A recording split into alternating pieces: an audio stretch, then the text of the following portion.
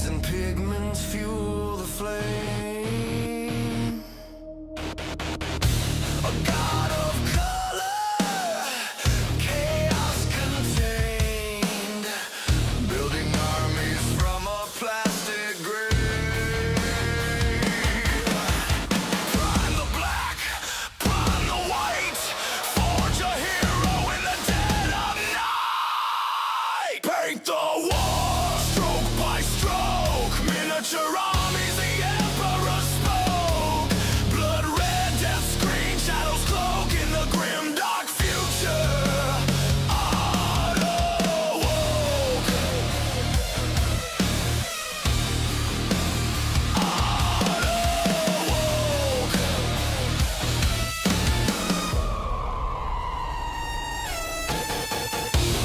Wash runs deep like battle scars.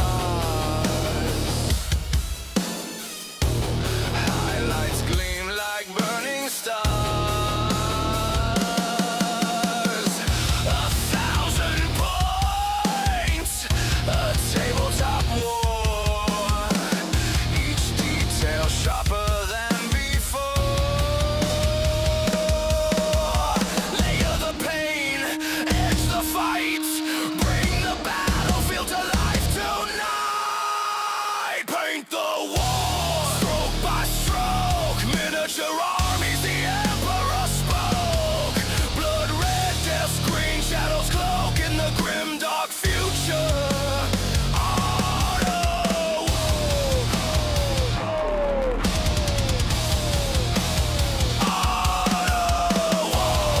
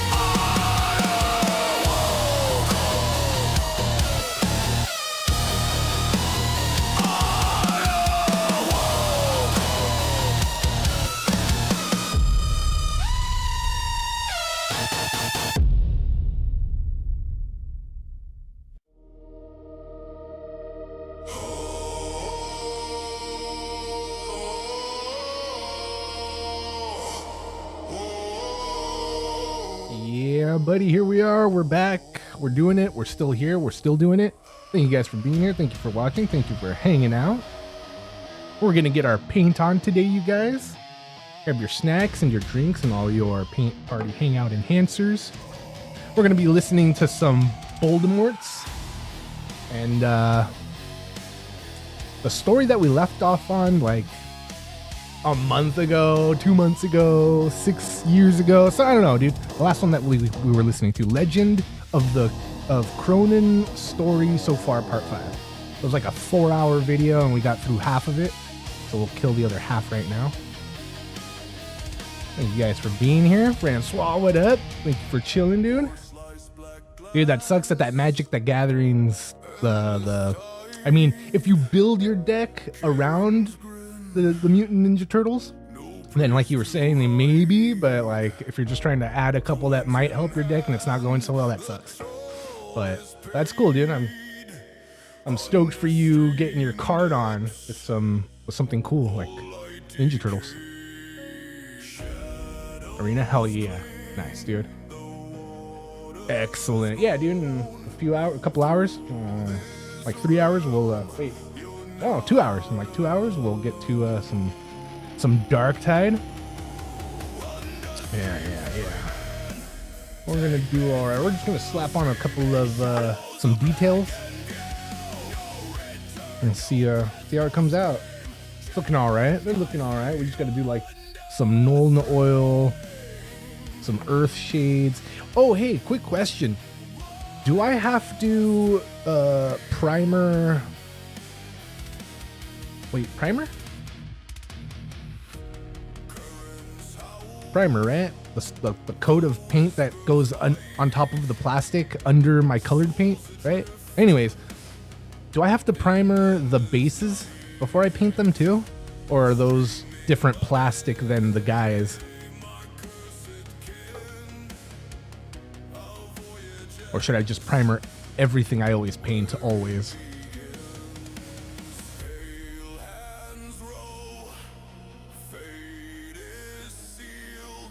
Alright, let's turn up this light a little more.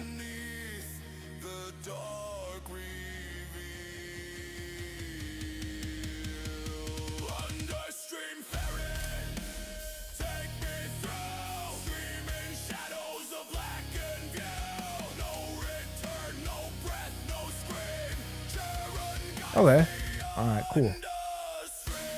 Yeah, I haven't primered any of them, and I looked at them the other day. I was like, huh, I probably have to primer all of these first. But that's good news.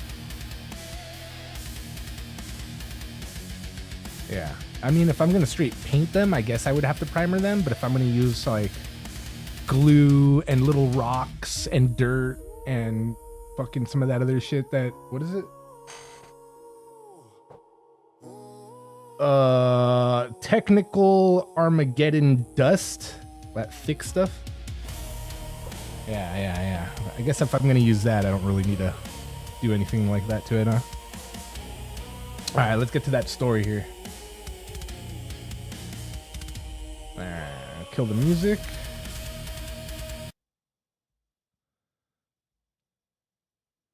All right. Yeah, if the video's too low or loud or whatever, let me know. I'll keep an eye on the levels over here, but sometimes I don't trust it. And I'll do my best for commercials. We'll give them a thumbs up while we're here too. I should have done that last time. His act of heroism. He rolled out of the cockpit segment, flopping onto the ground next to the adulating Tiddles. Yet, this was still not all. For, as Erebus was obviously buggered, his form now shifted again, not into solid energy, just wobbly lights with strange screaming coming out of it. And all around the huge carcass of Erebus ran from the vision they saw before them. It was simple. Erebus had been a thing of the burp all along, and now he was returning home. Yet, to the shock and horror of all, the light that heralded his leaving engulfed not only the stinky shit beast, but also covered both Tiddles and Ducker von Smashoven.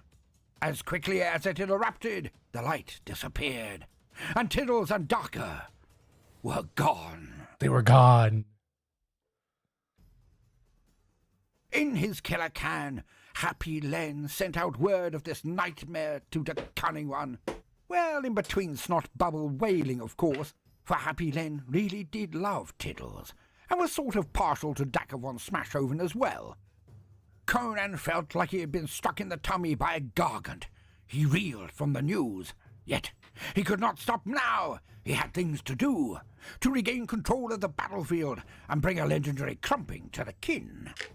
And the heresy was finally declared concluded by Conan when he received the cam feed from his vidgrots, clearly showing the end of Melton John. When Madnut had fallen, been reclaimed by the Cunning One, Hiawatha and his Wara Hogsman of the Apocalypse had gone off to hunt down Melton, which they did, of course, and then they surrounded the traitor and used their choppers to skewer him, and Melton John died under the avalanche of endless pricks. The heresy over, Conan turned his attention to the squids. Yet he was not himself. His loss was too soon, too near. He keened within to go after Tiddles and Ducker immediately. Yet he had to be patient to regain his centre. Alas, Conan now checked in with his many mobs across Aguapondi. Now everyone knew Conan's appreciation of the number 3. Hence, he had declared that all communications be configured in this way. Hence, 3-word reports came crashing in on him. And it seemed the kin were not up for a straight fight at all. Fucking hell. Fucking hell. Fucking hell. Fucking hell. That's so funny. Yes, it I was didn't obvious. ask you to. The kin were now hiding and punishing the greenskins mightily. They were kin. They were distant, hence far. And it was hell. because the Orkies could not get to grips or even shoot the little buggers. It was indeed fucking hell for his mobs all across the meteor moon. And Cronan was so put off by recent events that he was not sure what to do. Hence, Cronan took a few minutes out to perform an emergency cogitation. The fight had gone out of the traitor squigs and snots and grots on the side of Erebus, so he had a few score rounded up and brought to him, which was done very expeditiously indeed. Now Cronan had them thrown to him one by one, as he could not access his own proper thinking grots. Hence, he went manual, and wrung the necks of a few of them, ate a couple to raise his spirits, then basked in the screaming of those who were amongst the grots to be thrown to him. The chewing, the screaming, it was perfect, and it happened. Cronan began to think. The issue was the kin. They knew this meteor, this moon. They had endless warrants of tunnels and defenses. They could do this for hours, days perhaps. And this would not only be boring, but really annoying for his boys. How to outthink the squits? Cronan had to concentrate. Then he got it. So, the squits would continue running away, would they? After stamping all over a segment of squits, they were likely to pile in like the true warriors they seemed to be. But how to pin some in place, yet entice the others to come out to play? And Cronan had it. Well, he had wild rampaging bollocks fill his mind for a minute there, which was, as we all know, an eternity. The crap ideas would always be the loudest before you got to the good ones. Like the weapon pictors he tried to install in his power claw 2 moons ago. The first thump was always intensely amusing, and really allowed Cronan to work on his overhead smash. But the pictures seemed to stop after the first real thump. No idea why. Or his other idea, the unsnuffler squig, a crossbreed between a mouth squig and a leech squig. It was to be inserted into the schnoz and would suck out all of the mucus. Yet, this was a crap idea, as it was only days later that Cronan discovered the snotty stuff had to be salvaged, permitted to flourish and harden. Otherwise, I need my other eyes. There were no bogies, and that meant no bogey flicking. And that was an affront to the gods. Hence, Cronan exterminated the unsnuffler crop to the least and the last. Or the attempt to introduce doctrines, or was it dog trims? In any case, Cronan had hoped his new ways would catch on. These distractions, the Whittlekin castles, the Buggins, even the Astartes, oh, they were all glorious to fight. But wherever the Imperium held sway, it was the mini tantrum that they would face in abundance. Hence, Cronan remembered his epiphany on the Orcs of Omen when it was invaded by the fairies. The riddle of the handles. And so it was. The Cronan let it be known that to strike off the handle of the bigger humies would kill them faster. Yet Cronan was well aware that this was quite a high bar to entry. Orcs being aware of handles at all was one thing, you know, the secondary noses they had between their legs. Yet to gain acknowledgement from the mobs of Orkies that these were weak points seemed even more silly than usual, until Cronan declared that it was cunning. You see, the humies only pretended to die if you removed their head.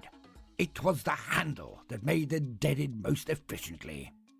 Not that you'd want to resort to that sort of thing early on or anything, but every now and again, even the greenskins understood a need of the war to just get on with it, really.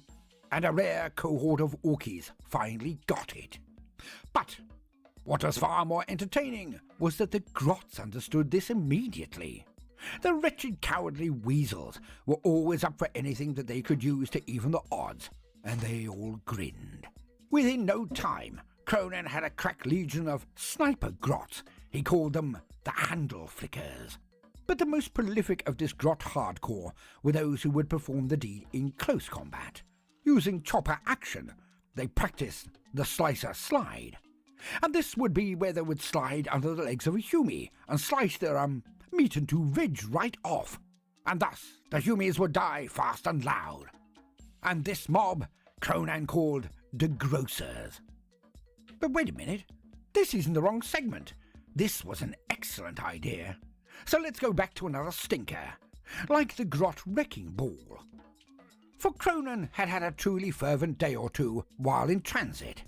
He'd later admit that perhaps he'd gotten a tad pissed on grog, and perhaps this wasn't a divine vision after all. The concept seemed so solid. Orkies knew the more there were, the harder they got. And were not the Grots Orkies as much as the Orkies themselves? Grunty and cowardly at points, it was true, but still, they were greenskins. Hence, Conan rounded up 500 Grots and got a really big chain, like if Mr. T was hit by an enlargement ray and his bling went with him. It was gargantuan. But that, of course, was the whole point. Conan then forced the Grots down the chain that was connected to the ceiling, and when they got to the lowest link, they were to form a ball. With so many Grots in one place, surely they could not be defeated. And so it was that Conan himself tugged on a rope connected to the chain and began to swing it. Now, to say he did this all by himself would be to admit the other parties. For Step-on Squawking and Albert Eisting had also joined him in this quest for enlightenment, the forging of a collectively new technology for all Orkidom. But both of them had passed out pie-faced after another round of grog shots. So, the cunning one pulled on the chain, and it swung. It was, at its highest point, going to then come down towards a cargo bay reinforced wall.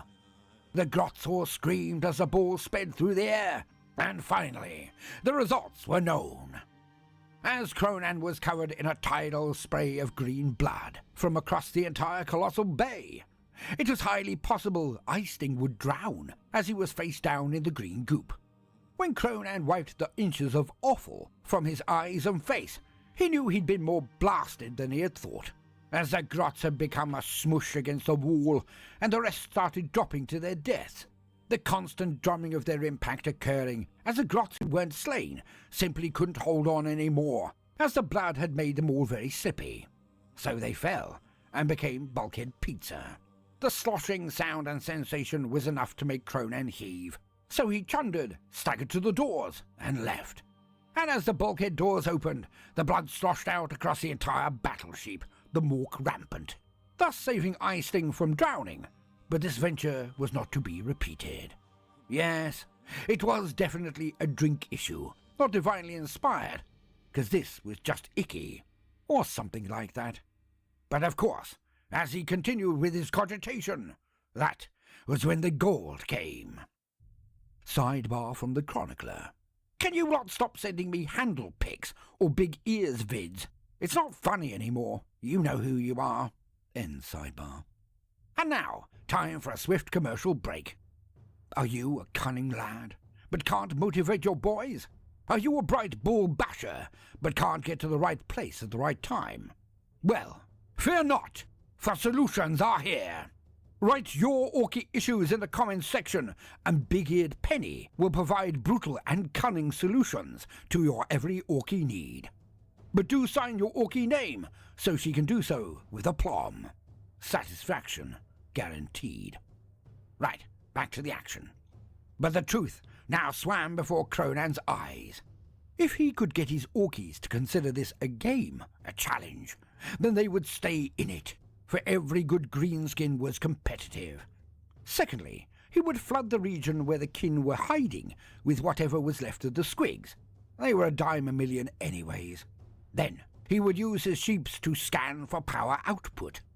The kin would run him a merry chase, but he would not personally play along. Conan would simply fight his way in one direction, towards the power banks. No power, no lights, defences, auto turrets, lasnets, etc., etc. He would strike where they could not run away, and nail the little bastards to the floor. When I have a single hair This from was the my way. brush sticking The out, Gargants what's a kept good way to firing get on the it back main with the walls, rest of them melting entire before I mountains of decide to cut it defences off? in other areas, as Conan moved like the wind now. Well, more like a casting of cloud kill, really, a fog of death that marched inexorably onwards. And so Cronan went to the front of his forces and met up with Rumpelstiltskin. Cronan led the Black Legion, but he did not ignore his other boys, using advanced burner boys mobs to absorb firepower, traps, and treachery. And when they got far enough, they burned everything in trenches of corridors, cutting off escape, filling the passages with noxious fumes. Not all the kin had sealed suits, you see, so many would die if they did not come out to fight. Still, Cronan pushed forwards. The reports still came in from the rest of the war. Fucking hell. And so, the war of attrition and endurance continued. Hours passed, but none could stop Cronan's thrust. He had not gotten bored after all. This was a true challenge. And in the command center of the kin hearth, the robotic strategist ran out of tricks and tactics before the orcs ran out of steam. There was simply nowhere left to run to, nowhere left to relinquish. And at this, the Steeljacks and Berserkers came. Lumbering kin robot warriors, the smallest matching the size and girth of many an orc knob or boss. They hit the orc lines hard. The front ranks of the meganobs fell under the fire, and the second rank died as the squits crashed into the orc lines. Yet Cronan was with them, and of course, Rumpelstiltskins. The cunning one was brutal. He gutted 2 of these Steeljacks with each swipe of his mighty power claw, carving others in half with his mighty chopper. Stiltskin lived up to his name and crumpled a fair few of his own. The tide turned swiftly, and the shorter berserkers came in. The conflict was bloody but brief. The brave kin took a pair of meganobs or many normal boys for each death of their own, but they were not that many. Yet nor was Cronan's force any more. After traps, turrets, civil war, and attrition, the Orkies were struggling. And lo and behold, Grinner the Backstabber turned the tide in the western tunnels. His magical hat used for attack, not just avoidance. Grinner and his flashgets hunted kin like rats. He secured the entire flank and cut off any retreat to the greater meteor moon. But why? Because that cunning one had told him to do it. When Madnut was bested, Grinner had just stopped. Shooting, fighting... Hey, should I Agrax his he white went even front? deeper into avoidance mode, until Melton was finally finished off. Cronan opened up comms with Grinner and sent over images of Melton's death by pricks. And then Cronan gave instructions to turn Hunter Agrax Killer white front in or the no? king tunnels. And I mean, it looks Grinner good white. complied immediately. I just Cronan don't know had if it never needs to seen look him so dirty. aggressive. He'd witnessed something of it in the battle against the Buggins in the Orcs of Omen. But this? Grinner, despite all his bullshit, was a servant of Gork. He took heads like a... Okay, I won't say that. But he took a lot of... Wait, no, bad warning. He found and killed many kin indeed. His boys were fighty beyond anyone's dreams. Not up to the standards of the Legion, but bloody good. Enthusiasm being a real motivator, it seemed. And of course, Grinner the Backstabber was buying his own head remaining attached to his neck, and every boss knew it. Not that any of the other traitor forces on the moon were given any kind of mercy. The traitor orcs were culled entirely. Cronan would need a new crop of bikers and flashkits, it seemed. They were all dead, but they had it coming. Thus the kin were hunted and backed into corners and brought down. The kin fought hard, each corridor a new engagement, a constant cost in advancing. But the Legion, with Cronan at its head, was unstoppable. The final segment were all that was left. A mere 4 kin remained, or something like that. Hence, Cronan then came up with a truly wizard idea. He ordered the last kin to be taken alive. Well-ish at least. And he flooded that last holdout with Orky boys. Hundreds died, hundreds. But they did, indeed, take the kin mostly alive. Cronan picked up the legless Kalua, the lord of the kin, from the top of the citadel, and dragged him to a holding area. Oh, he was dead angry, of course, but he was not dead. Cronan would talk with him later. Oh, yes, he would. And so, it came to the end. The Walrus heresy of the Cunning War was over. Another attack by the Dark Goddess had been repulsed, but it had been such a colossal event. This one was indeed worthy of legend. Cronad had broken a rebellion, banished a conclave of demons, and broken a kin base over his knee. He was becoming. By Mork and Gork, this was such a fantastic holiday. Yet now, there was something Cronan had to do. Tiddles, Dacker von Smashoven. He was going to get them back. Oh yes, he was. Even if it meant marching into the burp. Right into Humy hell. Humy hell. Between the time when chaos broke Cadia. This is an ad for YouTube Premium, which is The return of the sons of the Emperor. There was an age undreamed of. And unto this, Cronan, destined to bear the jeweled crown of Aquilonia upon a troubled brow. It is I, his chronicler, who alone can tell thee of his saga. Let me tell you of the days of high adventure. Story continued from Cronan the Cunning playlist. Cronan and the Magnificent Seven.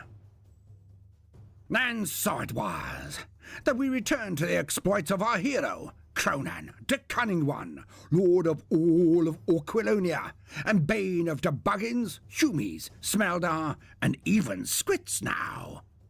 And what a time it was. Not a nice time, as one would usually say. As nice was the death of all mahogany, drying up any interested parties quicker than attempting to go Dutch or split the bill. Nor was it a good time, for good, as a descriptor, was nothing more than accepting one's position intended by the universe and knuckling under in an attempt to win least truculent turd in the toilet, according to the Orkies, of course. And alas, 'twas not a raucous or a bald moment either. For anyone attempting to crack jokes or drill? jokes in an I gotta effort drill to up my cheer gun the barrels. Cunning One presently elicited a legendary beating. No, for Cronan, 'twas the darkest night of the soul. For someone had robbed him of all joy, and caused no small embarrassment either. His favourite Orkie, Gitzkusha McMurder, was away on the first mission, and his next favourite, Dacker von Smashoven, had been unrighteously nabbed by that weasel, Red Orktober. Worse, Cronan was also bereft of his trusty pet, his beloved Tiddles. Snaffled by the same Git, this chaos-worshipping weirdo of an Orc traitor. Both had slipped into the other realm, the burp, taken by this rapscallion. Of course, Cronan was shocked at first, but far too busy quelling the Walrus heresy.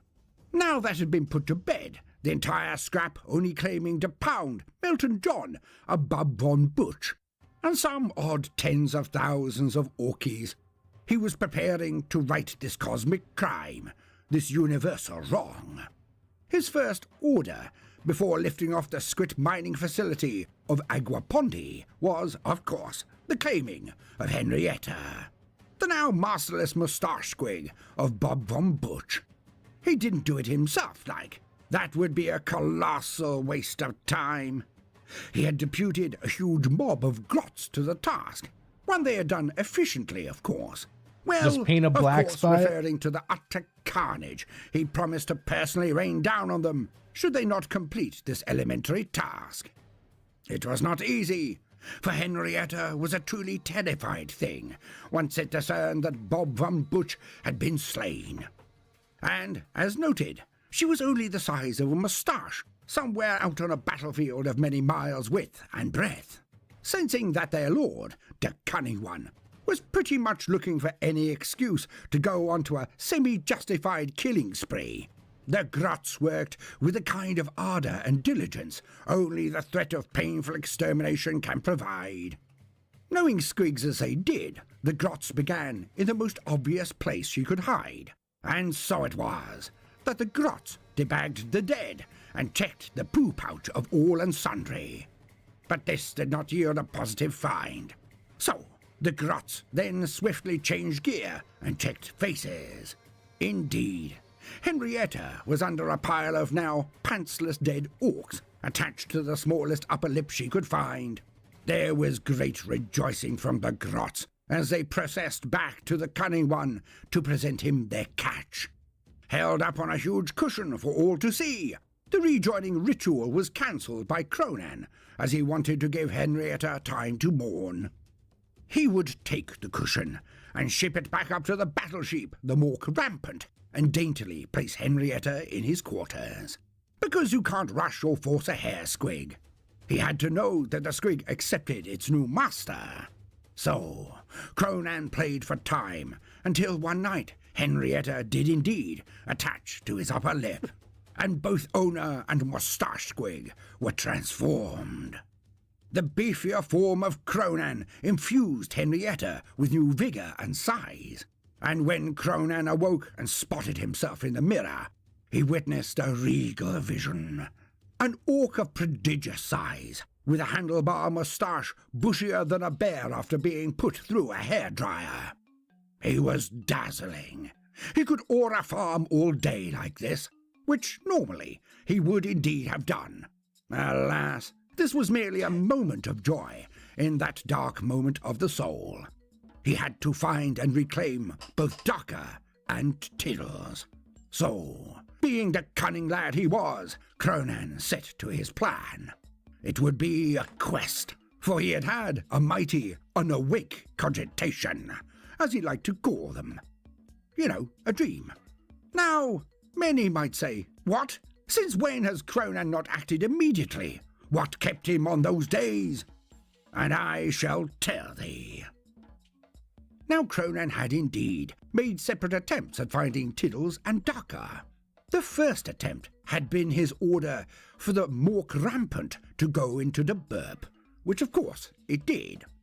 Cronan then attempted to shout their names. When this did not prove fruitful, he went to the bridge and used external communications arrays to project his screams into the void. Fortuitously, this garnered quite a large chunk of demons, who attacked his ship forthwith. They really put in some effort, so it wasn't an entire miss. At least there was a good life-affirming scrap. Cronan's second attempt had been to gather more voices. He got all of the ships from the attack on Aquapondi to do exactly the same thing. Yet this confounded Cronan, for again, no Tiddles nor Ducker von Smashhoven. Plenty more burp-spawned nasties across the whole fleet, but that again was just a bit of a lark. So Cronan went to bed to rest, and considered pegging it back to the Orcs of Omen for a proper massed cogitation. But then, that was last night, and this was now. He knew what he had to do. Mork had shown him the way. Cronan stomped to the quarters of Madnut Krunkelstein, flanked by the Black Legion and Professor Y of the Mystery of Truth. But all was well. Madnut was back to his usual self, rather put out by being used as a flesh glove by the forces of the Dark Goddies, and truly looking downtrodden, as it was via a Squig of all things, the thankfully late, but not lamented, Erebus. Yet he was not immediately up to providing answers. Long had he fought against this Red Orktober, and Madnut had long been foxed, whatever that was, by the effects the traitor vermin commanded. Yet he was up for helping out in whatever way Cronan required. And so it was that Cronan shared the contents of his dream, to gain further clarity from the weird boy. Something they both agreed upon was that taking his entire ward into the burp would be folly. Fun, like really fun, but a bit of a mess-up. Damn, dude, I wonder where everybody's Cronan at. You're the plumped only one his on. present idea, the one given unto him by his guard, Mork. Now, it was mentioned to Madnut that a truly loyal weird boy would be very helpful indeed after recent events. Cronan described the tale of how blessed Gazgul had been moved through time and space by his weird boy.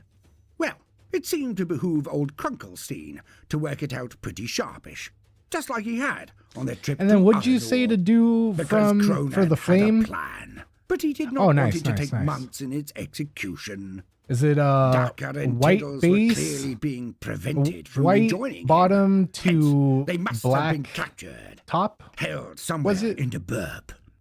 Never once did Like it white, cross Cronan's red, mind that orange, either or yellow, both white? were in fact dead. Such was his will. So, it was the only scenario that made sense. They were enslaved. Hence, Cronan outlined his plan to motivate old Madnut. The premise was a simple one, as all good Orky Orc plans should be. The red bus, Orc, Toba, had changed into a demon of the burp while on Orquilonia, had made those silly towers of skulls, had broken reality there before and gone off to the burp. Well, when Cronan had planted a chopper into his bonds anyways. Now Cronan was also aware that he had kicked 7 shades out of Bastor the Arseflame on the Orcs of Omen, sending it too screaming back into the burp. But Bastor was a wretched disciple of the Bookie Bird, not the same thing at all. Hence, it would be best to return to where they were absolutely certain Toba had been booted out of reality. Also, these skull towers, or Toba's camp, would lead directly into the realm of the Juice God, Cordy, and that must be where Dakar and Tiddles had been taken by that foul, blasphemous coward Toba.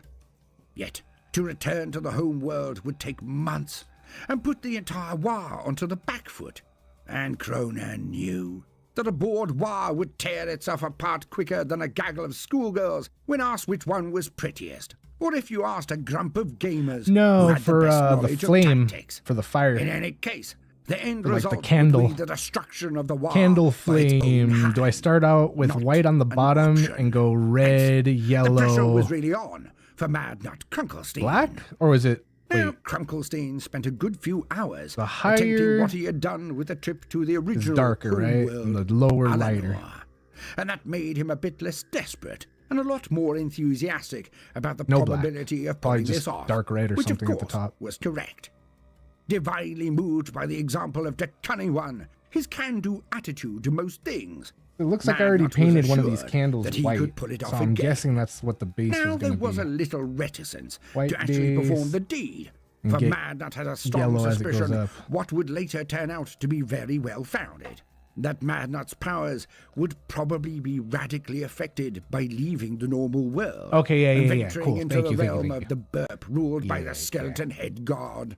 Yet the prospect go a of being little used higher for and do, Okigami like, by yellow, Cronan, by the Cunning One, and then a was little not lost higher on and go Madnut. red, Hence, he and a little complied. higher and like a He dark informed red, the Cunning maybe One tip black. that it could be done, Alright, then which yellow, roughly then equated orange, to then red. Krunkelstein Okay, no black. tasting another All right, day. all right, I'm down. But that was all backing research. First, before he left, Cronan would need to put certain things in place, and so it was that the Cunning One gathered his big bosses and declared that Hypocrates, the most prominent of the remaining more naval, the elite of Cronan's henchmen, would take command of the Wa and continue its onward smash as he performed his quest. To leave them rudderless would end in disaster. But he knew that Hypocrates was not nearly as loved as he, nor was he nearly as feared, not like McMurder, nor even Ducker von Smashhoven. So he was to be backed up by Professor Y, big boss of the Mystery of Truth, but also by Crumpelstiltchins and Edwin Scissorclaws of Cronan's personal bodyguard, his Black Legion. And that should shore things up quite nicely while he was away. There could be issues from some of the younger bosses, like the brash new biker big boss, Joey Dunplop, who was a known tearaway and scallywag, or the 4 hogsmen of the apocalypse, Cupid Stunt, Tucking Fwat, Potal Trick, and Fuster Cluck. But Cronan decided to have a word with Higher Wafter, with them standing in attendance. Clearly he was threatening them quite roughly, but Wafter was utterly oblivious For as we know, Wafter was barely sentient. But the Hogsman did indeed get the message not to mess about.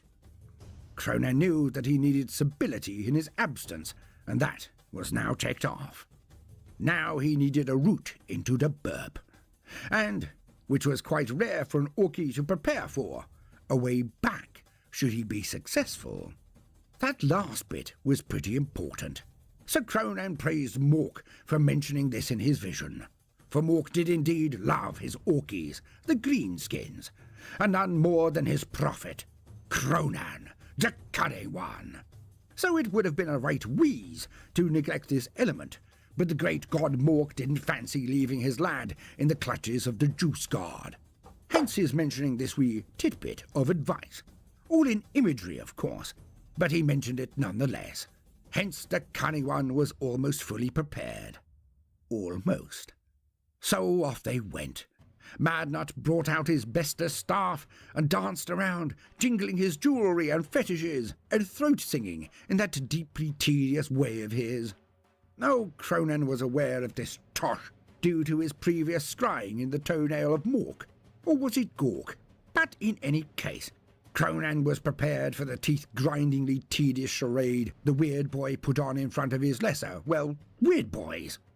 Extracting power from them all, raising green energies from the War, Madnut finally made a huge sweeping action with his staff, as if bashing reality itself, and there before them a great wobbly green gash, tear in reality appeared. Behind Cronan were 50 grots in 2 columns, each overlaid with a cloak. Like a procession of holy penitents, they walked after Cronan, a good half of them carrying vid or picked capture devices. Now one might think that to go stamping into the land of Humi War would mean Cronan would want his biggest, shiniest mega armor. But this was not the case. For truly, Cronan only wore that get-up for his boys and bosses. They did fret so, well, sort of, but in a good Orky way of course, as we have discussed previously in the Chronicles. Well, also because, in the kind of rumbles he was now leading, there were indeed some very nasty pieces of enemy firepower roaming about the battlefield. Well, while at the head of a war, he was a target. But now, for this quest, speed and killiness were the priority. He would cast aside his Penelope of war. He would go au natural. Not to say that that would be in the buff, as he had done at the Battle of the Thinking Spot, but he would go in light-fitting armor. He was going as an emissary of Mork. He would be brutal, all right, but predominantly he would be cunning. So he took his power chopper, or axe, as some might call it, a handful of other knives, and quite a few small shooters, but nothing fancy. He was to be the Shadow of Death. He wore a large travelling cloak, as all his grots did. They were dressed for a sojourn. As they all entered the portal, Madnut had frowned slightly when one of the grots seemed quite gargantuan for their kind. One at the back of the line was slouched over, yet he wore the same cloak, so he must indeed have been a grot. So Madnut shrugged and moved behind him and followed Cronan into the wobbly green light. And out they stepped onto their home world, or Quilonia. It had been so many moons, perhaps even years, since they had set forth into the stairs on their war. It was strange and gratifying to be back. Cronan was home, and it was everything he remembered, but more. It was now an Orky paradise. They witnessed the stampedes of squigs that now roamed the plains like a herd of groks. So many now. But then, the Shumis had not been there to blow them to pieces, so it was no real surprise how they had multiplied. The air was filled with squighawks who soared and dived amidst the familiar dark grey clouds. Yet, even now, Cronan could not tarry, could not be tardy. On to the camp of Toba, on to his quest. The small entourage of Cronan wandered into the old camp of Red October, quickly finding the wrecked heap of skulls the wretch had formed in supplication to his dark goddy of chaos. Cronan ordered the grots to put down their vid and picked capture devices, carefully like, then to reconstruct the edifice of evil. When done, which went surprisingly swiftly, don't you know, again, Mad Nut Krunkelstein stamped and swayed, belting out his throat singing and calling upon the powers of Dawar and of Mork and Gork to guide him. And there, another wobbly tear appeared, but this time it was more like a moor, and it was red. Yes, thought Cronan, this was it. It was showtime. Hence did Cronan throw only a half-dozen grots in first, to check that they would not burst into flames or evaporate upon contact with the doorway. He was an orc, but he wasn't mental. One could not and should not put any trust into the workings of the burp, or warp, as the Humies called it. Then, thus reassured, the cunning one strode forward into the realm of Corny, the Juice God, the Humie god of battle. And what he saw was not utterly unfamiliar to him. Huge craggy mountains rising out of rolling dunes of sand. Above them, the red sun beat down on all, burning trees and other scrub that dared poke out of the oppressed soil. Yet, give or take a firestorm or two, it wasn't entirely different to the surface of Alinor, which was, if anything, rather confidence-building. Well, it was for the cunning one. The grots seemed to quake, and their knees knocked as they huddled together, all but one of them. A lone grot, which was rather larger than the norm, just bounced from foot to try to avoid being scalded by the heat of the sands. It was then that Cronan looked on, in actual shock. He knew that dance. He knew that body. He knew that that was no grot. And finally, realization dawned on Cronan. He strode to the grot and unceremoniously dragged the flimsy cape off its shoulders. It was indeed, as Cronan had suspected, an orc, but not any greenskin was this. Before him, unmistakably, was the visage of Slackbutt McSloppy, the ancient runt-herd who had assisted Cronan in the Squig games. Well, that might not have been entirely optional, nor a choice of the older orc, but it was him, nonetheless. The same Slackbutt McSloppy who had been espied advising Happy Len and Tiddles during the Squig Wars that had preceded the full Walrus heresy on Aguapondi. But more than this. Light dawned on Cronan. How could he have not seen it before? He now remembered. It was the same orc who had once been the high priest or yeller of Cronan's tribe, the one who had been thrown from his legendary thinking spot all those years ago when Cronan was but a youth. McSloppy now beamed at Cronan and leant on a massive staff, not totally dissimilar to Madnut's, and he now regaled Cronan with his past, his backstory.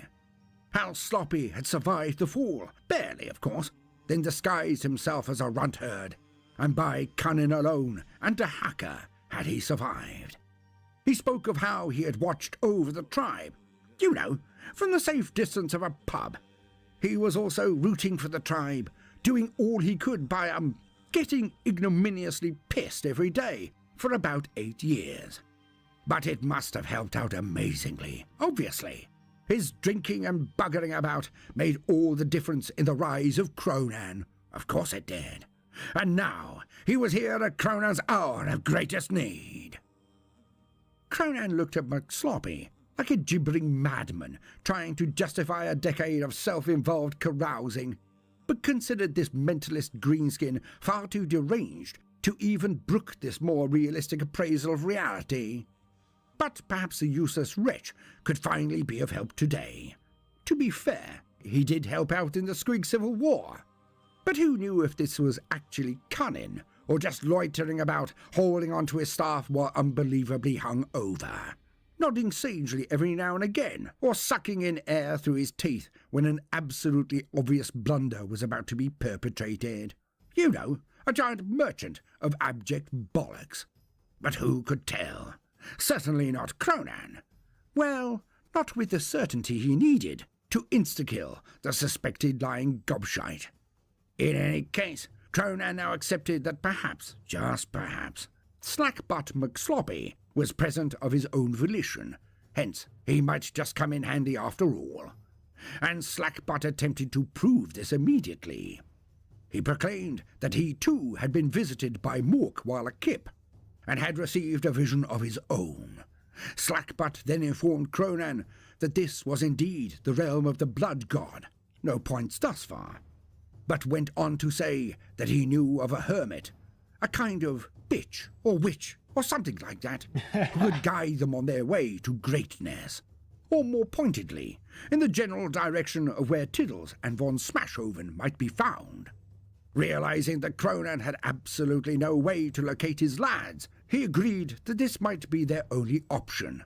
Yet he could not help but question what the old yeller-cum-runt-herd held in the bag over its shoulder. Slackbutt put his finger to his nose and winked. Cronan sighed at the attempted mystery, rolling his eyes most obviously. Sensing his leash might not be that long, for the cunning one did not seem as overjoyed to see him as Slackbutt had anticipated. The orc then pointed in a direction, presumably that of this bitch, and off they went. Cronan was, as one would expect, striding purposefully, his cloak fluttering dramatically in the wind. He stopped and posed often, for the benefit of the vid and picked grots, sometimes coughing slightly before an exceptionally good shot opportunity. Cronan was more than aware that his escapades with the kin, the smashing of the squits, had been a raucous good laugh. Yet, to many who were not present to indulge in the gratuitous violence, they might just note that the amount of stare-sheeps he took in was not matched by those that came out of it afterwards, nor that some of his big bosses, and many of the mobs, were no longer present. Hence it could look, to the undiscerning eye, mind you, that he had been spanked by the little grumpy bearded ball-bashers. Nor was having your pet taken by any enemy a good look, if truth be told. And so it was. The Cronan made certain that there was more than enough vidgrots to capture his quest in all its viewing glory. Being Cronan's glory, of course. He could edit out the entire backstory of Slackbutt McSloppy if he felt it dragged the pace of the viewing. Now, speaking of pacing. Sidebar. Concerning marching. Marching, trudging, wandering or meandering do tend to leave one plenty of time for the dreaded. Bellatrix, At least in Jamie, most. thank you Strangely, guys for being while here. surrounded by orkies or other brethren, the mind can go Thanks. utterly blank as well. We're lost doing in the all moment, right. aware but shut off. Yet, for other races, species or individuals, this was often a time when the mind wandered. Alas, this was conflicted in Cronan. The blessing of Mork was a two-edged chopper. Well, most were, but the point stands, as Cronan was fondled and accosted by ideas. Hence Cronan was deciding whether his legion should be renamed due to the Appledon thing, his Black Legion versus Cronan's Black Legion. He did not want to give false account nor free advertising to this Appledon the Dispeller. The best dramas pull you in so deep. With Disney Plus Hulu, they change you and thrill you. This is the drama you want. Oh, whoops. I'm getting in trouble with these commercials. Perhaps he should update the name. If it was good enough for the Space Marines, why not his cunning mobs? Why not his royal orkies? There was indeed a shed-load of them, like lots, and they were exceptionally beefy amongst the mobs. Surely he could call his bodyguard the Prim Orcs. Then, of course, he rolled it around on his tongue, and swiftly he decided it was the crappiest idea since Lord Keelang, the Honest, was caught by his spouse and asked the inevitable question while she tried on a new dress, or something like that. In his legendary way, Lord Keelang the Honest informed her that a stampede of groks would put less strain on the plaza, and that perhaps, just perhaps mind you, that when they had their next marital bed constructed due to insufficient capacity, they should provide for the tonnage of a warlord titan to be on the safe side. Needless to say, the response was not swift, yet was excruciatingly painful, when said lord awoke to being tied and rogered by a Catachan backdoor butcher beast. Strange to see one in the wild outside of Catachan really was one of the most pleasant last thoughts of Lord Kreelang. Not that Cronan could truly encompass the depths of degeneracy that fable entailed, but he knew that calling his bodyguard Prim anything would likely get them all declared ponces or worse. Now that did raise a mild conundrum for a nanosecond. Cronan briefly salivated at the tidal wave of internal conflicts and attacks this would elicit. How fightiness across the board would skyrocket. Yet his elation was washed away by two things. One, he needed his mobs to be odd, but he needed them to exist. The loss in boys and muggins, though entertaining, could not possibly make up for the increase in size or skill amongst the survivors of the battles. Yeah, I know, right? And Hate ads. Two, being the element that rested One day most will be heavily in his ad-free. mind, was, of course, his image, his chronicle. Thus, he ducked the derision gained by picking such a name and appearing like a Smeldar wimp that would go down in infamy wherever his tale was told. He imagined the grots and snots interminably repeating the name at each other while rolling around on the floor laughing until they shat out their lungs. So this calumny Cronan did definitely not need in his life, but most especially the glory of the tale of his life, his chronicle. And then came some of the usual side questions all Orkies would ask if mind blasted on intoxicants that prevented mental acuity.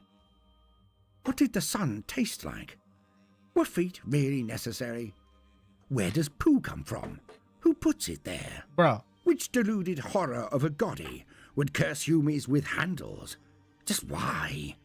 Speaking of which, how was the Emperor the goddy of mankind? Why didn't he live in the burb, like Gork and Mork? Or was he hiding from Gork and Mork by being in better space? The colour blue, what purpose did it truly serve? Why wouldn't Henrietta the moustache squig take us firmly to his upper lip and instead often migrate to form a unibrow affair? It was threatening to be certain, but not as instructed. What on Orquilonia was a duck? Could he counter the suffocatingly pungent pong of the Smeldar if he went to meetings with a bucket of shit? Would the two evils cancel each other out? Cronan shouldn't, but he missed Origrotmi. Rust. It tasted exactly like it looked it would. If wings were that good, everything would have them. Do you crap because you've eaten, or do you eat because you've crapped? Bro. Why can't you taste through your fingers?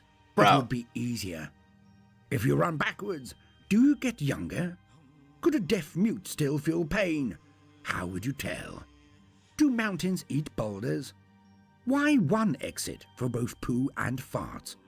You know, one could get confused, become too enthusiastic exhaling a squeaker, and end up pebble dashing your own britches. Bro! It was inconvenient. Did the Smeldar get made from smelly gaudy grass, flowers, or something like that? If so, why? If you sewed 100 buggins together, the carniflexers, would they starve or thrive? Did thoughts create smells? Did Cronan reek of ideas? Why was screaming so funny? Do squigoths dream of electric groks? Too funny, They dude. rarely lingered, so did farts go to the burp? Was that why the burp was so rubbish? Was the fat, dark goddy the Just like fading out? Oh, okay. Cronan felt exhausted by it all, but thankfully he was marching, which his body could do for absolutely ages. So he cleared his mind and looked around slowly and dramatically. End sidebar. Rewrite real quick with AI in Cronan now spotted the cave entrance that Slackbud had mentioned. The one that led to this bitch. Was it which? Cronan decided he did not care. Whatever it was would help him, or die. Really unpleasantly, actually. In any case, Cronan crept towards the cave entrance of this strange cornate mystic. Outside there were strange effigies stapled to logs, not sticks, just logs. Hundreds of tiny skulls, probably from small birds or mice and voles, and the like were festooned everywhere. They formed a sort of carpet of cadavers, some still a bit sticky.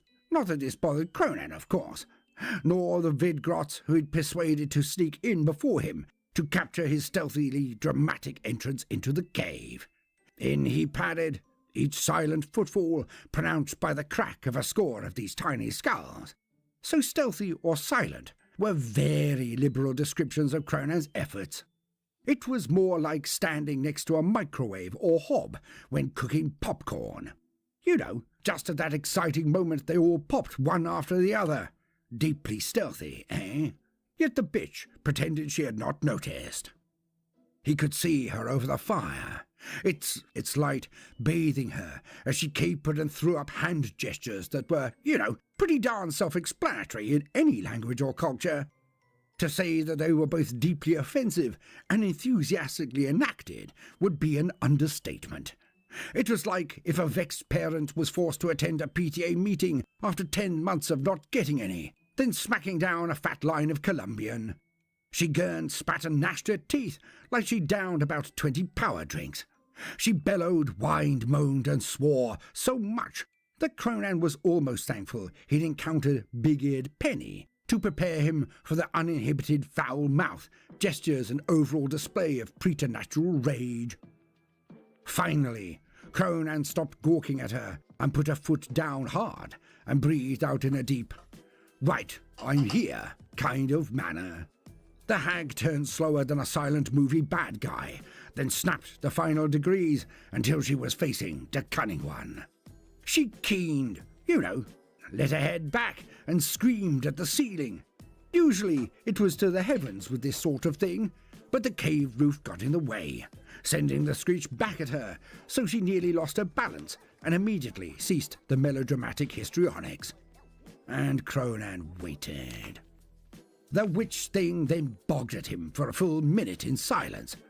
When it was obvious Cronan was getting bored, as flexes rippled down his neck muscles to his pecs and then down across his crossed arms, she then gasped and asked the cunning one who or what was his target, and what would be his payment for aid. Cronan chewed off every word as he informed the witch he would give her arm back, even sew it on if necessary. The witch's mouth opened to clearly rebuff his offer, as her arms were obviously both attached. Alas for the witch, Cronan made a slow, grasping action with one arm, then a flat hand push with the other hand, away from the one grasping. The witch looked at her arms and gulped. Cronan grinned. The witch smiled back weakly. She twisted and jumped and grabbed a large bowl, scooping up skulls from the ground. She brought it to Cronan. He knew what to do. He bit his lip so there was blood, and then he hocked a huge booger and spat into the bowl. The witch screamed and raised the bowl high, tossing the skulls in the huge loogie and spittle. Round the bonfire she went, then dashed the contents into the fire. It burst and spluttered, hot coals and skulls bouncing out of it, a huge puff of smoke billowing into the cave. Some went outside, of course, but not enough, both hacking under its dark pall. It took a minute before they could get their breaths, no matter how much they swiped at the air. Eventually, they could see each other again. The witch now told Cronan all he needed to know. The elder with him, the one that looked like a bearded testicle on a mound of skid marks, held the key to where. So, this was Slackbutt. But she may just have watched him arriving. Yo, Then 51, what's up, dude? on. 7 must go. The testicle, the questing knight, so Cronan, and the key master. Here we are, we're doing it. Thought Cronan. How's that This Minecraft was possibly going? Madnut, but we'll get to him in a second. But more. 4 more. He would have to collect them all. The hill that hunts, the slither of swordsman, the eye of evil, and the tongue of iron. Then Cronan would meet a legend amongst the red sands, but also of his own people. An orc so potent, he was chosen by the dark god of chaos, Corny. Only with the 4 and 3 could he match this monster, and he would know the way when the sun rose for the 3rd time. But if he gained these warriors not, then his ball and flea would surely be dead to him. And lastly, she bellowed, "Beware the snails!" Cronan sighed, rolled his eyes, and grinned as he walked out, winking into the nearest vidgrot lens with a charismatic roll of his bushy moustache squig. This would be easy. The grots then charged in en masse and did what had to be done to the bitch. Well, it wasn't like he needed anyone to capture her and then torture her for the information and thus give away his plans. And Cronan strode to the yellow, now runt herd, and stood before him, arms crossed, foot tapping, eyes like thunder. Slack-butt McSloppy grinned wolfishly, then opened his sack. You know, his bag. Anyways, inside were ravenous small balls, squigs. But they were snuffler squigs. Small, but vested with a huge schnoz. Inside the snack were blankets from Tiddle's nest, and goggles from the head of the Winds of War, Ducker von Smashhoven. McSloppy upended the sack, and the snuffler squigs landed and bounced out onto their small, short legs and feet. They rose high and began to sniff and snuffle. Then off they went. Though they charged, they were so small that it was easy to follow them at a light jog for the Orkies. The 3 Orkies jogged after them and were drawn across the lip of a ravine. Beneath were phalanxes of warriors marching towards each other. Each column was made up of amazingly differing races, species, weapons, armor, an army made from every one and every place. The legions of Khorne were meeting in open battle. No invader was here, no great war had been heralded this day, hence they would battle against their own. Cronan was genuinely impressed. He could feel the war beneath him, almost smell it, taste it. He wanted to go down there and get stuck in. Then, at his side, came Slackbutt. He gave Cronan a knowing leer and nodded. His tongue wagging out of his mouth, he looked down at the ensuing battle, his eyes ablaze with it, as he then looked again to Cronan. They understood one another. McSloppy then showed that his previous calling as a spiritual leader of the Orkies still lived inside him. He spoke to Cronan of the pull of Corny, but also its weakness. Before Gorkum Mork, this was but a brawl. Was his own war not more multitudinous? Were their battles not even more fun? This was merely the lure of novelty. To fight that which has never been fought before. But this was the burp. It was a fleeting dream. In no time at all, Cronan would fight and beat each being he saw below. He would then meet them time and time again, ever recurring, locked in constant battle, without meaning. No booty, no gloating, no forward motion, no change, no conquest, no orkidom. He would be betraying his god, Mork, or Gork, both or either. Cronan had a fixed grin on as he nodded back at McSloppy, but he continued. And so he resisted the lure of fighting and continued on his way. Long they marched, but luckily there is no need to go into another stream of consciousness littered with bollocks. Just assume more of the same. And so it was that Cronan met the first of the 4. Marching through the sands, Cronan noticed a glint from a rock face in the distance. It was a tiny reflection that had disappeared as swiftly as it twinkled. Aha! Mused the cunning one. Shiny bits did not hide themselves easily. So clearly something or someone had shown itself, but had the professionalism to hide it immediately. Now Cronan was deciding what exactly that might be, but decided to do a forward roll at just the right moment, just in case like. Mork was with him this day. And a Vidgrot that had a fixation with Cronan's hams, his mighty buttocks, was marching behind a cunning one and caught the stray attack. Alas, no expression of art is without its cost, and the wee blighter gave off a tiny squeal, then fell backwards. Cronan saw the poor grot laying on the ground. He had a head, shoulders, arms, and feet. The rest was gone. Smoke rose from the body as it fizzed around the edges. A powerful Hume lasgun-type weapon had burned this poor grot before he had even hit the ground. So, the enemy was some form of handle flicker, a sniper. When Cronan stood and declared himself, by stretching out his arms and bellowing, the adversary did the honourable thing and stood for a moment to indicate that it was on. There was some upsides to being in the realm of Hume Wa, after all. This Burke had given away his position to show his honour. Honour. A weird concept that Cronan had read of, but didn't really see the utility of whatsoever. Honour, rules of engagement, non-combatants. The humans were so odd. Yet, this worked to his advantage. Now Cronan had always had sharp eyes, probably from being on his thinking spot and looking down so very often.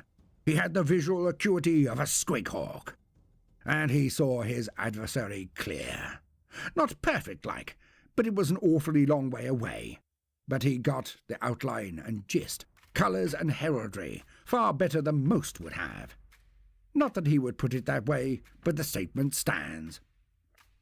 It was, unsurprisingly, Hume-shaped, yet tall and shiny, covered in warplate of the arse-starters. It was coloured in grey, with a black and yellow B-type business on shoulder and knee pads. It wielded no huge chopper nor bolter ducker. It had a very long rifle thing. Yes, this was a las cannon. The warrior went back into a crouch and placed his head next to the gun. It could only see out of one eye, like the commandos or handle flickers. Hence, this must be one of the four, the Eye of Evil. Cronan now took off at a dash, both McSloppy and Madnut Krunkelstein diving for cover the instant the first grot had vaporized, and they hunkered down. Good. At least Cronan did not have to worry about them. He had a long way to go and a short time to get there. He was eastward bound, and by more did he run. Yet not in straight lines. Cronan ducked and rolled, zigged and zagged. On 2 separate occasions, he hefted a large rock out of the sands and used it as a shield for a shot. But one blast was enough to turn any of his rock shields into molten slag that he quickly dumped off. Now the sniper was not to know that he had indeed tanked Cronan once right in the centre. Yet the cunning one was no fool. He wore light armour, indeed, but he was not without his trusty force field generator, concealed in the usual place. We all know where. And this had the effect of perplexing and vexing the sniper in equal measure. Sensing something was amiss, said sniper now rained down less accurate but far more prolific shots from his las cannon.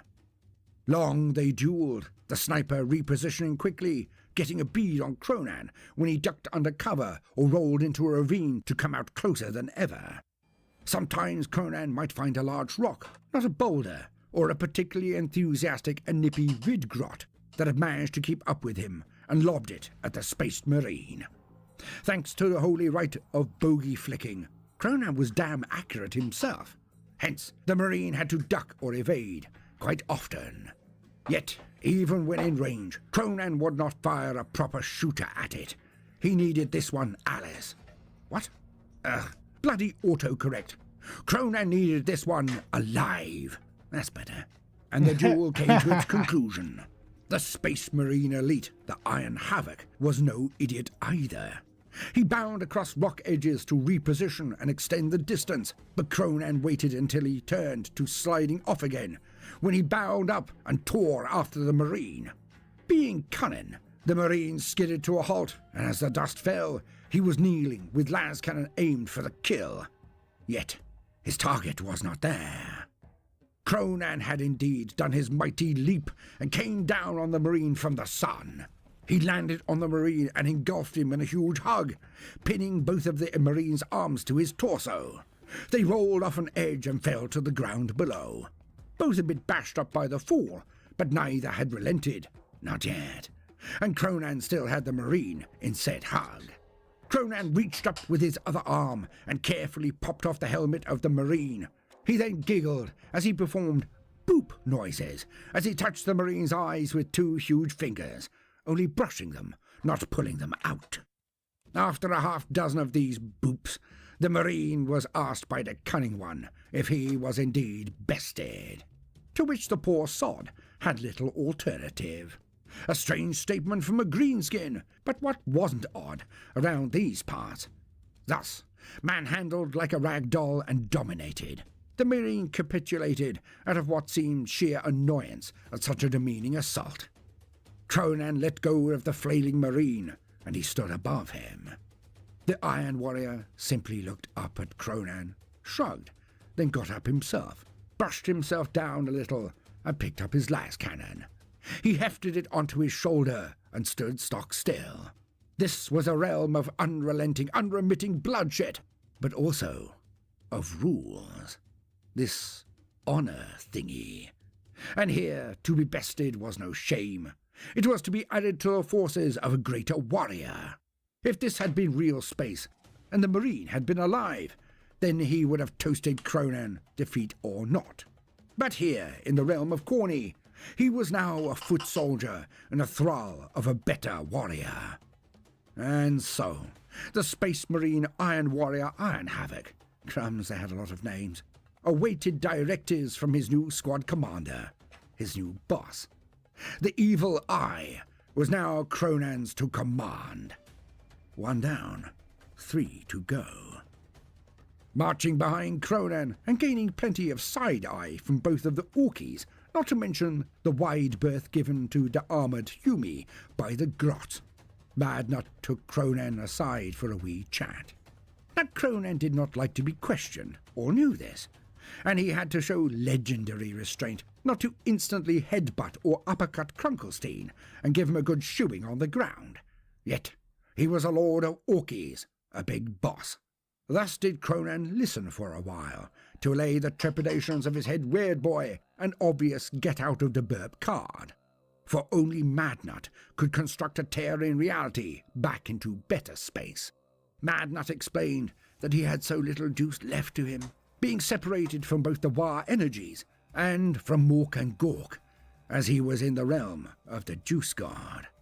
He would not be able to lash out with mighty feet of Gork, not perform any mindy-windy stuff. He had to retain all of his remaining energies for the escape plan. Yet, he was rather put out that Humies were being recruited for this particular shindig. Cronan sighed. He then turned his back on the greenskin and continued to trudge on. He had to listen occasionally, but he did not need to respond nor retort. And Madnut was just about sane enough to know that he was walking on very thin ice, despite being in a scorching barren desert under the vicious red sun. And thus he held his tongue. Following the snuffler squigs, Cronan did hear a very welcome clangor from over yonder ridge. So, trusting to Providence or the good graces of Mork, he wandered in that direction. And Cronan could get behind the glorious rampage he was witnessing. He crested a small hill and looked down upon a healthier fray. A gaggle of small Humies was circling a tall and built one. This pink-skinned Humie in the middle was a monster for one of their runty ilk. Near a third taller, wider, and surlier than any Humie Cronan had ever seen before. And he knew what it was. So, this was a Bogrin. From the perspective of a Humie, it must indeed seem like a moving hill. A hill that hunted. He had found number 2, though it did not seem like it was hunting at the moment. When at rest, this Bogrin's crossed eyes were wide and vacant, like the stare of a decapitated grot head stuck on a stake. Some of the humies around it used barbed whips to lash at it. This thing did not flinch as chunks of flesh and blood were torn from its hide, but they were never as large or damaging as they might be for a runtier humie. But when one of the assailants got confident and ducked in too close, the hill that hunts moved like lightning, lurching forwards with his huge maul and sending them flying back with imploded rib cages or heads. He got two this way, before his hand darted out and grabbed one of the barbed whips as it came in. The whip sliced through his fingers, but stopped amidst his dense flesh, as this hill wrapped the whip around his arm again and again, dragging in the smaller humie, then clobbering the owner into two of his allies.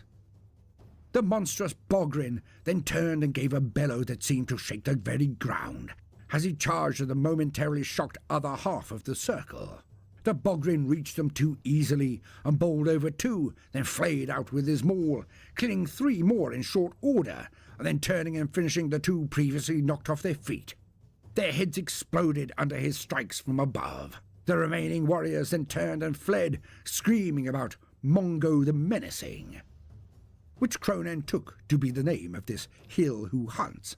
Nice one, thought Cronan. He realized he had never asked the name of the Eye of Evil, but decided he didn't really care, as long as it did its job.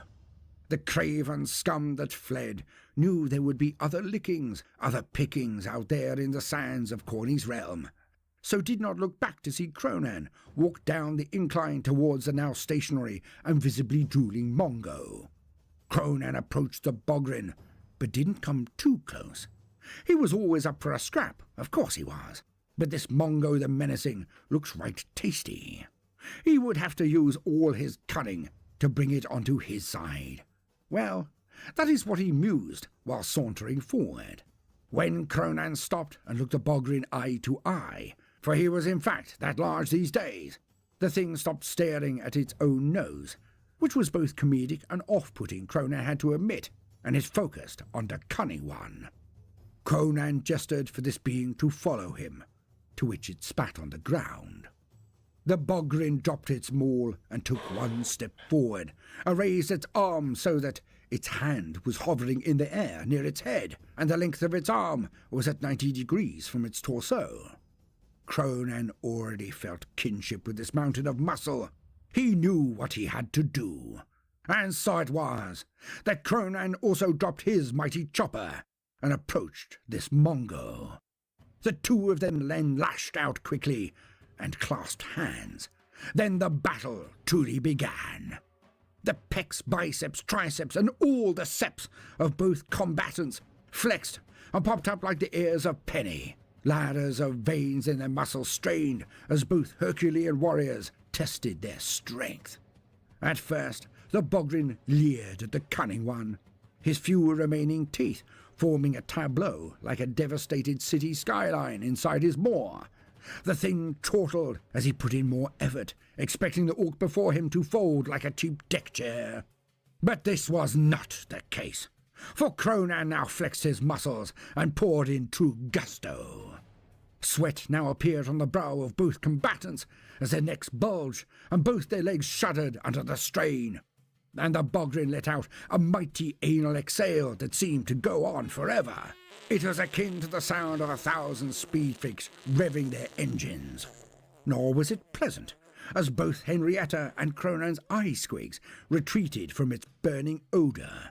The Bogrin chortled at this reaction, seeing the greenskin's face change so comedically. Red-eyed from the burning pong, Cronan looked deep at the Ogrin, and then invoked the name of Gork and Mork, and put in every ounce of remaining welly he could muster. And it was enough. The arms clamped together. Cronan slowly brought the arm of the Bogrin down, and was about to hear the satisfying sound of its cracking, when Mongo's eyes widened. He looked to Cronan, and nodded in appreciation, and let the power out of his arm. How far can an Battle was ended as a Bogrin chose to remain intact and thundered to the ground at Cronan's feet instead of remaining standing and losing his favorite limb. The hill that hunts then gave out a truly joyous orky guffaw, and Cronan could not help but emulate it. Cronan offered the bogger in his hand, and was pleasantly surprised when it was clasped. Cronan tugged, and the being was back on his feet. It slapped Cronan on the shoulder, and pointed to itself, and simply said, "Mongo." Cronan returned the favour, and gave his own name. There would be no difficulties with Mongo the Menacing. As Cronan went to march away, it just wandered after him, alongside the Eye of Evil. And now they were 5.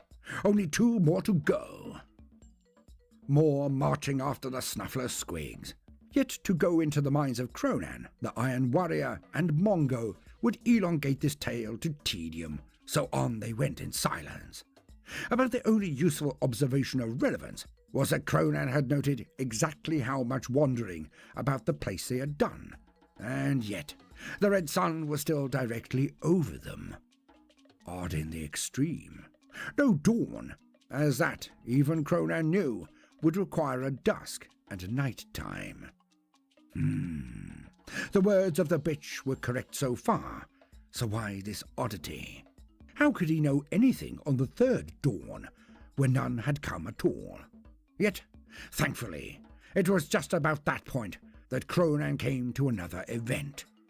Before him was a nasty-looking set of rocks, with particularly vicious crenellations and defences carved into it. But what struck Cronan as oddest was that it reminded him of the recent battle against the kin. He could not quite put his finger on why, but it may have been the rotund, diminutive figure standing on its highest walls and screaming down at him and his entourage. The thing had a mad, long black beard, but it was also twisty and shiny-looking, like it had been oiled and rolled into tight tubes, or something like that. And the hat it had on its sponge was utterly ridiculous. But as we all know, Cronan had a certain proclivity for hats. The cunning one looked up at the weird squat-type warrior, which he knew was thus, due to the heavy mace it gesticulated with.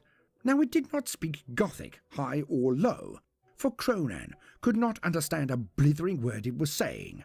Yet the wee bugger yapped on. Well, then how am I going to get the on. writing on there? It never stopped to even take a breath. Yes, thought Cronan. Can't do this that. being had an unfeasible endurance for dishing out invective. A tongue of iron, one might say. Cronan let it continue for a bit more, then had had enough. Cronan did not like the look of the defences, for with a hat like that, there was no telling what cunning traps were placed before and behind the walls this dwarf thing inhabited. And so Cronan would have to get the wretch to come out. Now it had to be noted that the Eye of Evil did indeed signal Cronan, indicating his las cannon and the shouting moron. Yet Cronan gave the universal sign for him to stand down by wafting his hand in a shooing action. Both Mongo and the Iron Warrior took a few paces back to give their lord more space. And then it began. Cronan placed his feet wide apart, drew in a gargantuan breath of air, and retorted. No, to it's the like there's dwarf print on it, so I watered down some He black gesticulated so I could like rudely with all just the edge force, it in there so it'd nay, run even along more it, but since it than was that of the already tongue of painted over, iron. it The kind of wee just git was bubbles, not momentarily bubbles, but like speechless, drops up with for such a somehow small he bead. knew gobbledygook Doesn't all flow too in there. well, and thus So it shifted did my to best to that get some language black as on well. there. Now I'm gonna go Now back this over sailed it clear with over the heads of both Mongo and the Marine, but within mere minutes of Wraithbone escalation, White, both but Mad Nut only in Crunklestein between the black. and Slack Butt McSloppy were chortling, then bawling, then weeping with tears of mirth as Cronan unleashed his insults. The grots were soon covering their ears for fear of the tirade of torrid insults being exchanged by these titans of invective. And on this went for what seemed like hours. Yet, over the time, the wee dwarf thing became even more irate and started to stutter, its rage inhibiting its own cunning. It was being overwhelmed, not only by the power of Cronan's shouts, but also his raw ingenuity, luridness, and comedic accuracy in his derision of the dwarf. so I could thin out those The lines thing more. got so angry, it took off its hat and jumped up and down on it, all the while attempting to match the cursing of the strange huge orc before him. Still the red sun beat down on the both of them, yet, without his hat to protect him, with such long and luscious locks and beard, the dwarf was now lilting under the scorching rays of the sun. His rants became shorter. Micro his ire pen might less be fiery, better. His invective now reduced to schoolyard slurs That's all and right. mimicry. I'm already this far. Finally, as Yeah, Cronan was truly only doctors. getting started, marching about the place and screaming up his insults, gaining impotence and specificity with each sally, the dwarf went silent. Panting, it Got a fell little from bit the of walls scrapes in left. exhaustion. Cronan watched him fall with satisfaction until he twigged that the fall might well squish it on impact, and Cronan hurdled a few barbed wire and spiked pits and skidded to where the dwarf would land. Cronan had to fight the urge to let it splatter, as that would have been a legendary end to this duel. Yet he needed this tongue of iron.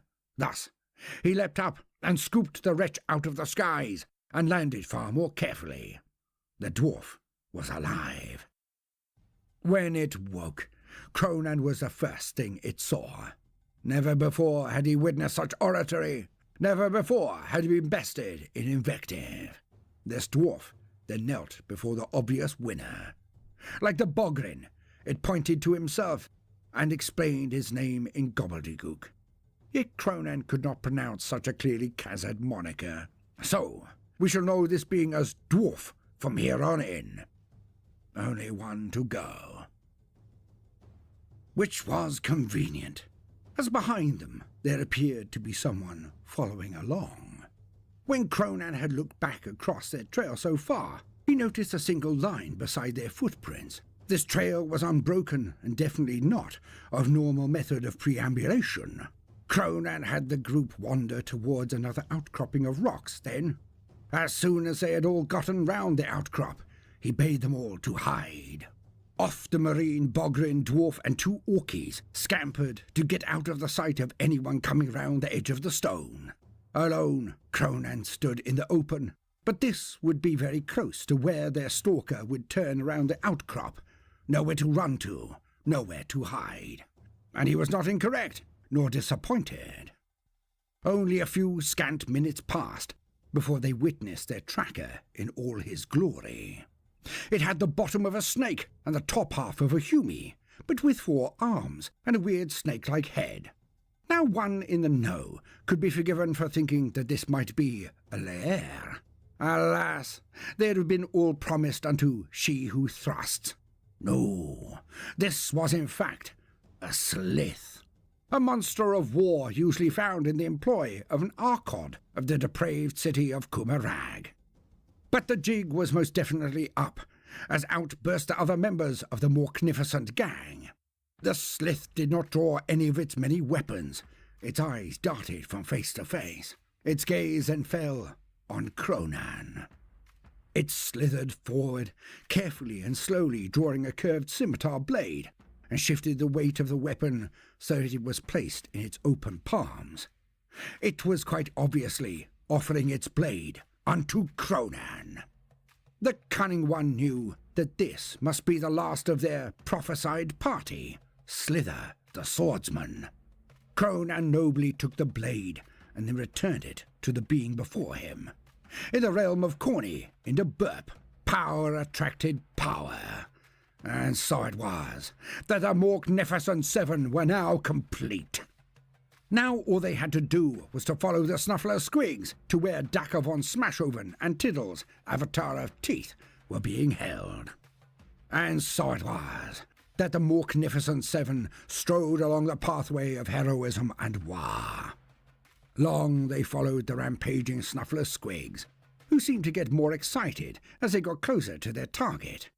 Few thought this was possible, as the wee wretches had acted like Labradors who had been asked 1,000 times who the good boy might be, but still had not had it confirmed.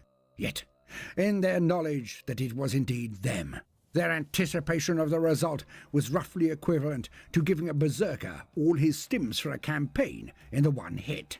Yet, they got worse. Their whining and clawing at the ground became frantic under any delay or hold-up.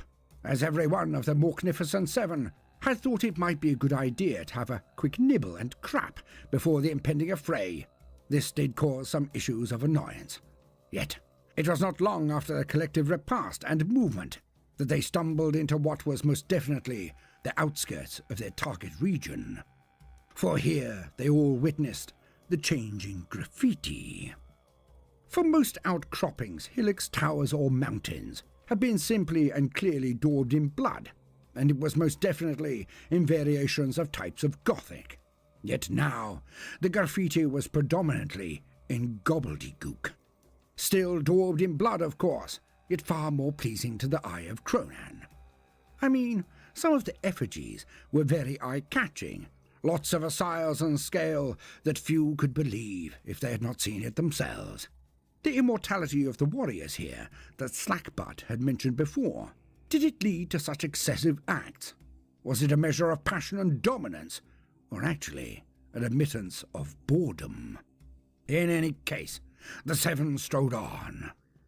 They climbed another rather steep edge upwards after the tenacious Snuffler Squigs, yet their eyes all reflected the lights below when they finally all crested the edge. Fires, hundreds of them. It was a glorious sight, for around each fire, orkies danced and jumped and fought and drank and laughed. It was a glorious collection of greenskins. Okay, they were a deeper green from the constant exposure to the burning red sun, but it was definitely a tan, not a sign of outright weirdness. On each bonfire were humies and other sentients, warriors all, one could imagine. It was clear. This day the orkies had been victorious. A column of warriors, or more to put it, the bodies and blood of them could be seen at the centre of the revelries. An ambush had gone down a treat. There was a thin line of orky dead round the edges of what seemed like a long trench, like a football field, but daubed in blood, then strewn with limbs and heads across it as a decoration. The slaughter had obviously been great. As the Magnificent Seven looked down, they saw the main boss strutting around the place from fire to fire, really pressing the flesh. He was obviously a pro. He even cut a knob's head off, much to the amusement of all present around that fire. Yet, this was not the main draw for Cronan's eye, because, following around after this huge orky, were the two beings he had quested to find. Dakar von Smashhoven and Tiddles. But something was deeply amiss. Both just stood there, like a copy of Mongo.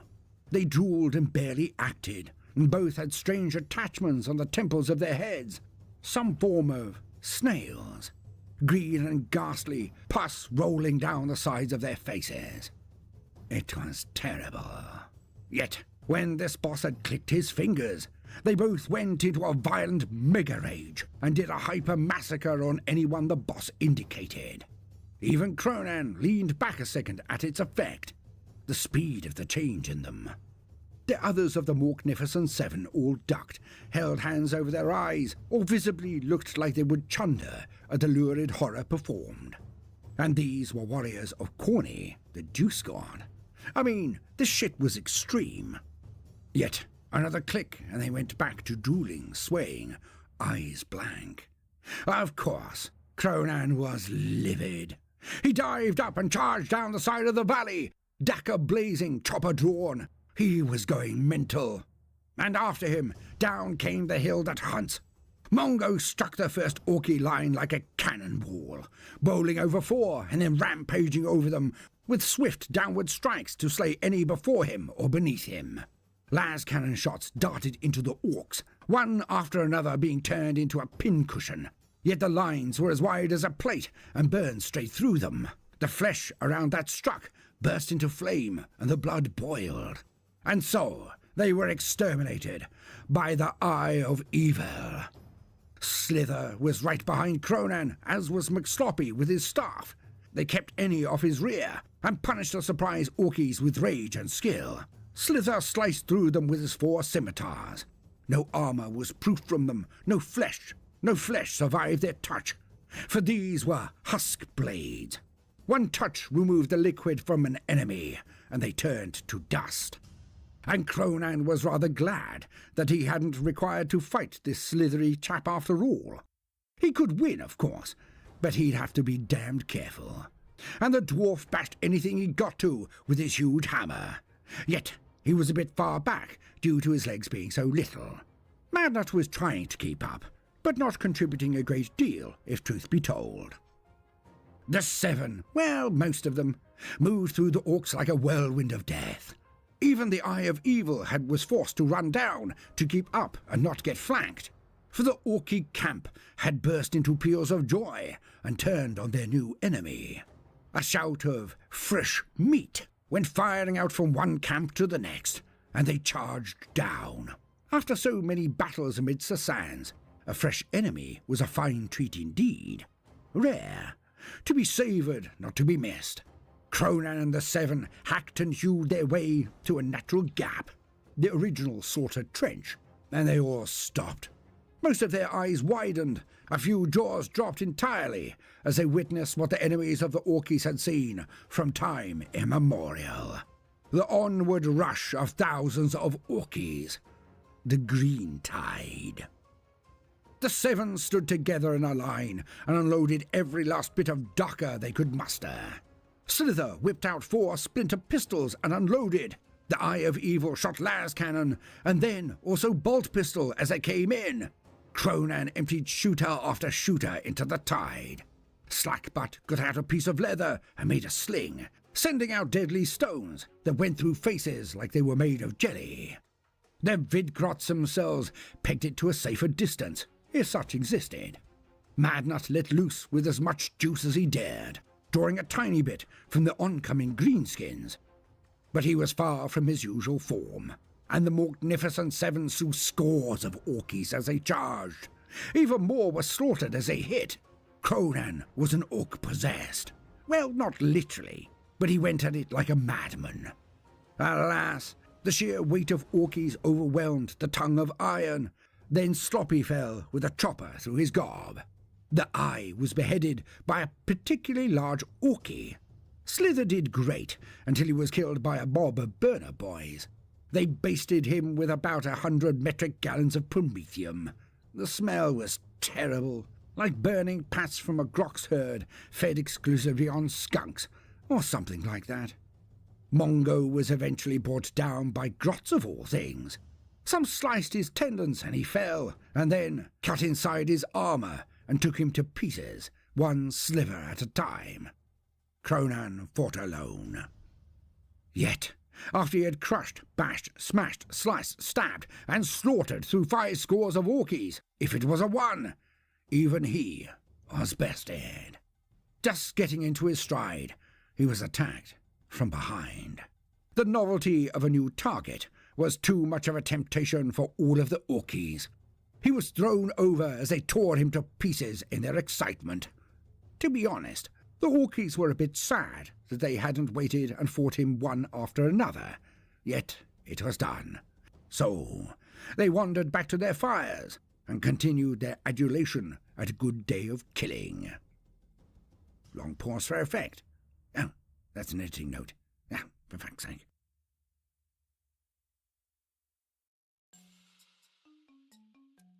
Cronan felt the deep, unsettling thrusting of something into his face, then all over his head, like little feet, and something else was poking into him. He was about to move when a finger lifted his eyelid and another finger poked him in the eye. Bloody angry, Cronan rolled and grabbed his eyelid to protect it. A bundle of squigs fell off his face as he did this. The snuffler squigs now all rubbed against his legs, waiting to be chased to their target. It was one of those bastards that had poked him, but he was not sure which, and it had woke him up pretty sharpish, so was it wrong to do? Cronan looked about him with his good eye, and there he witnessed 2 things. The first was the dawning of a large red sun. The second was the bodies around him. The magnificent seven all slowly awoke and got to their feet, or whatever they had. Now it was actually only Cronan and Madnut who were even mildly surprised at becoming not dead. Notice I didn't say undead, but not dead. Let's keep that clear. And so it was. The Cronan was told that each day they died, they would simply awake again at the dawn. Okay, so this did initially feel like it could be fun. Not that any orc feared death, so they didn't think about it much, but to be in the midst of the deepest scraps and come out no matter what? Imagine the truly ridiculous special moves and signature attacks one could forge over time. Appealing. But in truth, was it not a bit weird? In short, it sort of took the fun out of it too. To know that no matter how often you crumped someone, they would never stay crumped. But, as I was saying, the rest of the 7 were all too familiar with the mechanics of this realm. They had not joined Cronan unto death. They joined him permanently. The 7 now followed the Squigs again, as Cronan mused to himself. No. It wasn't total cobblers this time. He needed a plan. These mobs of Tusker were reassuringly odd, and he was proud of them. But he did not know much about their lord, their war boss, this Tusker. Why were they here? Did they worship the Juice God? In any case, he would have to get to the center of the entire war just to strike at Tusker and free Docker and Tiddles. How had the enemy boss controlled them, made them into morons, and how to deal with the huge mob of orcs this Tusker had gathered? Now, to say that day 2 went any better was optimistic in the extreme. Okay, Cronan had learned more, like the wonderful tidbit to burn and eat the Squigs first, for in day 2 the Magnificent 7 had again gained the high ground when the wretched Squigs had given them away. Now this time the mobs of Tusker had been more restrained, yet no less excited nor tenacious. They knew that the Snuffler Squigs heralded the arrival of the new fresh meat, and went at them just as fast as before. The Magnificent 7 were again torn to pieces. The second dawn Cronan woke under, he was still optimistic. As they slaughtered the Snufflers and ate early, they went to try to hit the mobs while they were engaging other Cornate columns. Though they all woke somewhere different every dawn, it was not difficult to locate nor track the orc mobs. This time it was so close. The battle between the Cornates and the Orkies was brutal, as the Orkies charged at a phalanx of bearded Humies with shields and axes and mammoths. Huge things they were, as large as a Squigoth, and the Magnificent 7 tried again. They carved into the side of the mobs, the Eye of Evil bringing down some mammoths to add to the confusion. They tuned and smashed all the way towards Tusker. Cronan leapt onto the back of the mammoth that Tusker was now riding after he had dispatched the existing crew. Cronan bounded towards him and slapped a particularly nice shooter out of his hand. They tussled. Tusker fell back, but before Cronan could strike with his chopper, Tusker had raised an identical shooter and blown Cronan's head off. And Cronan woke to new red dawn, the third dawn. And now he knew what to do, just as that witch had stated he would. All this time he had acted as a warrior. Of course he did. Was he not the prophet of Mork, the most orky of all orcs? Well, sans Gaskell, of course. Aye, that he was. Yet he had acted by instinct. He had been brutal, but he had not been cunning. Now Cronan bounced to his feet. He would be unto Mork. He would lead this, his Magnificent 7, unto victory. But he had to dictate the terms of combat. Thus did the day progress, and the 7 he ordered to split into groups. Slither and the Hill that hunts in one group, the Eye of Evil and the Tongue of Iron in another. These 2 mini-mobs were to attract the attention of columns. The more the merrier. Slither and Mungo were to strike at columns and get them to follow. The Eye of Evil would shoot out leaders and front rankers or banner bearers. Then the Iron Tongue would taunt them until they followed as well. Slack-Butt Sloppy was to go to the camp of Tusker and yell out the challenge of Cronan. And this would certainly lead Tusker and his Orkies out onto the field of combat. And so it was that Cronan went to and took the Tower of the Terror Lord, the highest peak and tallest tower outside of the city of Brass itself, the home of the dark goddy Corny. But this Herculean feat we shall tell another day. Thus Cronan waited, stood atop the tower looking down on the sand-strewn plains. He saw the two other groups arrive, the mighty doors opening a crack for the returning members of the Magnificent Seven. And up they came. Beneath them 5 columns appeared, 1 green, 4 red, and the battle of the 5+ armies began. Marauding cavalry from each army kicked up the dust and sand, tearing towards each other, their heavy footmen centres marching on the tower. And Cronan directed the Eye of Evil to cut out the leadership of the Tusker mobs, not to touch the big boss or his 2 attendants, but kill the rest. And soon it was being done. With pinpoint accuracy, their knobs were taken, one by one. Las cannons were right tasty, conceded Cronan. Madnut was told to stay at the top, and the same was Slackbutt. And the columns came on, none willing to relinquish their right of vengeance upon the Magnificent Seven, and thus they ploughed into each other. Cronan took Mongo, Slither, and the dwarf down to the main entrance. This was his plan. He would wait for Tusker to come to him.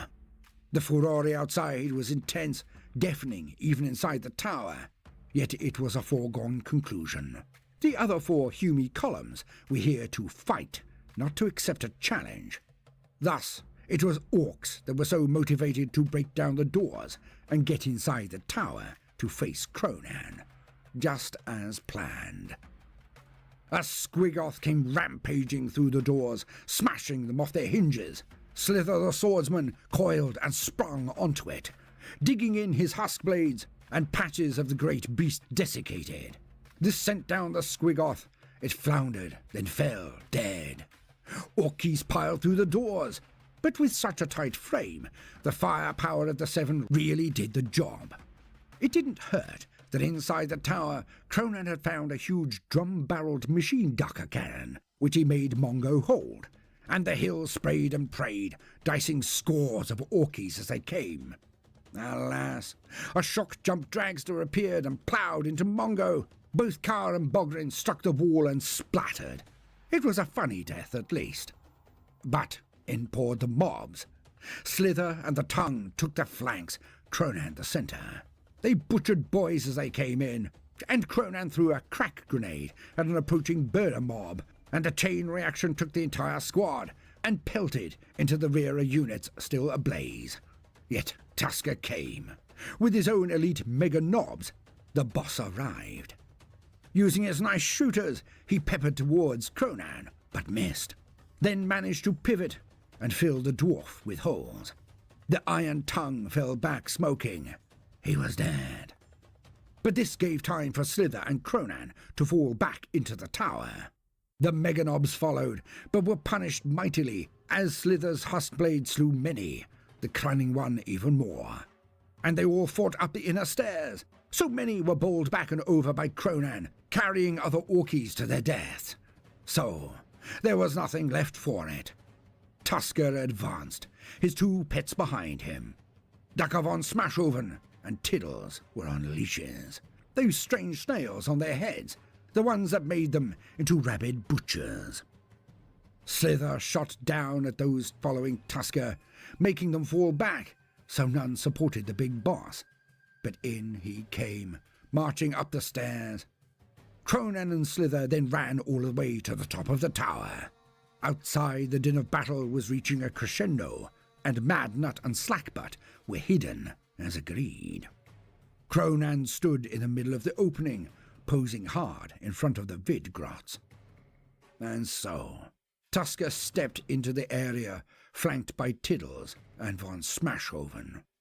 Cronan nodded to Tusker, then motioned to both Tiddles and Ducker von Smashoven, and then back to himself, and an unmistakably universal side of, those two belong to me. He then raised his chopper. Tusker leered. He could fight this new upstart. He could. But why not do the most amusing thing? After all, he could fight him another dawn. At that, Tusker clicked once and pointed at Cronan. Both Ducker and Tiddles opened their eyes wide as the snails on their temples flashed, and both snarled at Cronan. Like lightning and thunder they came on. Tiddles teleported next to Cronan and bit at his head. Cronan rolled forward under the attack, leaping, then pushed himself forward at its end, avoiding the downward strike of Ducker and his club. Cronan burst upwards and stood before Ducker, planting a solid punch onto his nose, sending him sprawling. Tiddles rushed at Cronan, who leapt over the squig like he was playing leapfrog. Out from the shadows crept Madnut Krunkelstein. He threw up his hands, and green energy struck Ducker and von Smashoven. These energies coursed across their bodies. The green snot-like energy then enclosed over the snails and crushed them. As this went on, Slackbutt McSloppy, the runt herd, stepped in front of the giant squig and calmly wrapped it on the hooter. The squig, Tiddles, avatar of teeth though he might have been, was still a squig, and the herder, Slackbutt, knew how they ticked. While confused at this nose boop, McSloppy struck the snails with two powerful blows, shattering them and squishing them all over Tiddles. And they were dead. Both Tiddles and Ducker slumped down in exhaustion. They fell into a deep and perfectly orky sleep. And thus Cronan looked back at Tusker. Tusker grinned. He would get to fight this upstart after all. But Cronan now looked over the orc's shoulder and nodded. You see, Mork had reminded Cronan not only what to do, but why he was here. He was not here to fight. He was questing for the return of his property, his boys. If he slew Tusker, if he could, then he would enter the cycle as a new biggest boss in this realm. Even now, Cronan had no true idea if he could even defeat this orc, this Tusker. But he did not even need to try. Thus, in all the frantic action, Slither the swordsman had, well, slithered behind Tusker. Now the orc warboss's eyes widened as 4 scimitar blades slammed out of the front of his armor, and Tusker's body desiccated and blew away in the wind. Madnut drew in any excess power of the Wa here from so many orkies. Corny could not absorb it all. He jumped and sang and paced and tore open a wobbly door into better space, the real one. Yet this doorway was a wobbly but good green, and showed its other side to be on the decks of the Orcs of Omen. Cronan took one more look down from the tower. The red sun, the sand, the endless battle. Gleeful, but empty. He nodded to Slither the swordsman, and the slith bowed back to him. Slackbutt McSloppy and Madnut Krunkelstein grabbed both of the legs of von Smashoven and dragged him through the portal, and Cronan hefted his pet, Tiddles, onto his shoulder, and also walked through. The Morkneverson 7 would go down in legend amongst the burp, but never would they return or reform. For Cronan had reclaimed Tiddles and Ducker von Smashoven, and was back on the Orcs of Omen. Now, he could get back on with the Wa. Now, it was time to get on to the Mega Rumble.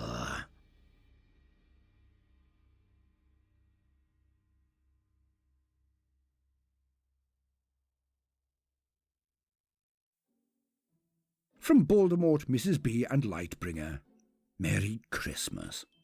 The Tales of Cronan will return in 2026 for its final episodes. And please all remember, Cronan the Cunning is brought to you by the incredible generosity and support of the ever-patient and amazing patrons of the channel, and of course, the one-off support thanks that make these tales possible. My eternal gratitude for all of your support in these self-made pieces, which never do particularly well on YouTube.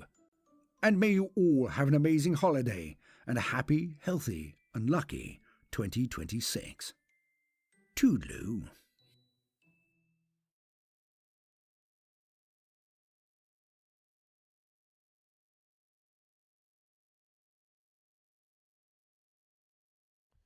Damn, how long was I muted for? Ever since I was, you know. It's all right.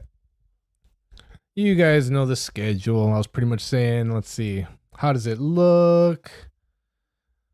It doesn't matter. It was nothing important. Nobody missed anything important.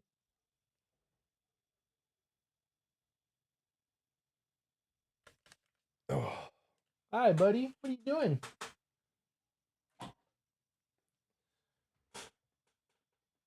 What are you doing, friend? What are you doing, guy?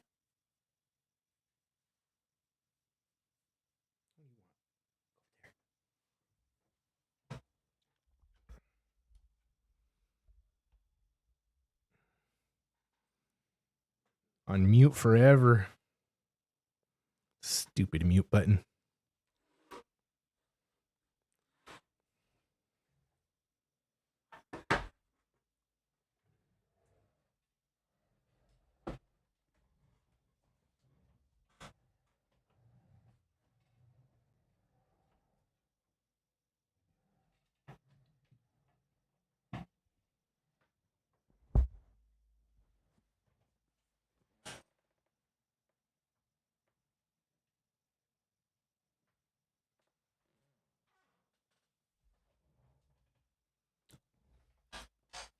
Yes, can I help you? What can I do for you? Damn, this guy. This guy.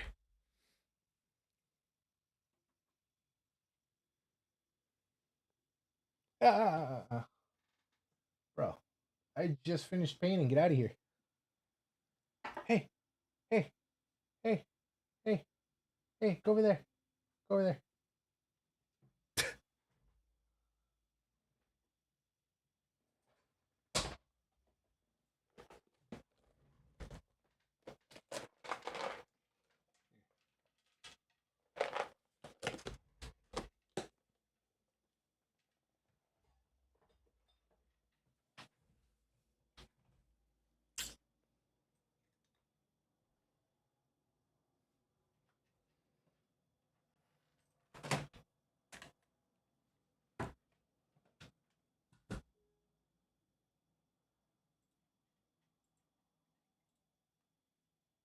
Yeah, buddy.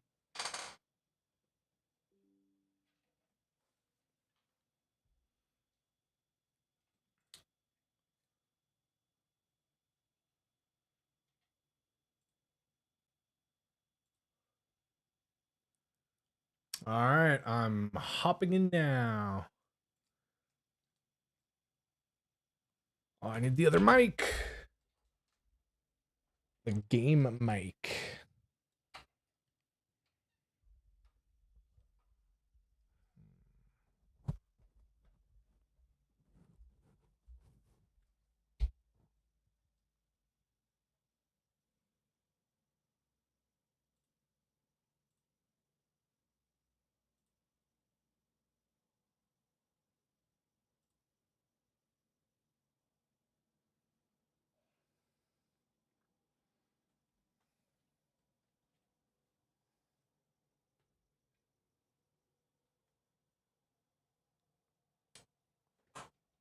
Actually, go over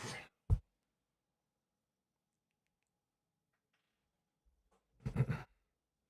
All right. Here we go, you guys.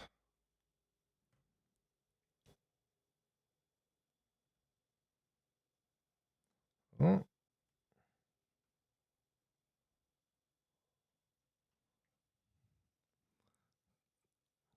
Come on. Load, damn you. There it goes.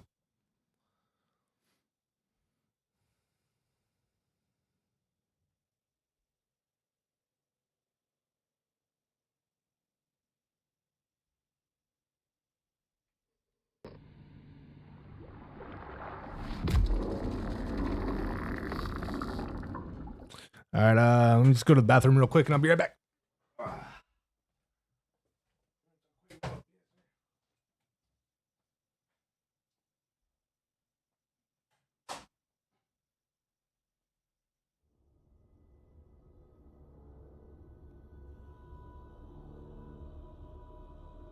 It is the 41st millennium. For 10,000 years, the Imperium has dominated the galaxy. There is only war.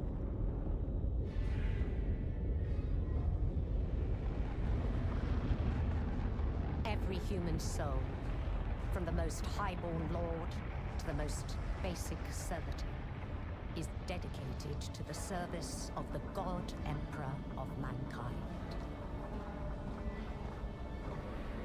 The Imperium's battle fleets and armies, from the conscripted soldiers of the Astra Militarum to the elite space marines of the Adeptus Astartes, keep humanity safe from alien threats and cosmic horrors beyond imagining.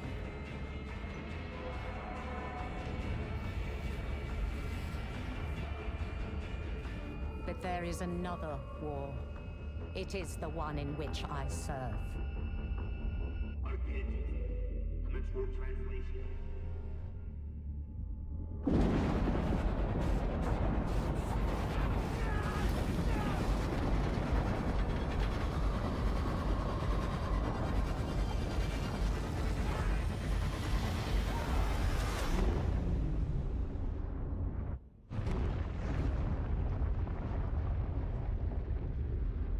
Our war is not one of battlefields and fleet engagements. It is waged by the dedicated agents of the Imperial Inquisition. Here I am. It is Here we fought go. in the cities and hives of the Imperium. We're doing it. Yo, Jamie, what up? We're going.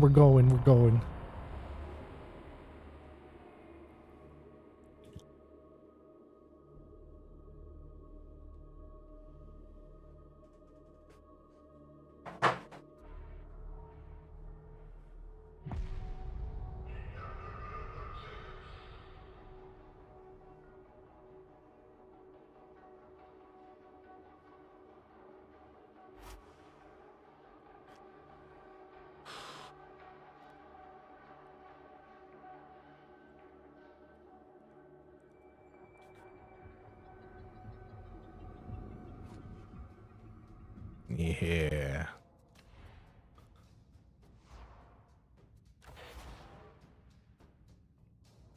Yeah. Oh, there he is. What up, fellas? Hey, buddy. Here we About are. time, bro. Make sure you guys get your contracts. Oh, I'm there. Yep. Yo, Grave, what's up, bro?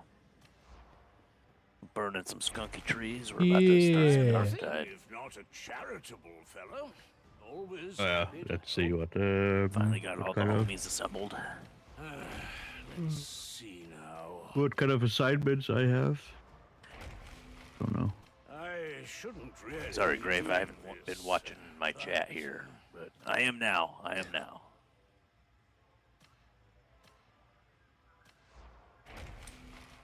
A bit challenging for your thin blood, is it? All right, I got my contracts and ready to go whenever you guys are. Chat here. But I am now. Oh, I hear myself on somebody else's. yeah. Tell me of your deeds, Yep. so that I may record them. Might be 51s.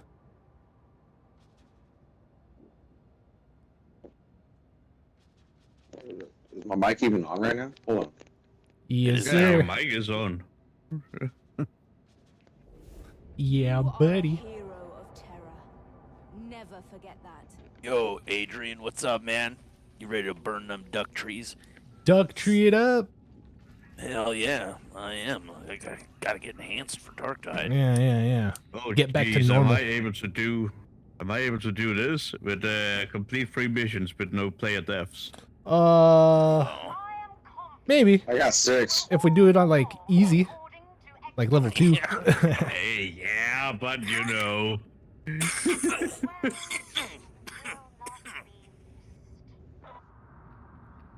Okay.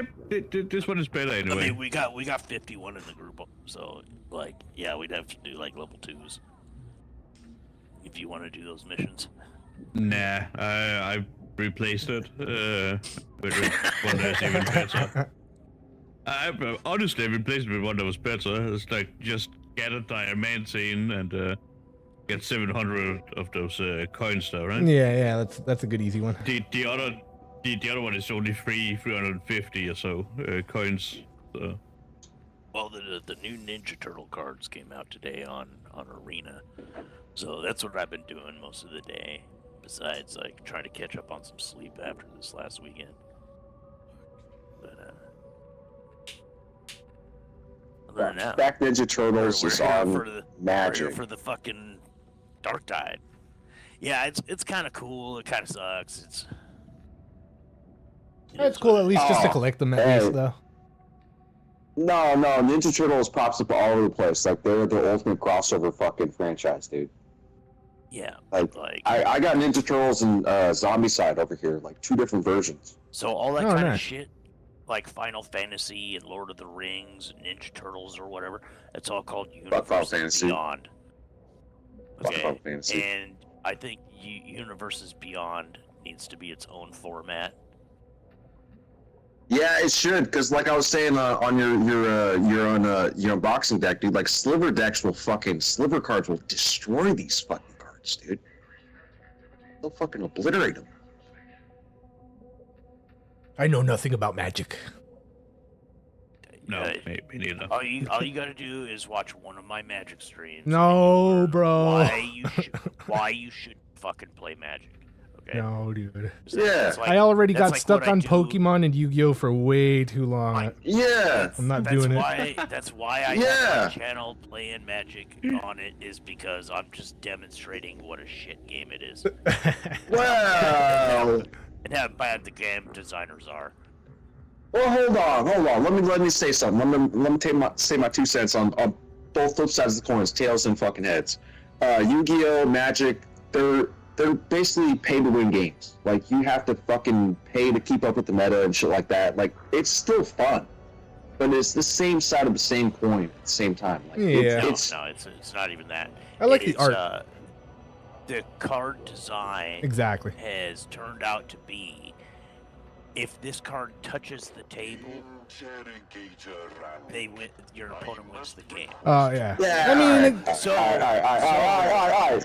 The only way you can interact with that is counter spells. So they Yeah. require that you play like 30 fucking counter spells, and you just deny Yep. your opponent the ability to play the game at all. And that's Yep. that's what it is, and that's what they've made it. Or you play the back nose no longer- combo back in it's the beginning of not the what it game. was. It's not No, what it even was. Ever Saga, dude. That's how I feel about Yu-Gi-Oh. You could literally kill someone in the first turn in Magic the Gathering in the first set with Black Lotus and shit like that. Like, that was all possible. And that's why I got to throw all these card games away. Every card game, you can go fuck yourself. All these booster packs, I'm sorry, I'm not spending money on you. Fucking done with that shit. If all Munchkin or Keyforge. And no one knows what the fuck I'm talking about. It's not a free game. But like, even still, like, so Arena, they let you play it for free, right? And you Still can just ass. grind. You can just grind and get cards for free, like even the best cards. Okay, you don't have to pay any money. Okay, so you would think that they would use this platform to try to sell more paper cards, okay? And that they would, since they have control over certain things in the software, that they would make the game more fun. Well, here's one. This is what I'm getting at with like Keyforge, dude. This is how they made the game that much more fun. Is everybody buys a deck, and every deck you buy is basically a booster pack, but it's never the same deck that anybody else owns. You own a different combination of cards. It's up to you to learn how to play your deck. Your deck is not meta. There's nothing meta about your deck. No, that's. You just need to learn to play your deck as best as you fucking can. That's not the problem. Okay. It is part of the problem. No. The problem has to do with like the auto shuffler, so on. Okay. Now in the real card game, it's totally possible that you draw nothing but lands. It's totally possible that you don't draw any lands. Okay. No, These games, that's what I'm saying. Lands are fucked. Shut up, 51. I'm trying to talk here, man. Okay. Now this is incredibly unfun either way when you draw nothing but lands and no lands at all. Now this totally happens in real paper cards because it's random, right? And you can shuffle that. Now, in Arena, they have the ability to fix that, okay, so that you don't, like, really ever get fucked on your land. And that increases the amount of fun that you can have because you're actually going to be able to play your deck consistently game after game because you're not getting fucked on land. Now, is that the reality of how it's going to go down in paper? No, that's not the reality of how it's going to go down on paper, but you're trying to sell your fucking paper product. You want to make your digital one fun, okay? Like, it's free to be fun, to give people the opportunity to learn how to play Magic, right? It's like an introductory level product for them, okay? Like, you would think that they would make it a little bit more fun by increasing the odds of getting balanced land draws. Yeah. That's what I'm getting out the keyboards. There's no land resources. Well, that doesn't matter. That's not. It does. That's not the conversation I'm having, 51. I'm talking about how they have a shit fucking game because they're not like making it fun. They could make it fun without having to fucking like even design different cards or making a totally different game. They could just give you a more balanced fucking partner. When you're doing ranked games and they're doing matchmaking, you know, instead of just matching you with any motherfucker that's trying to get a game of Magic, they've actually matched you with somebody that's your rank. Imagine how much more balanced and fun that would play out, and how much better you would know you are in the rank, and if your deck is good or not. Instead, you get paired up against some fucking whack-ass shit over and over again. And it'll match you with, like, 10 decks in a row that are like the same fucking deck. You know there's people playing 25 other decks online.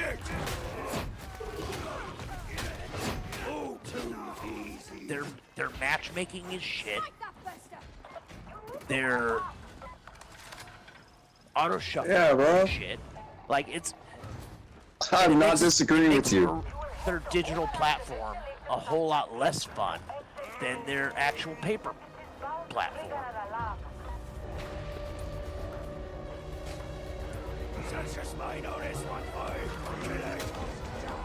And their paper platform can be aggravating as hell.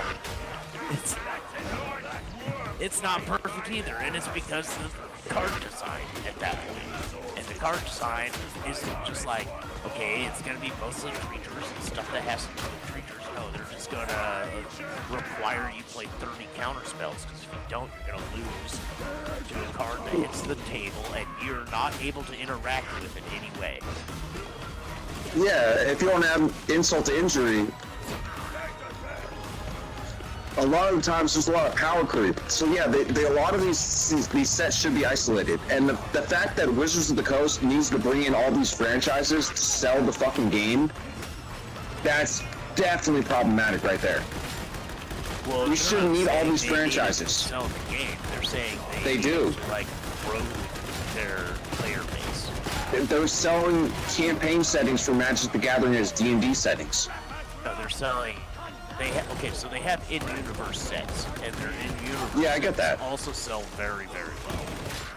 Okay, so like, I don't think that they need to do universes beyond in order to sell honestly, products. don't think that Wizards of the Coast is struggling to sell anything, dude. It's like right. As soon as Wizards of the Coast comes out with something new, it's gonna sell, and it doesn't matter what it is. Yup. They're trying to fucking sell it. Because they can't fucking sell it because no one's buying. No, dude, they could make Either way. what you call it, a magic deck about bookers. Okay, like they could make a wizard deck about snot and it would sell. Yeah. Okay? Yep. It's true. I don't think that's the case. I don't know the numbers behind that, but I don't think that's what's going on. But I think the reason why Wizards of the Coast with Magic especially is branching out to so many franchises is because they can't sell their fucking core franchise. No, Magic's not selling, so they need Final Fantasy, they need Ninja Turtles, they need Doctor Who and all that other shit. 51. I think it's the other. I think it's the other way. It's the other way around. Anything sells. No. Oh, It's the other forgot way me right around, behind you. What you call it? Jack the for, Boot, go back. TMNT for TMNT, right? Teenage Mutant Ninja Turtles and stuff Thanks, like that. dude. Hasbro The reason why they collab with Hasbro has stockholders that have requirements of profits. Hasbro has all these connections. Hasbro is draining Wizards of the Coast dry because Hasbro is losing money hand over fist, and WotC is the only thing making them money. Wait, you know Transformers is one of the most successful fucking film franchises of all fucking time, right? That's Hasbro. Transformers made more money than fucking Lord of the Rings. Movie-wise. And, Yeah, and how much of it actually movie-wise, went to not Hasbro and how much of it actually toy-wise. went to Hollywood. Anyways. So do we have to do all these whack ass companies fucking books to figure out where the fuck they land? I think Wizards of the Coast, Hasbro, they're cooked. No, They're scrambling. Wizards of the Coast isn't scrambling. It's Hasbro, their parent company, who's dying and losing money hand over fist. Damn you, Hasbro! D&D Beyond Hasbro! too. Because no one wants to fucking play D&D Beyond. Ain't no one down with 5.5 edition. It's been 10 years since they released a new D&D. Listen, Wizards has a bunch of whack-ass woke people that have ruined D&D. Hasbro recently fired them all, and they're trying to make a new edition of D&D. And they're listening to what customers actually want. So that's No. Dude, like, It's supposedly yes, but facts is they hired them as names only. Wizards They hired them as names only. is completely carrying Hasbro right now. Yeah. No, nobody buys their kids a fucking army, a fucking Transformer Thanks. toys anymore. They buy them video games. Alright, can I just ask a thing? Can we lay off of all the F-bombs? It's gonna be a hell of a lot of editing for me. Oh. Like, Oh, careful. I'm not. Yeah. I'm recording here, right? And if I wanna get this monetized, Oh, I got by a tapper. any sort of way, I am. Dude, put duck sounds in there. Duck sounds for every F-bomb. Yeah, but I don't want But to that- put a you dog still have to sound edit in that, every, that's a lot of editing. millisecond. Hey, AI will help, man. AI will help you, man. AI got you, bro. Okay, on some good news. Bandai is launching their own war game this summer. I don't know any other way but to be a free man. Bandai is launching a new Gundam war game. Like 2-inch models and shit like that for their pieces. So that's gonna be interesting. Okay, I haven't heard about that. But what's that about? The Bandai Namco is releasing a war game. What's it called, first of all? Gundam Assemble. Gundam Assemble. Might check Yeah. that out. It's a Gundam tabletop Oh, war hey, game watch out. with like 2-inch Don't miniatures. hit the whatchamacallit. I think the scale is like 1/356 or something like that, or 3/48 or something. The scale's small though. It's pretty small. Oh, okay. It's a pen and paper game, or is it It's a tabletop miniature game, just like Warhammer. Unfortunately, it doesn't have like the freeform terrain, the freeform movement that 40K or like Warhammer or Age of Sigmar has. Like it has I an got X me. map, which is Bastard. maps are always fucking ass, especially for terrain.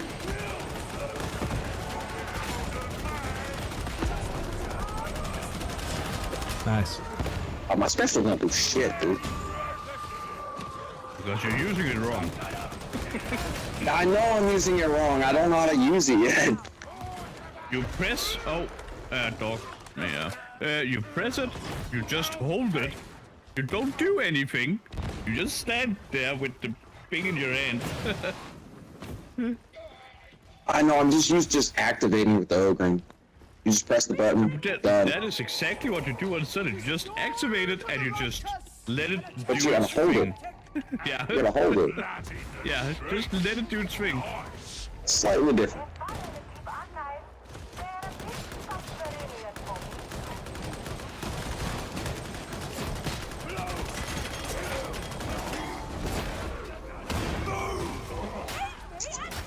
It's like the third time I've knocked out tonight. Damn. First map, huh?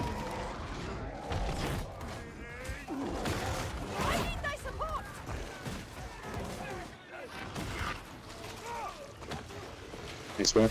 Yeah, buddy.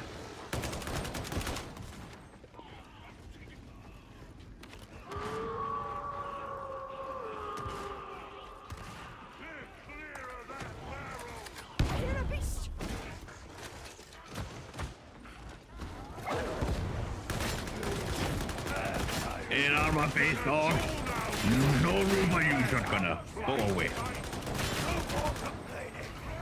I shall push you back. All Now the you want way. to get that flamethrower.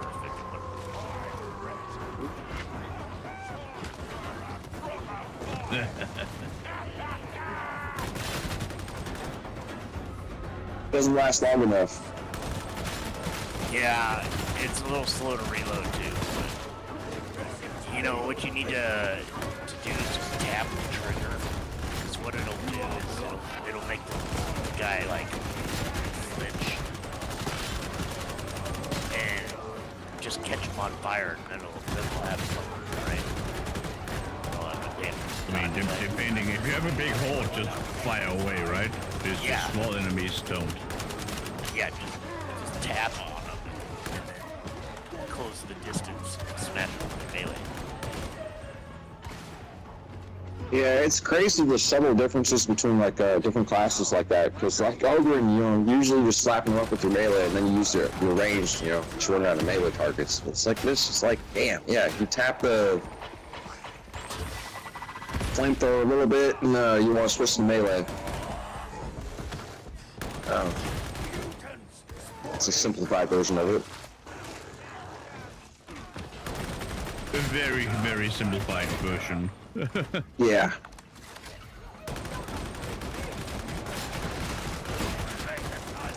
It's so simplified. It's like trying to explain addition.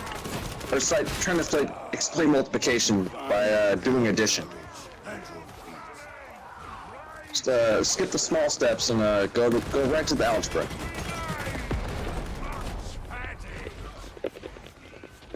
I think it's that complicated, but yes. No, it's not that complicated. Still. Oh shit! It's that complicated. What the fuck?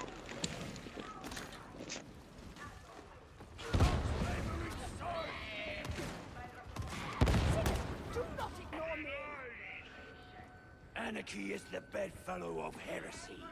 No Word, idea dude. what that means. Don't care neither. Good stuff. Yeah, buddy.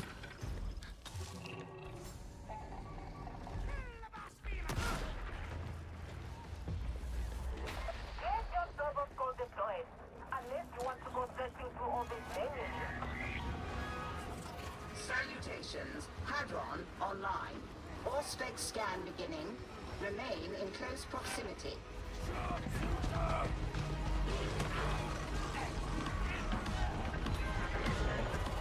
This is the primary search location. Deploy your auspexes and remain alert for data points.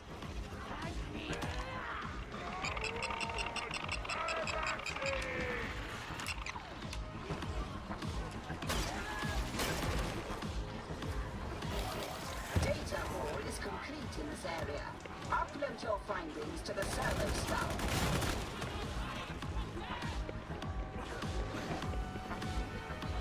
All right, time to move. Run it, run it. Data, data, data. I require it. You will find more of it in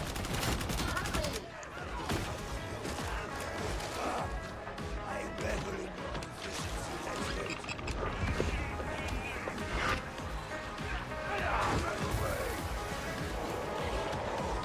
My death comes, sniper!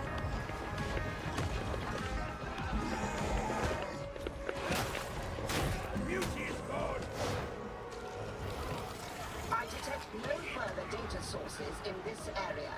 Return to the surface. Time to kick some ass. Yeah, buddy. Weehoo. Oh, Have arrived. Oh yeah. Commence Auspex scan forthwith. That means now. Oh, fuck. Yep, that's a situation to be in. Not a terrible one. Just a bad one. Yeah. What the fuck? We need to get upstairs. So. got it. The area contains Just get the. secrets of interest to me. Upload your findings and proceed. Okay, run, run, run, run. Hell yeah. All right, kick some ass. I'm gonna put an ammo box down right here at the edge of the rug.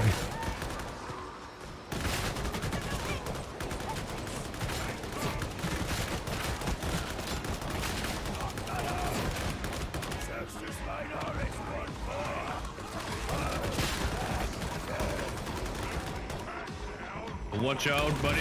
Yeah, buddy. Yeah, okay. I heard him and I was all, where's he coming from?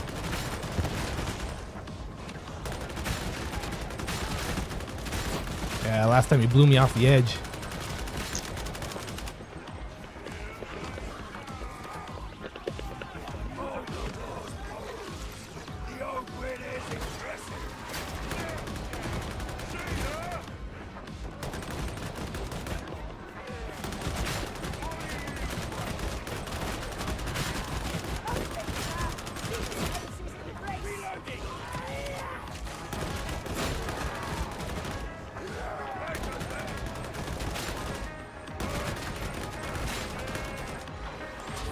Oh, watch out.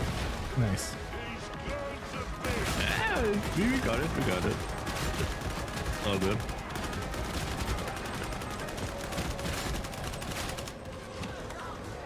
All right. Run it. Nice. Let's get that.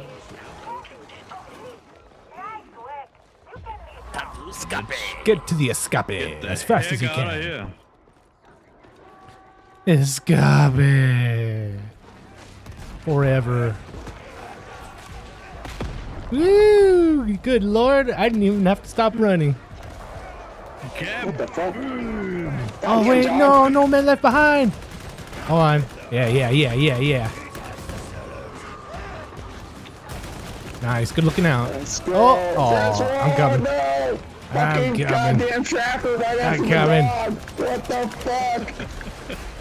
Alright, hang on. Alright, there it Everybody's is. going down. Just get to the escape. No, no man left behind. Holy fuck. Were you not entertained? Jack in the boot. Hell yeah, you guys. Good looking now. Mother fuzzing escape. Well, that happened.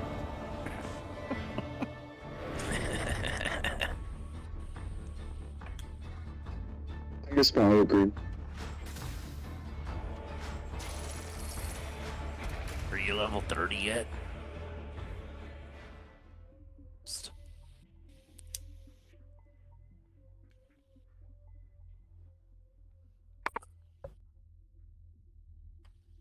Fuck this goddamn flamethrower though.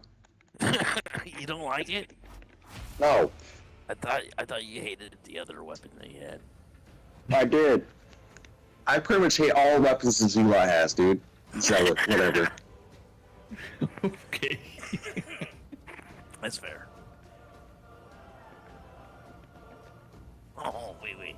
And I gives 51 one of the best weapons in the game. It's like, yeah, screw this weapon. It's not good. It's like, yeah, it is. It might be in the right hands. These are the wrong hands for that weapon. That weapon alone can just make a horde go away. Just horde be gone. With the flamethrower, or Yeah. yeah. Yeah, I only got a mastery 5 though, so there's problems with it there. Yeah, you gotta level it up. But you can only do it by grinding it. Let's go. Yeah, I'll stick with it. I'll stick with it. I mean, that is Get a ready to thing resurrect that me a couple more dozen times. it is a thing that I see a lot. It's like, oh, these weapons sucks and stuff like that. Yeah. Maybe at low level, but when you get them up and you get the right blessings on them and everything like that, right? Well, they start to become really good. Like, it's almost like in any game. Oh, my stuff is low level. It's not gonna be good. Oh, wait a minute, my stuff is high level now. It's really good. It's almost like it works that way, right? Yeah. No, see, that's the thing, is when I equip any weapon with my Ogren, it's at max power. I can experience it as it should be. When I'm picking a weapon as a Ninja Turtle, my Zealot, dude, all these things need to be leveled up. I wouldn't say as it should be, but you get to experience it at max power. As it should be, you should what you call experience the power scale of having a crap weapon and a good weapon, right? That's how it should be. You're inbound to manufacturer HL1736, where the heretics have taken... I'm about to say, I'm currently equipped to my best. I got the best equipment on me. The flamethrower is the best range weapon I have, statistically wise. The finessing sword, dueling sword, whatever the fuck I have, best weapon I can have melee wise. For the Zealot anyway, I really don't think they're the best. I think it comes down to like play choice, like how your tree is built and shit like that. Like it all adds up. I can tell you on the highest of the highest difficulties, right? The flamer you're running and the dueling sword, especially on Zealot, is some of the best weapons in the game. Like, straight up, you'll be hard pressed to find weapons that are like that can perform as good as those two. First stop, supply elevator. It'll get you into the smelter complex proper.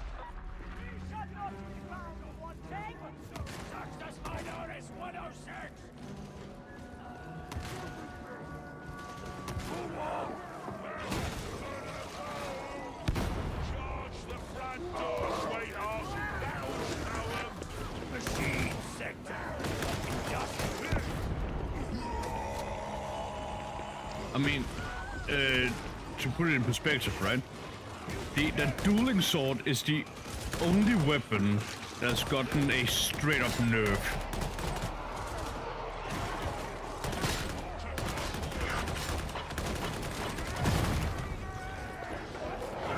That's how good that dueling sword were, right? It's still really good. There is that.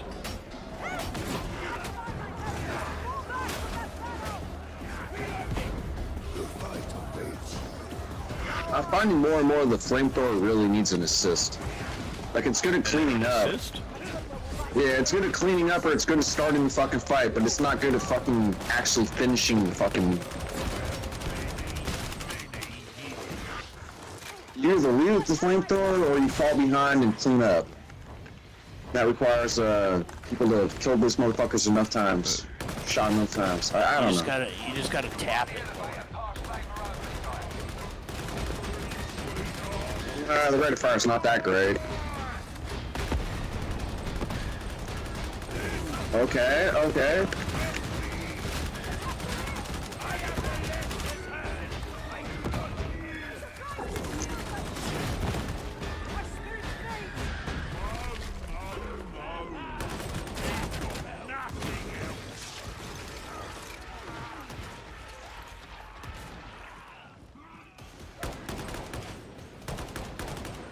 Oh, got a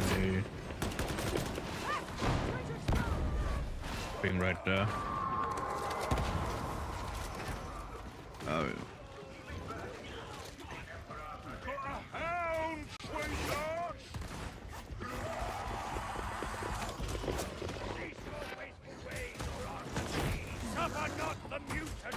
I need some ammo. I mean, I pointed out the ammo back there, but there's also ammo here. Do not question me. Oh, there's a big one back here. I'm just Where? Okay. On my way. Boys are gonna need your help. I got it. Thanks.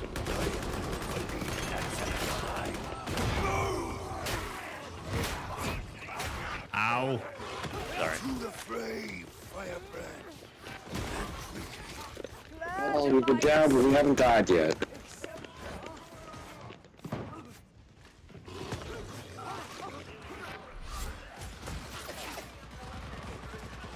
Yeah. I mean, you guys are going the wrong way. Yeah.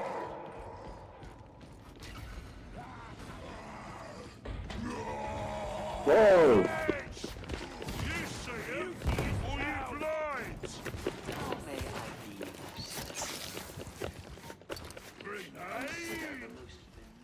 You are not pulling your weight. The corruption. A reserve tells us. Dude. Ah, fuck this flamethrower, man. This is not long range. No, it's not.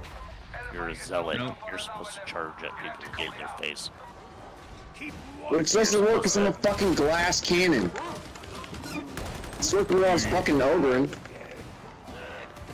Okay, so the zealot, contrary to popular belief in this call, is not a glass cannon. It's probably the hardest character in the game to kill.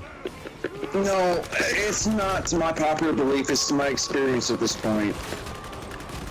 Yeah, that's what I'm saying.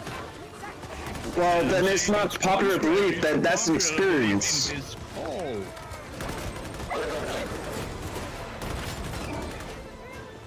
How is this zealot not a glass cannon at this point? How many have died? Yeah, dude, he's the only class that can go down completely and not die. No, that's the arbitraries because they have a dog. No. No. A zealot can be on 0 HP, get 25% of the HP back. They can do that every 2 minutes. Yeah, 4th time I've gone down tonight. Not even tonight, this mission. Dude.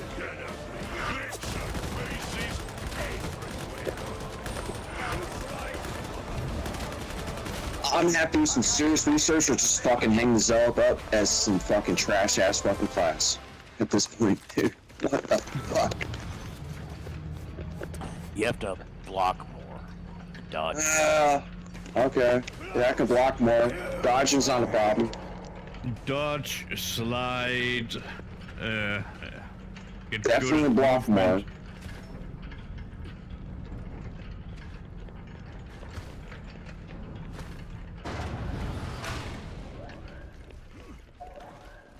Yeah, pushing, attacking out of pushes and stuff like that. There's a ton of ways of being very defensive.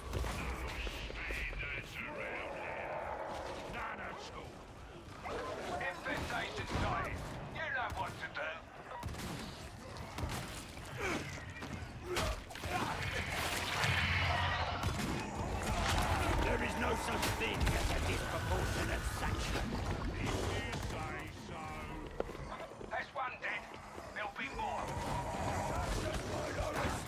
10-7, charging in! Take respite while you can. You want to make your way down through the superstructure.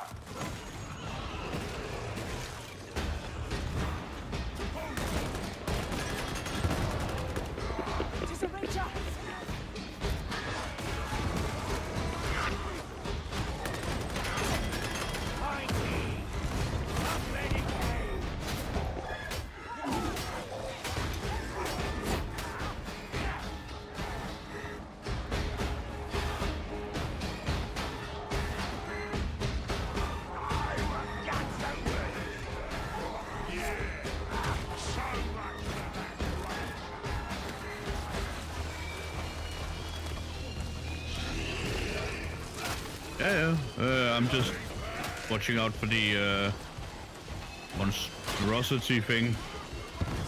Whatever that is. Snap. Cool.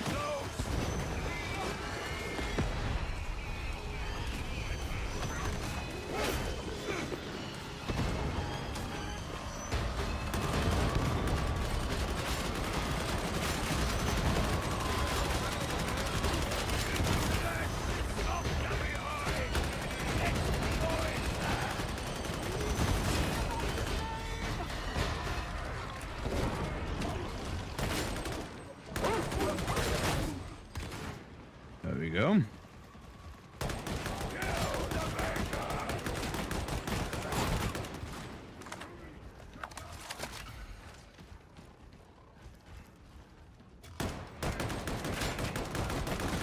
Patient stimmer.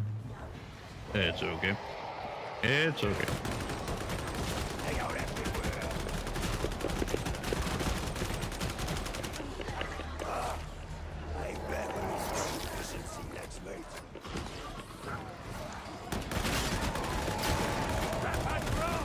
Do you want to go hit that health pack?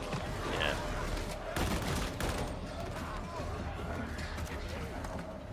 Pass through the assembly line and make for smelter control.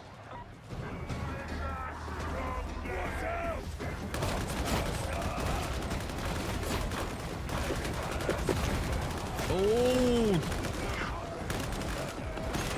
Guys, just learn how to push the bursters there. It can save everybody from a lot of what you call it, heartache.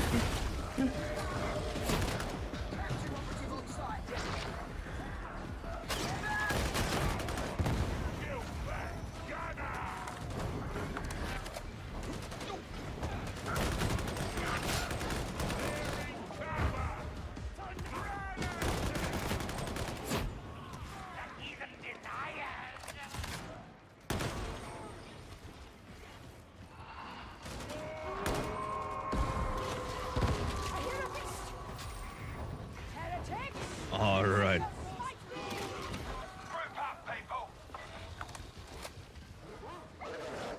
Oh shit, guys.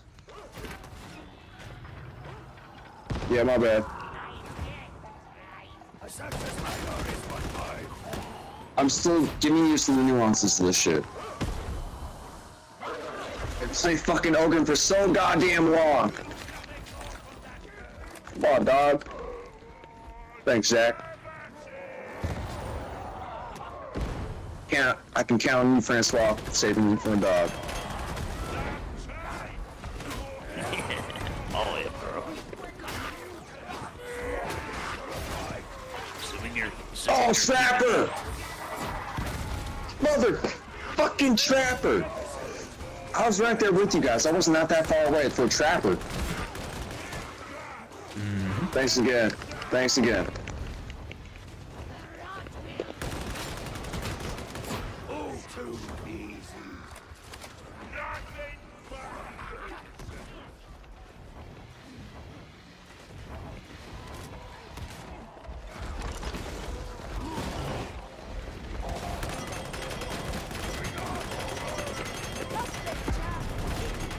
Oh, that was close.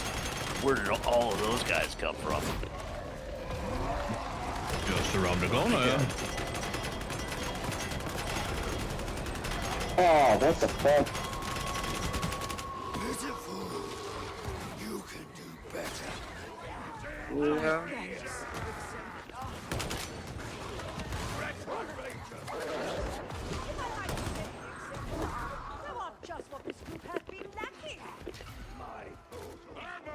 It's kind of fucked up. At least my special fire went down.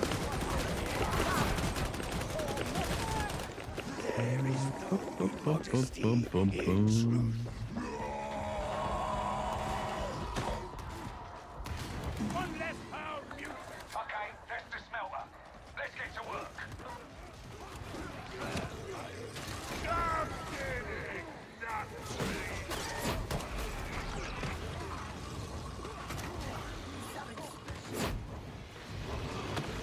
Watch out for next. Patch yourselves up. And everybody's down. Cool. Bullet shield. Grenade.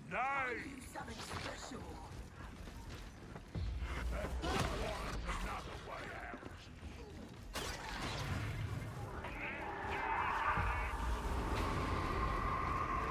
You need to drive out a demonic infestation. Give it a taste of violence. You take that one. Okay, cool.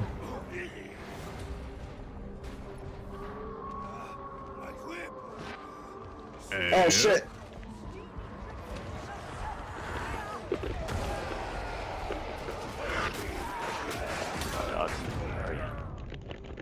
So nothing. Just help me.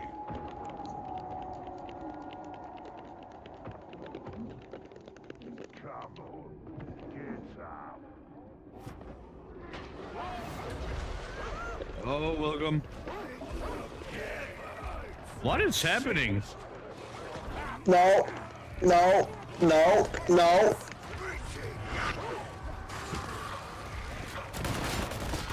Let's escape.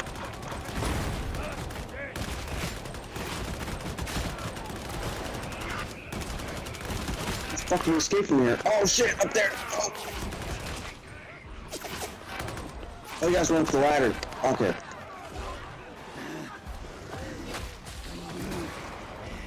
Ah, dumb sniper.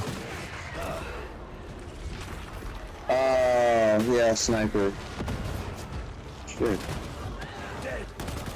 Guys, I'm out in the open. There's a sniper. Yep. There? Better drop this ammo can here. Yeah, you all know what you're doing. Let's do this down here instead of running across the world. Okay. Oh. Right.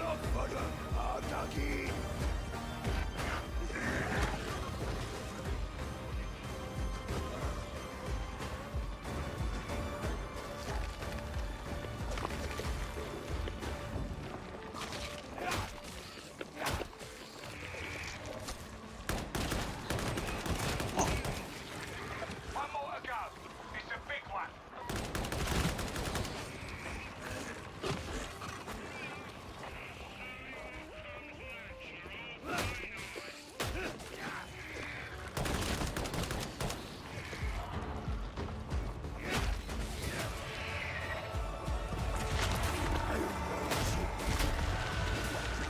Where are the others?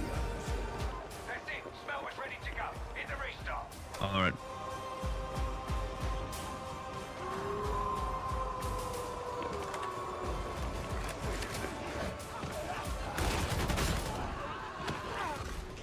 It's not the same special.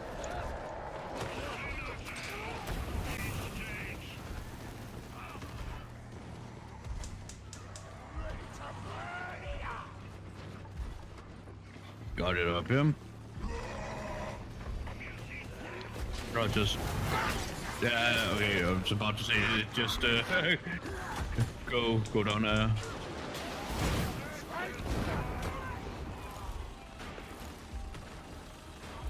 There we go. That's all of them.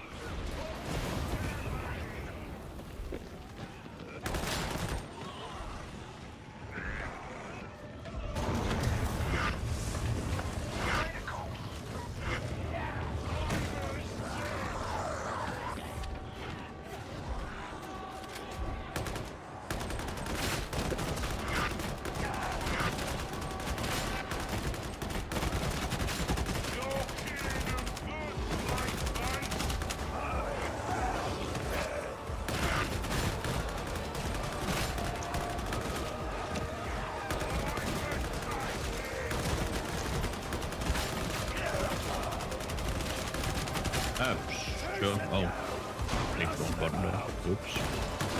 Oh, no.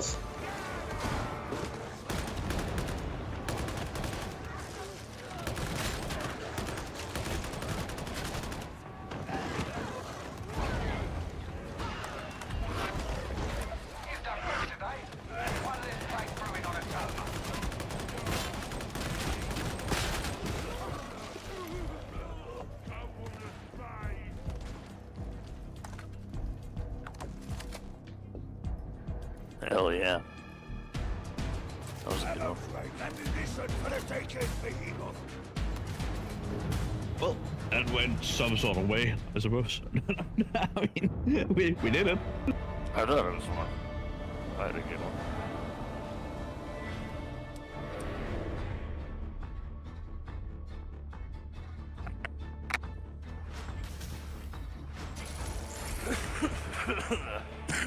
Yeah. Yeah, buddy. There it is.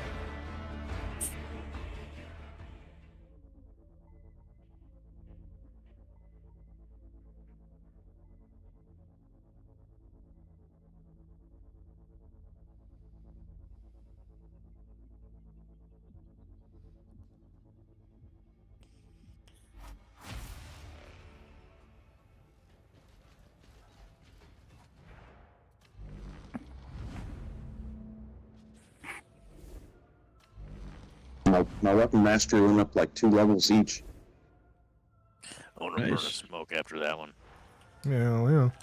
Interrogator Rannick, I must request more resources at Manufactory HL 1736. The secret of the right of steel continues. That one got a bit hairy for me a couple of times. I rather thought it might. Very well, I'll have Hestia see what we can send your way.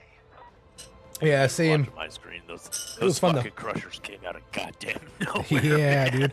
And I had just happened to dodge and to do a cheeky slide, and all of a sudden there was a crusher that just swung right where I was at. Bro. And then I look and there's like 3 of them. No, it was like 6 of them. Yeah, dude, those a whole gang. Poxburster snuck up on me, knocked me off the edge. Zonix picked me up, then I got knocked down by like damage wise. So then he picked me up again, and then it looks like I got pushed off the side of the ledge again. So he had to come back and pick me up off the dude. It was ridiculous. it was bad. It was a whole thing. So Street while special that ed. was happening, I was up there trying to clear all 3 of the tentacle things by myself. Yeah, it's hard. You got to do it And, quick. Like the whole mob was like chasing me, and I was trying to keep aggro on the whole fucking mob, and I'm running in this big circle right there on that platform. Just that was nuts. Yeah, And dude. so that's why I ran out of ammo, and I had to throw down my ammo can there.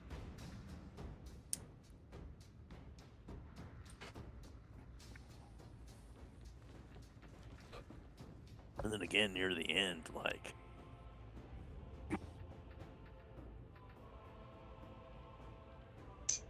you guys had all stayed together, and I had, like, ended up on the flank or something. And I ended up doing, like, the whole flank myself, and I was on, like, a 10% of my life or whatever. For the last, like, 5 minutes, 10 minutes of that match.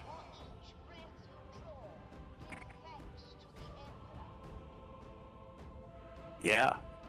Yeah, and you were like throw down the fucking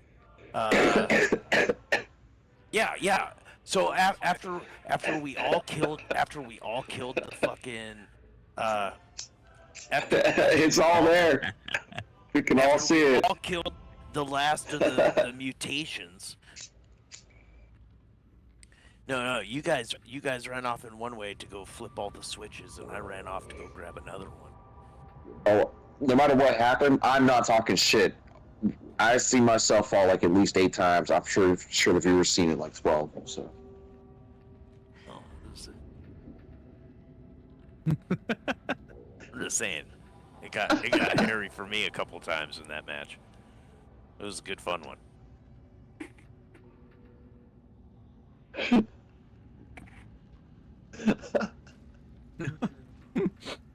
Hard monitors.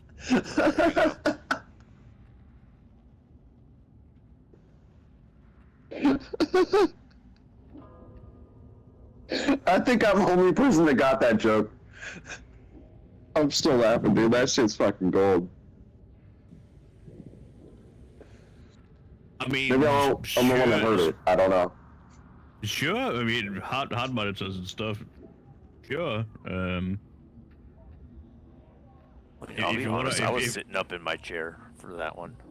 If you want to see a flat line on these difficulties, then sure. we can do that. Flat line on twos.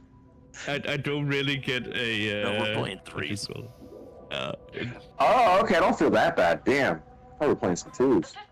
I feel a little bit better. Yeah. Not much. Is that they do not go far enough. I'm trying to get you that XP to get to 30. Almost there. Thirds way there. Not a patient woman. 2 or 3 It more doesn't matches matter to though, get because Ninja Turtle still has to fucking grind all the fucking items though. Like she has no fucking items, like all the Kuros, all the shit that I have for like Frog. Zonex, isn't there like when you a way that when you get rid of your weapons and you get stuff back points that you can spend on other weapons and skills for leveling up your weapons? Yeah, you can do that, but not with. It doesn't cross classes. It doesn't cross your character. So I can sell some dope shit for fucking Frog, and I'm not gonna get like some. Wait, what? Oh, the weekly shit. No. If you are using, let's say if you sacrifice stuff for the dueling sword, right? Okay. Yeah. All the classes that can use the dueling sword also gain that XP, like the what to call it, the mastery of it. So it's shared across. But for weapons, for all the classes that can use that weapon, right? It's shared across all those classes. Oh, that's cool. That's just the mastery though. That's not the actual equipment. No. What I'm talking about is when you sell some of your equipment, because you end up with a bunch of bullshit you get from missions. Okay, you get resources for crafting, right? But there's also like a way that you can get mastery points out of it, and I'm not exactly sure. I've done it once, so I was asking Zonex to explain how you get mastery skill out of selling your items. Okay, so if you're going to the Shrine of the Omnissiah, right? Right. You can say sacrifice weapon.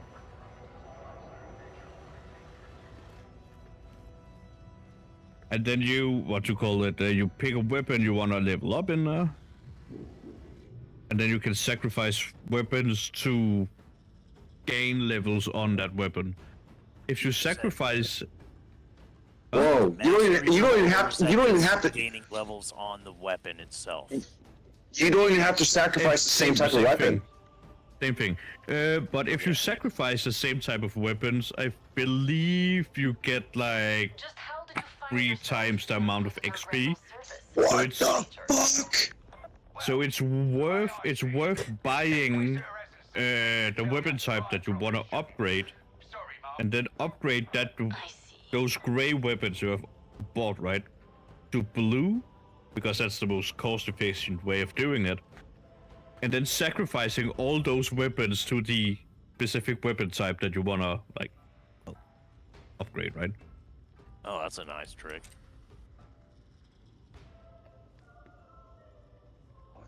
Fuck yeah, it doesn't have to be the same weapon type. You can sacrifice lower level weapons. But you'll get That's fucking sick. You'll get more mastery. Yeah, I see that too. For the same weapon type. I see that too, but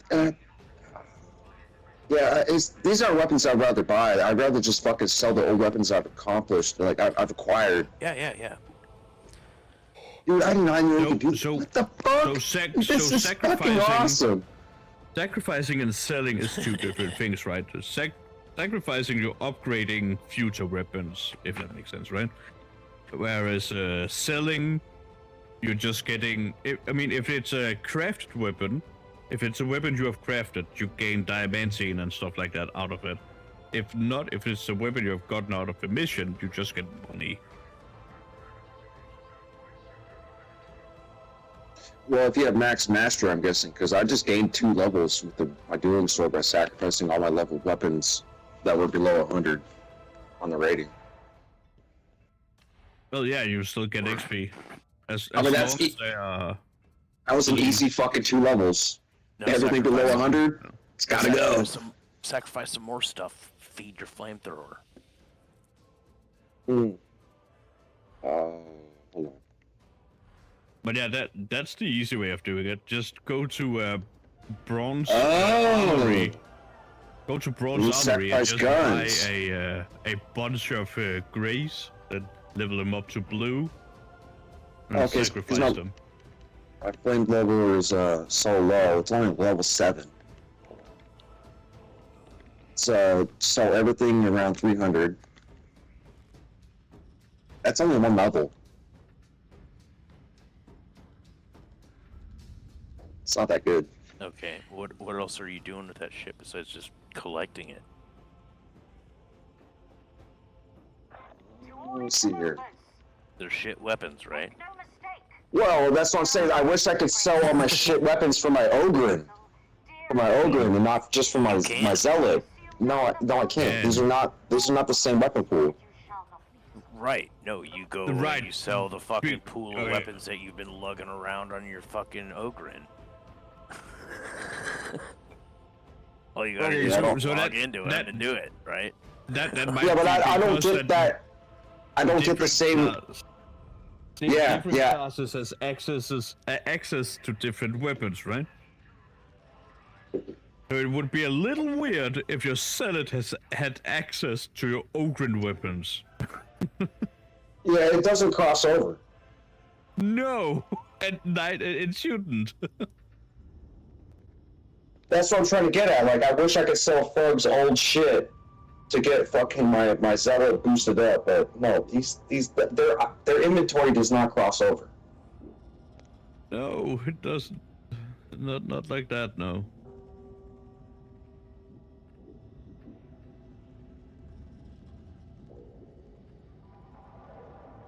So I'm looking at this. And honestly, thank God for that, because if I were to make a new character, I wanna go through the grind of getting new weapons instead of just here you go, you got all your good shit. It's like, yeah, but what's the point in making a new one then?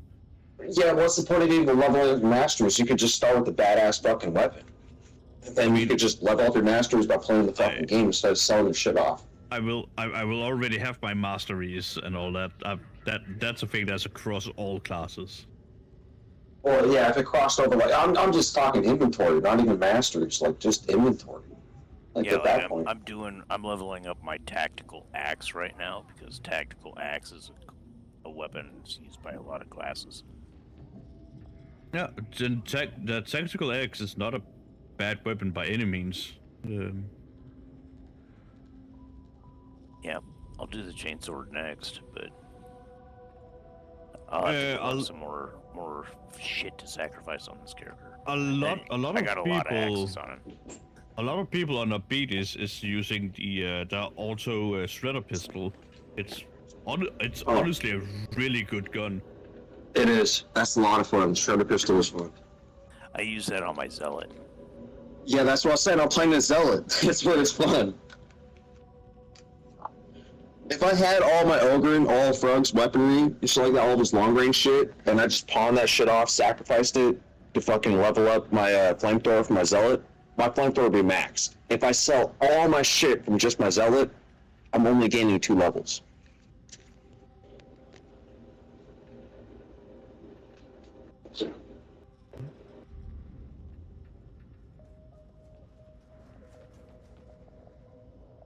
I mean, that checks out, right?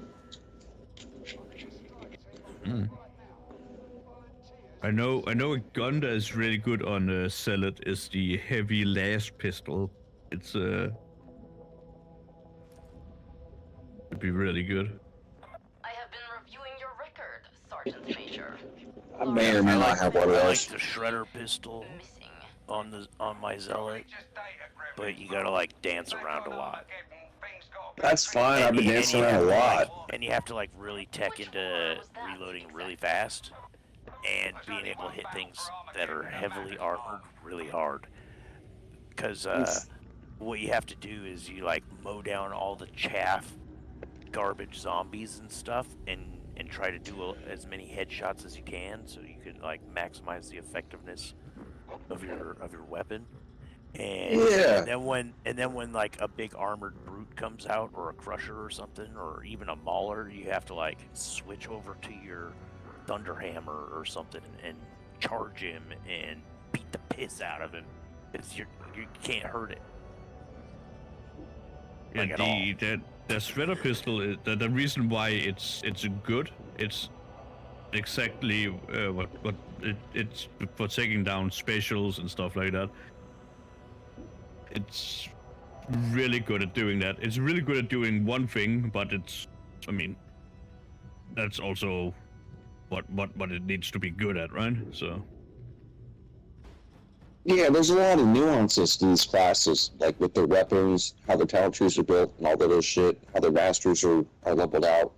I mean, when you get to level 30, you assume that all their masteries for every weapon is fucking good to go. Well, like, that's the case with Frog. Like, I can pick every weapon. Any weapon. I'm maxed out with it in masteries. So, like, it's not the same with the Zealot right now. At the moment.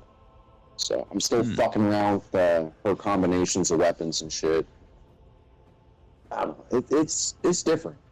I'm hearing everything you guys are saying. So right now I'm trying a Katachan and a I missed that one because the game came up. Well, then do it. Some sort of rifle. Oh, sorry. Yeah. Let me know when. What was that? I'm ready. A las gun. I've never fucked with a las gun before, so we're all ready to go, right? All right. Okay. I hit right. I hit ready, right? Precisely so. I do so like a happy ship. Oh, I didn't.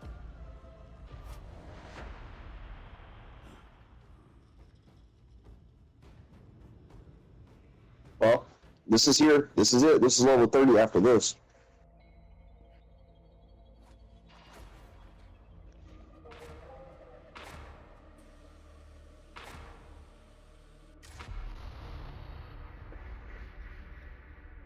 So, you wish to become a true Mortis operative? Stephanie can help with that. Succeeding this trial will be another step down a long and dangerous road. Fight well, claim the relic, and most important, be nice to Stephanie.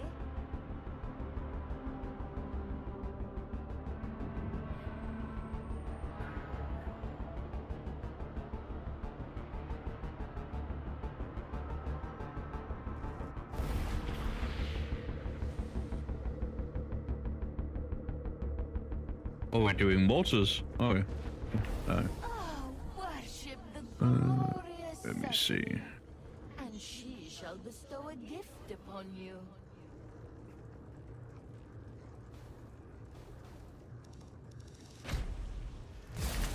It's none of this that I want. Yay. Yeah. Right. I didn't want any of these either. Well, not really.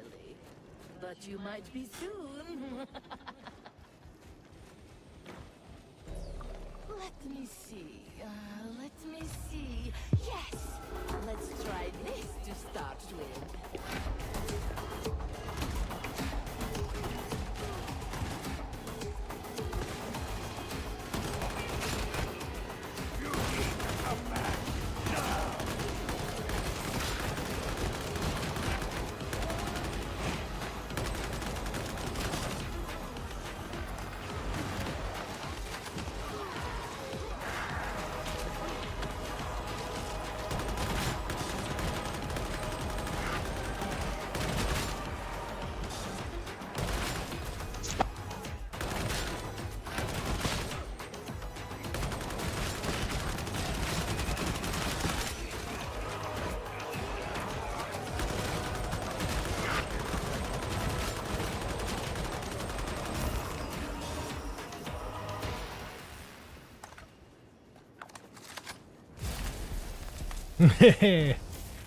Level 30 or bust. Level 30, bro. You got this. Little 30 or bust. Alright. Alright.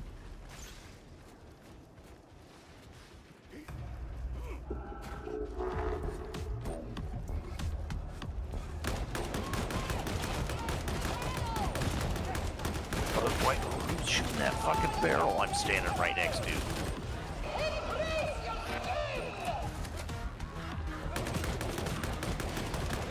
Yeah, not me, I ain't shot shit.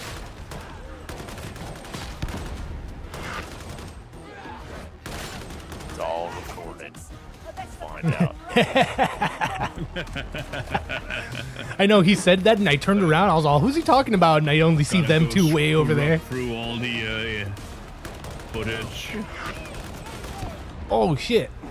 Somebody just blew a barrel next to me. 51, was that you? Yeah, that was me. That was me. I'll claim that. I know what I did. It's a new gun. Alright? Never used this gun before. My finger slipped. It's fun.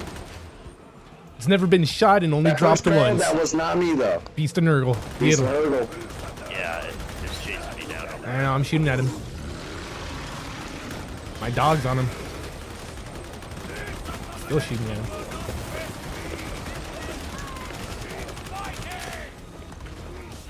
There he is.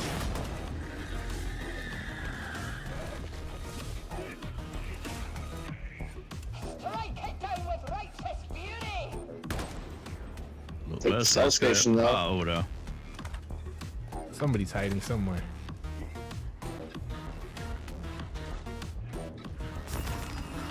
Nice. Ah, Commander Dion is faithful to the end. And beyond, Nice. lady. My loyalty Oh to wow, Okay, 20% of dish. damage taken You is should not be so converted quick to say such things. ability cooldown. Fate has a peculiar sense What of the humor. fuck? As you say, lady. Jamie says, "What up, 51?" Await your inspection. Then let us be Dope. done with it. Huh? Quiet voice. You are for pleasure. Jamie says, "What's up?" You will need a Oh. psycho spell now. Oh, what's up, Jamie? Stephanie is happy to provide one. Gotta be over here, guys. I'm going. How you doing? Here I is. Oh shit! Fucking crowd! The spell is moving. Yeah, that happened. No.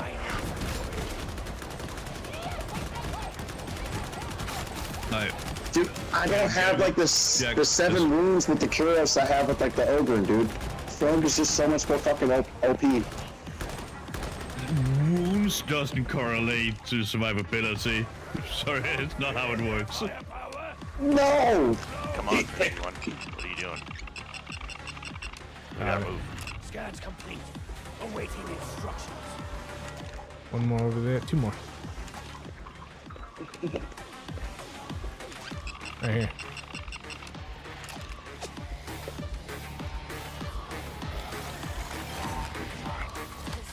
I mean, if there was a direct correlation, I would go down all the time. I only have 2 wounds. I mean, My Ogre has 7 wounds. yeah. But wounds, get me right. Wounds is not health. Wounds is just how many times you can be a ragdoll and bounce up and down. Well, plus my Ogre's got a high toughness too, and a high regen toughness. Well, you can't have a high toughness if you have a high wound count, because you're. You can with the Curios. Yeah, exactly. If you have a high wound count, you can't have a high toughness. Because the main stat on the Curio is the wound. Yeah, we just need one more and now. Not, and not potential 17% toughness. No. So yeah, Yeah, no, nice. you're literally nuking your toughness by taking a lot of wounds. And making yourself less survivable. Cerberus Skull can smell another data source. I'm out of ammo. Me too. But honestly, that doesn't matter because I don't know how to use my fucking ammo. Huh? I'm just saying, like, the Ogre's, it works better in melee. Like, I've put myself in melee situations with the Zealot that I can't get out of. Zealot is melee. With the Ogre, the fucking Ogre is melee tank. There's okay. Run it back. Contrary to popular belief, right? There is no such thing as a melee tank. There's a such thing as a melee disruptor, a melee what you call it, controller, right? But there is no such thing as a melee tank, not in this game. Then yes, there are classes that are tankier than others. Yes. That doesn't mean that you should be taking hits anyway. Alright, well, nuances be gone, nuances be damned, all that shit. I play better up front. I play better up front with the Ogre than I do with the Zealot. Yeah, it's not nuances, it's just how it is. I got an ammo box. Where should I put it down at? Just put it down in the middle there, that's fine. Alright. Yeah, anywhere is fine. Put it right here next to you, pretty much. Oh, watch out, you guys. Thanks. Coming.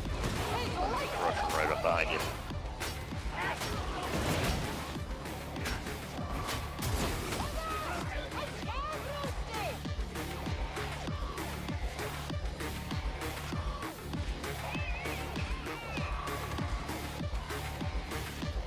Couple guys over here.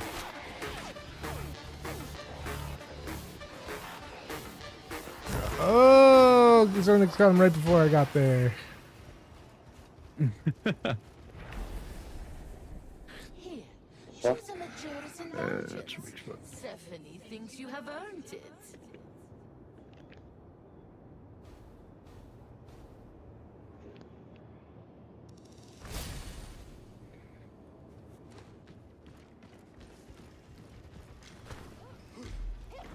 Now I got super shock, dog. Yeah. Stephanie thinks you will do better now.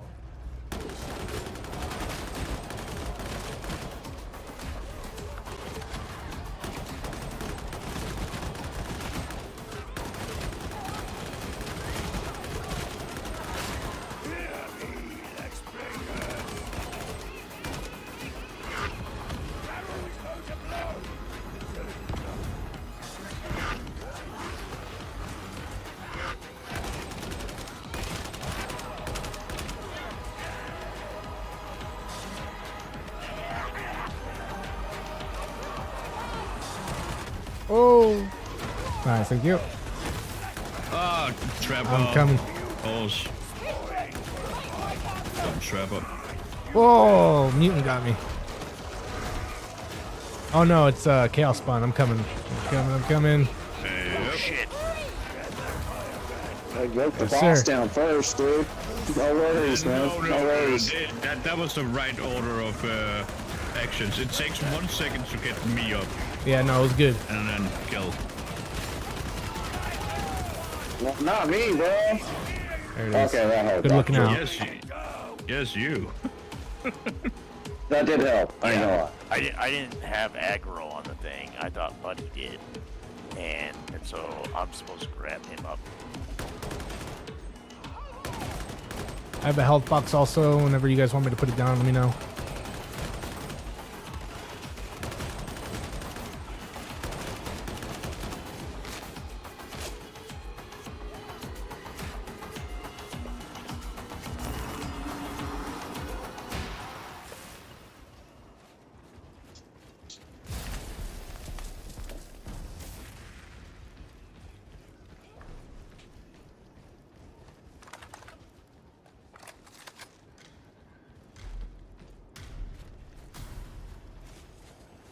Medicaid station. Oh yeah, we still got healths. Wait, who grabbed one? I haven't. Nice, nice, nice. All right. I'll grab one. Handle. Did you grab one already? Yes. It's the only way we can get rid of purple. corruption, so please don't use them. Oh shit, you're right. I didn't have no corruption. God damn it.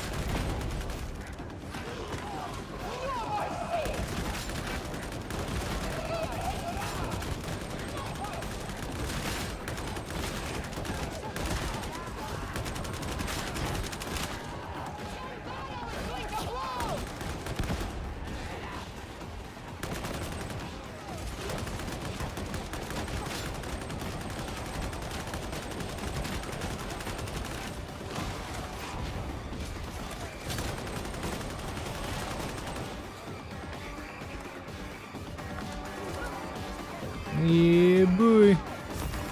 Good looking now. We got all of them. Oh, cool. This was a great ship once, Dial. It still is, lady. Very prettily said. You've always been so good at saying pretty things. But the Morning Star Okay. is cursed. It is a There's millstone ammo around our still family's somewhere. fortunes. It's... Perhaps Lady Right here. Aurora will change all. Oh no.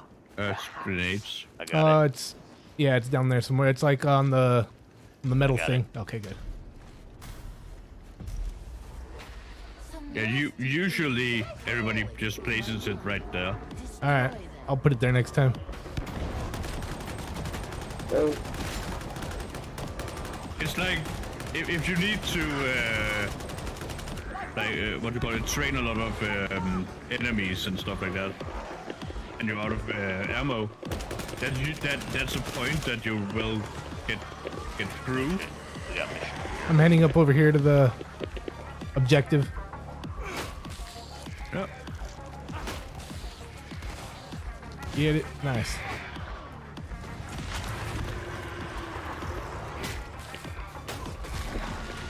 All right. Good looking out. Very good. Wait, what about the rest?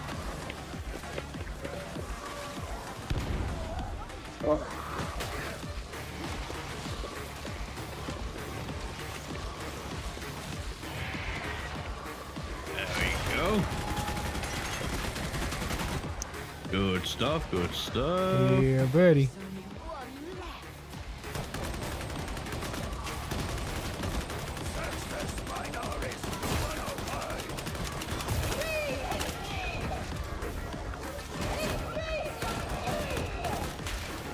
You have an objective to complete. Don't get distracted. Careful. fuck. Oh, it's over there. Okay, cool. I thought they swapped position with us. Didn't. Oh no, it didn't.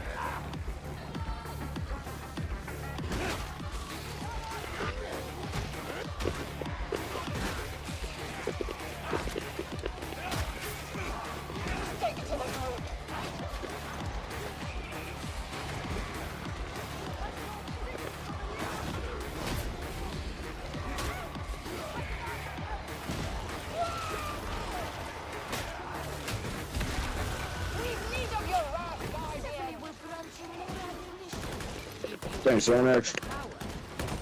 You're all welcome.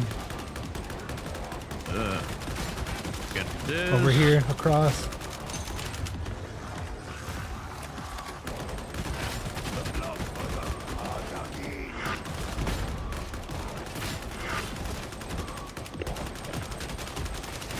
Oh, good, 'cause I'm just about out of ammo. There's an ammo box, a health box.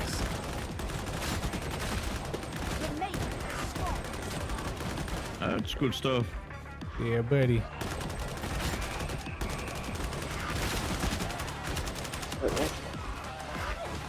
Oh shit, no.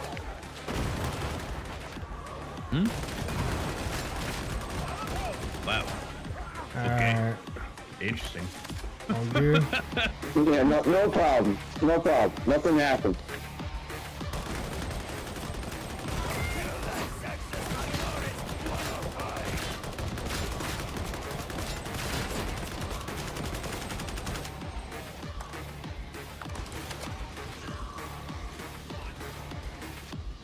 Should I put a health down? No, it's only me that needs it. No, we're good, we're good, we're good. Nice, thank you. Check food ammo over here, Bro, bro. where'd that go? What happened to all of the ammo over there? It's right here. Yeah. Where's the ammo? Like I saw it get placed, and then I looked, There it is. and it disappeared from my view.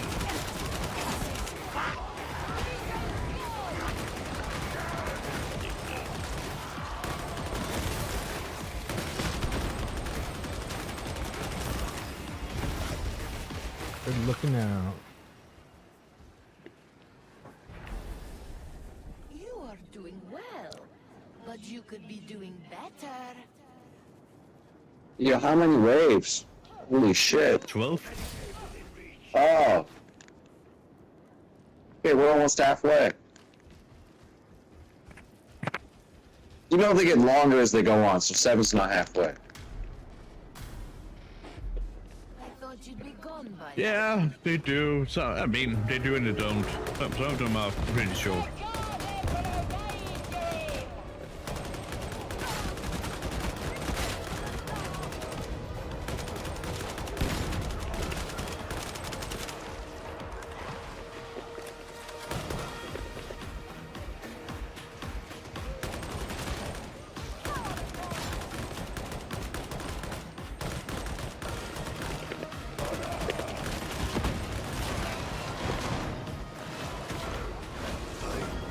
Motherfucker. Yeah, careful of the plasma guys. I'm coming.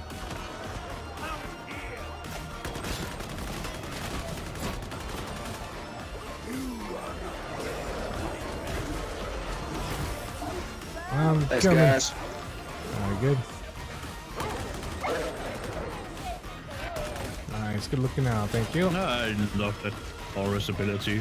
Just made that situation so much easier. Shoot the doggos, you bet.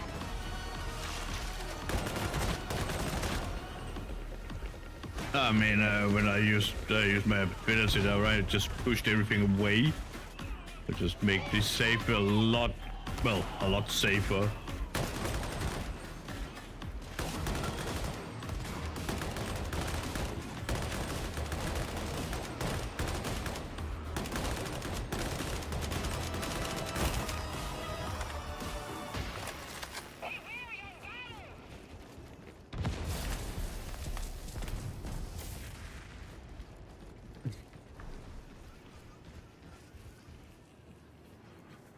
I just get upgrades that I really don't care about.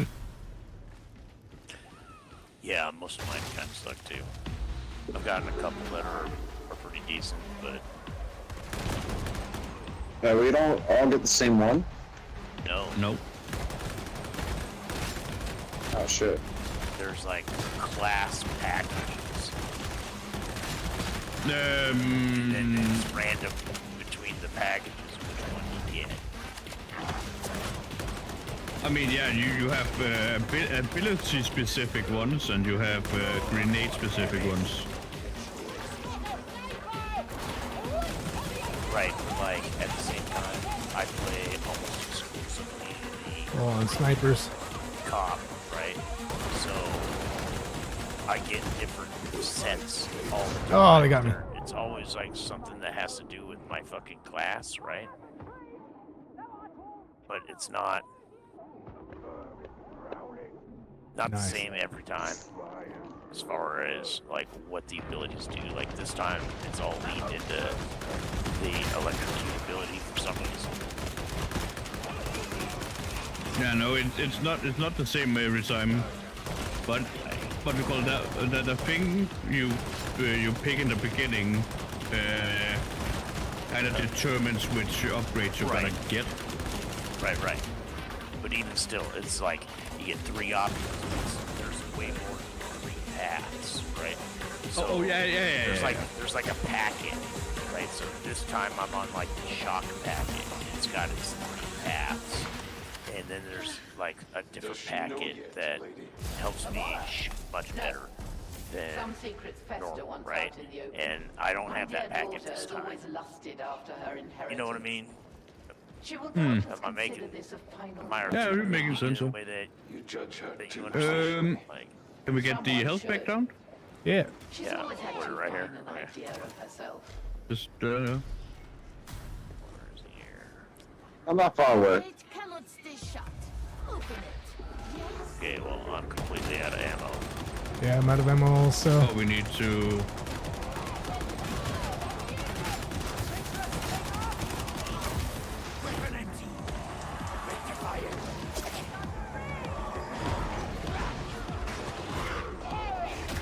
Yep, I'm out of ammo. I'm down again.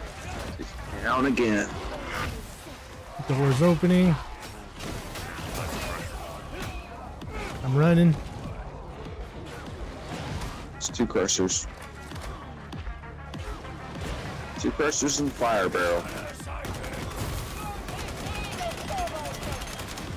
Is that 3? Out.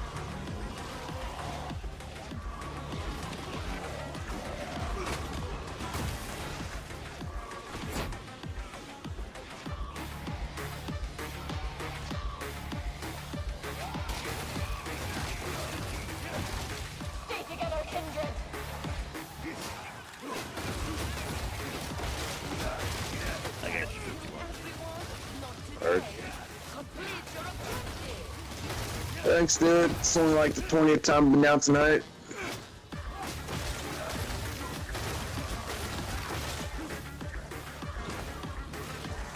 Yeah, I'm not saying this Zelt's a bad character. I'm just saying it's a bad matchup for me. That's fair. Are we good? I think we're good. Yeah.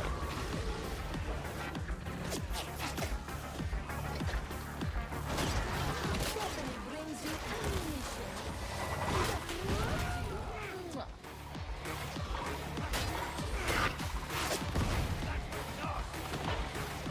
Careful. Oh, Trapper got me.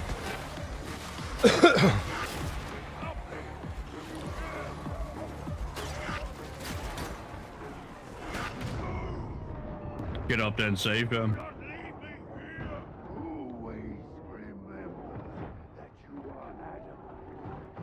Thank you. Oh, I just got trapped again. Dude, what the fudge? What the fuck? I feel it though. Alright. I'm gonna go grab this health now. Get my purple off. Yeah.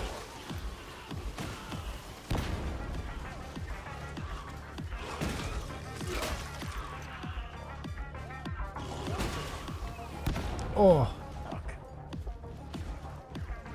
Yeah, let's go grab some ammo. Need ammo. Yeah. I got I 0 do. ammo. Ammo down here, the health thing. I'll put the ammo up on top.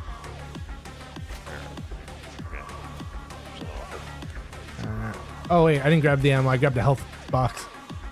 I got ammo. Well, shit. Everything worked out.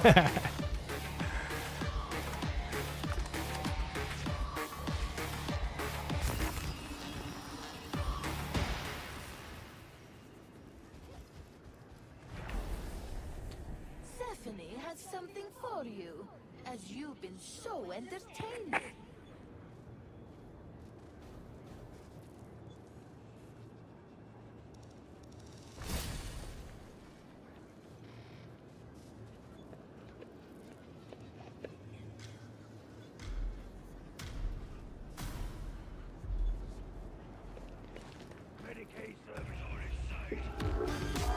Word.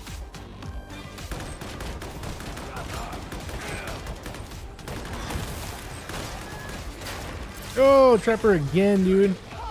What the fuck? Hey, that Jim. This might be a trapper wave. Yeah. What you got?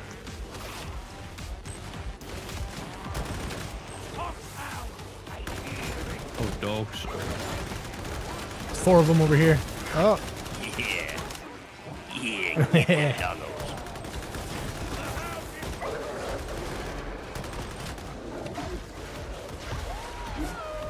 Oh, what? Gotcha. Okay. Don't register the hit then. That's fine.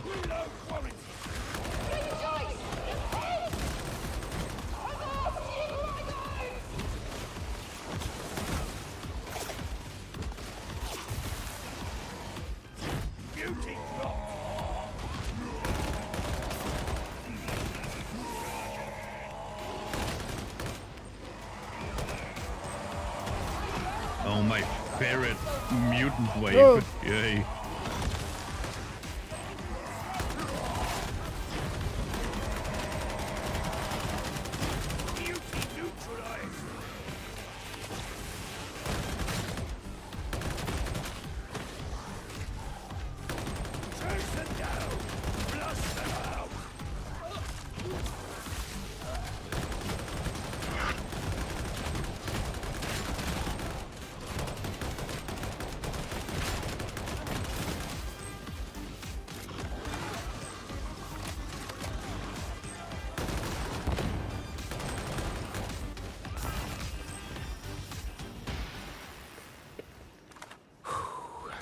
All right.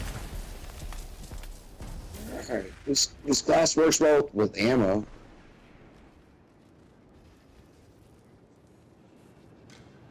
Almost out of ammo. What?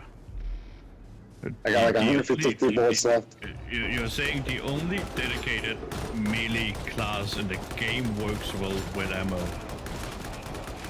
Yep. What? Exactly my sentiment.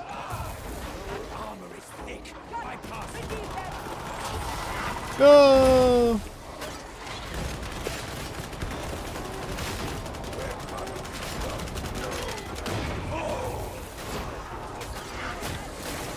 Oh, Trapper got me.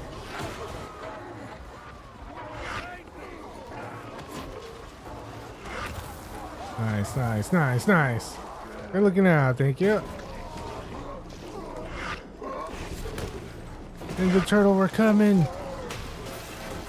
No! You will be avenged.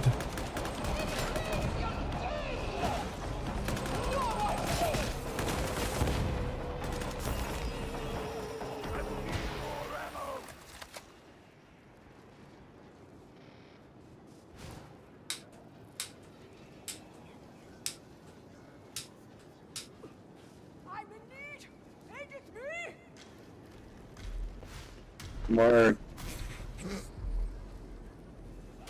Thanks, Onyx. Whoa, whoa, whoa. The other one, you're not smoking skunk trees. Hell yeah.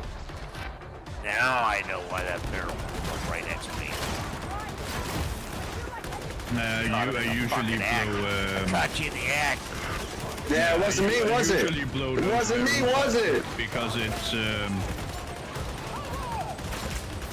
just a pain in the ass, honestly, when you fight around and you accidentally hit a barrel. So that's why I blow them up. See, I like to use them stuff up.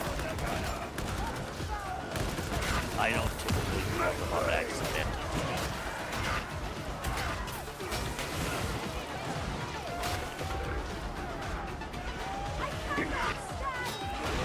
And here are all the barrels exploded. I like to lure enemies. The demon host was not my fault.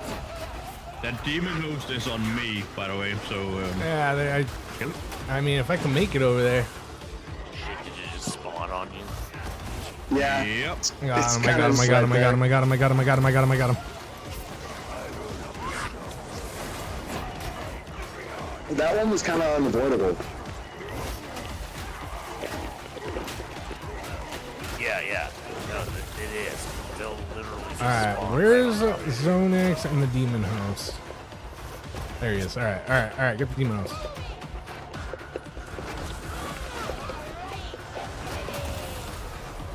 Nice, dude. There we go. There's so many. That was a fat crowd.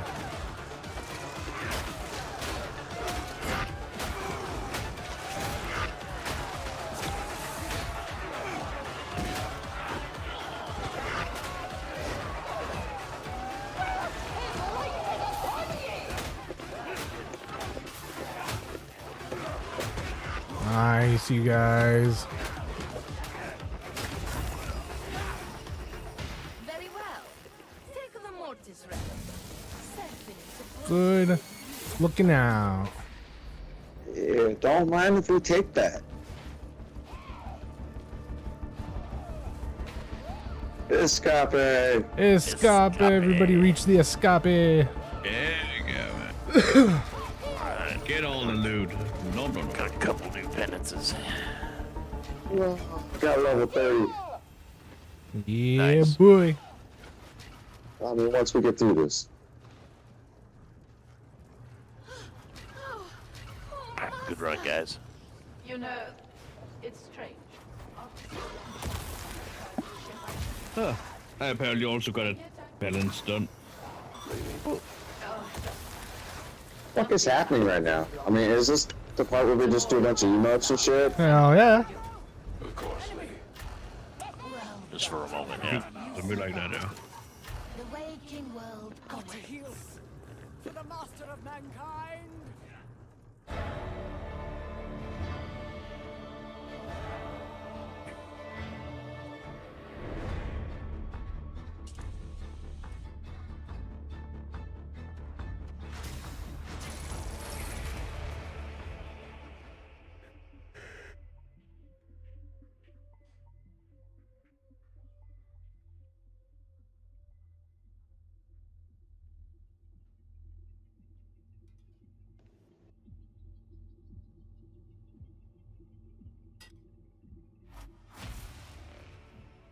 Hell yeah. Fucking trophy. Yeah, buddy.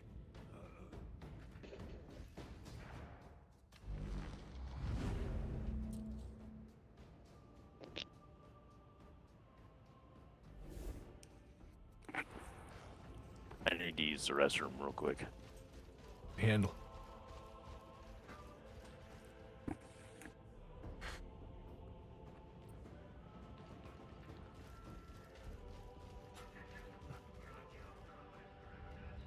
Actually, me too.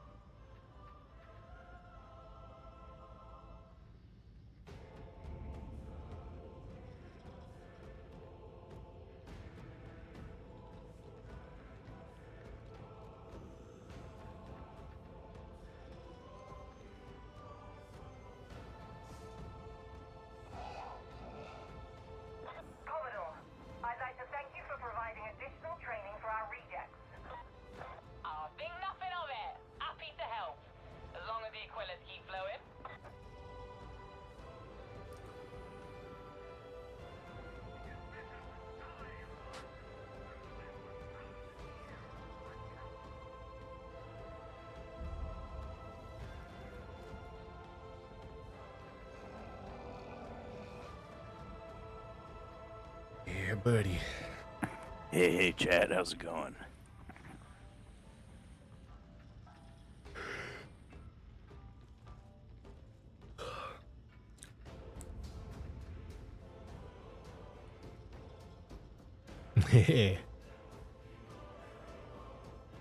Jamie says I we're got doing quite a good. few over here, man. I got over a dozen for Oh, last nice, dude. hour. Hell yeah, right? Yeah, that's what I like to see. Sweet.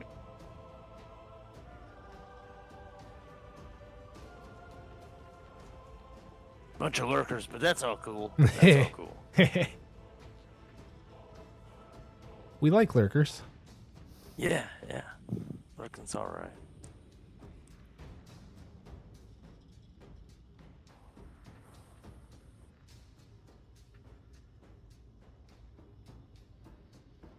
Maybe they just want me to say hello and acknowledge them. Watch, like 4 of them are gonna dip out now. It happens every fucking time I address the chat, bro. They're like, "Ooh, God." Yeah. Oh shit, he saw us. Bounce. Dude, it's funny. I can't explain it, but it's hilarious. Yeah.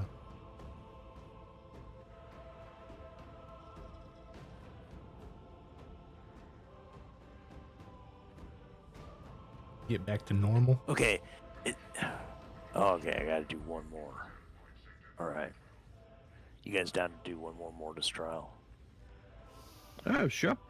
Let's go.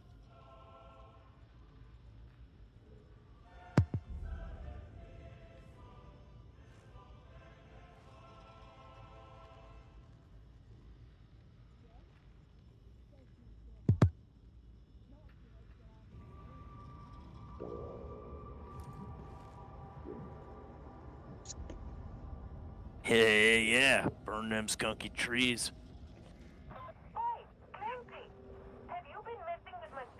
Careful. Why do you ask questions to which you already know? An eye vessel, okay.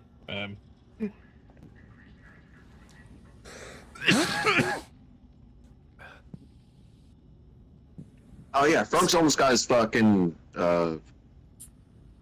objectives complete this week too. Hell yeah. How'd you do that? It just flipped over today. You've been playing without his 51? Yeah. I played. Trying to practice up, huh? All right. I played 2-3 hours in the morning, like 5 to 8 or so. Oh, okay. Yeah, I'm usually still doing arena at that time. Not every day. It's random. Oh.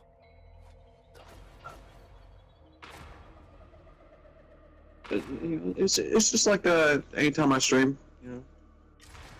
I'm definitely skipping some shit in between.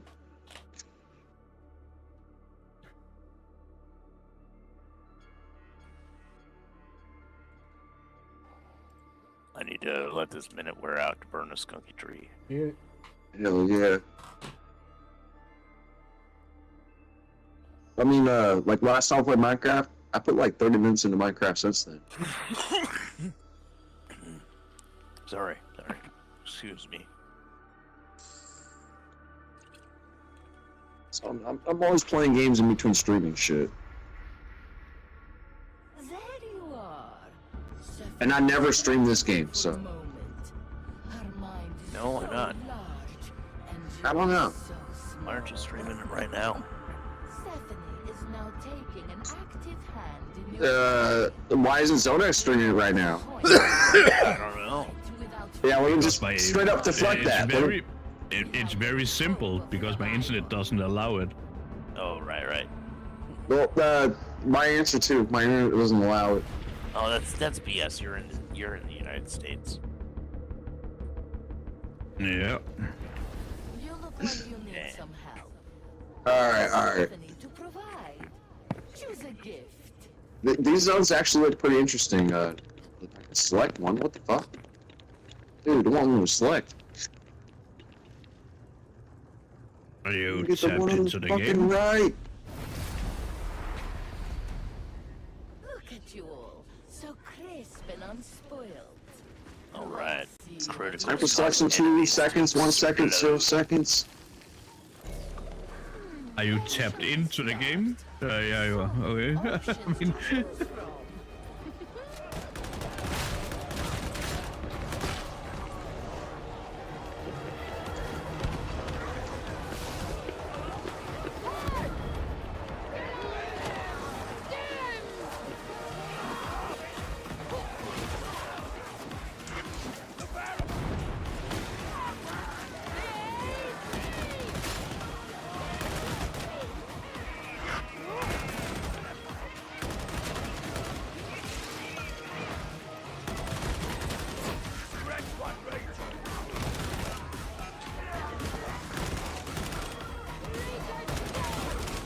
I'm coming.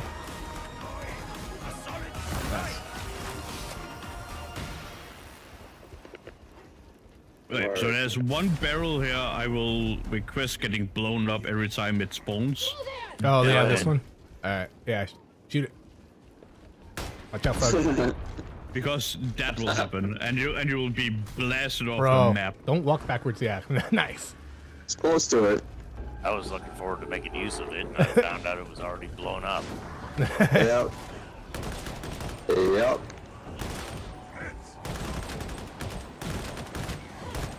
Better be safe than sorry. It'll sneak up on me, I'm telling you.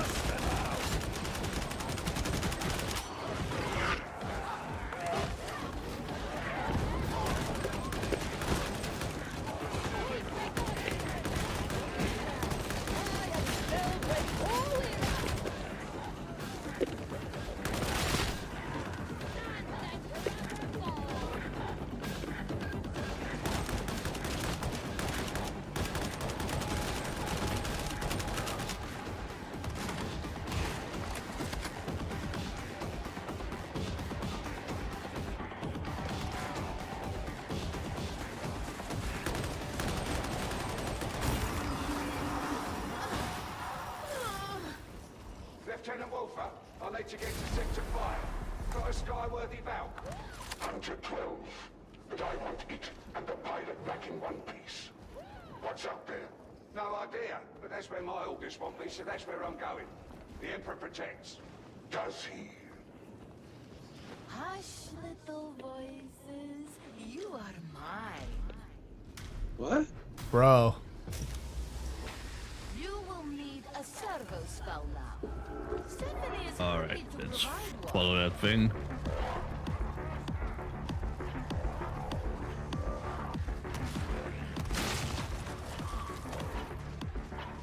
Poxburster somewhere.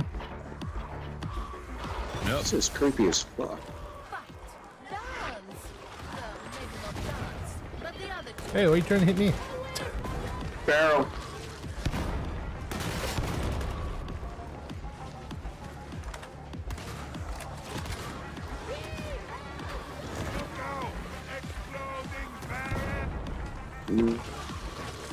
I guess that was me. Yeah. The game kind of called me out for it.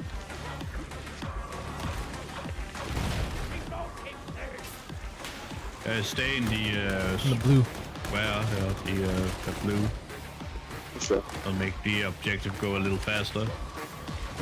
The more the merrier. No problem.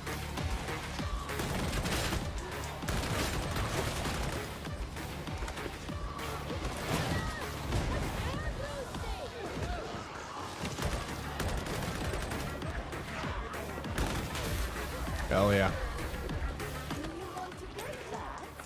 There we go. Where are you going? To the objective. I'm gonna need ammo when it pops up.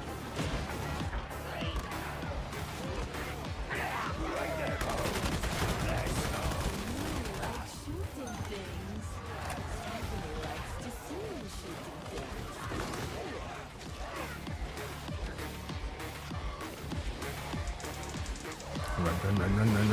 Run. Oh, it's a thing. Oh, it's a thing.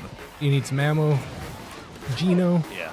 Alright, I'll grab the ammo crate, and there's a bag right there. Couple bags. Thanks.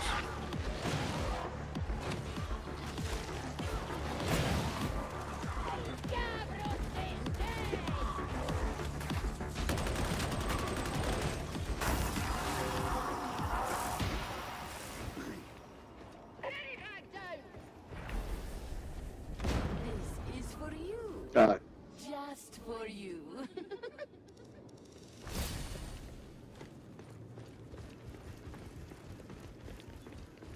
Yo, 51, there's a health pack down right here. Word. Let me see. Does this show? Yeah, sure does. That was Back to the Future, bro. That shit was dope. Where we're going, we don't need roads. Yeah.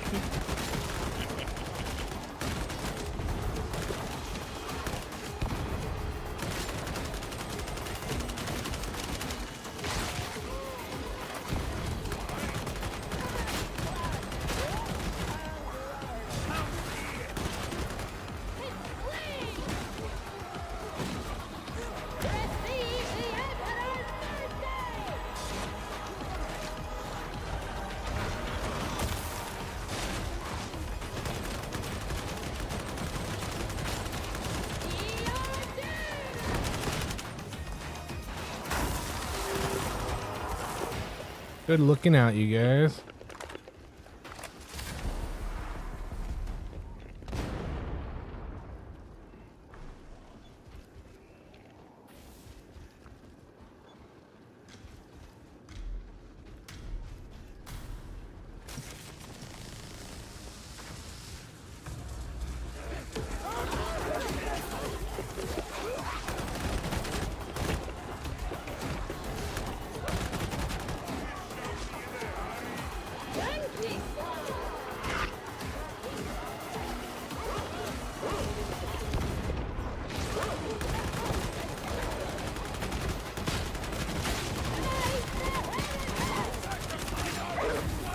Nice. Sniper downtown.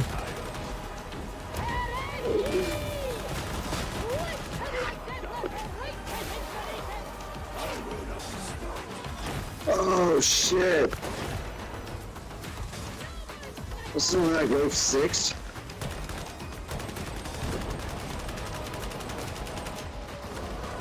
Nice. Good looking out, you guys.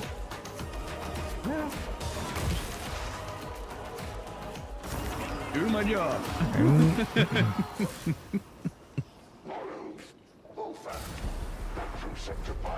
That was wave 5. What you needed. Fuck.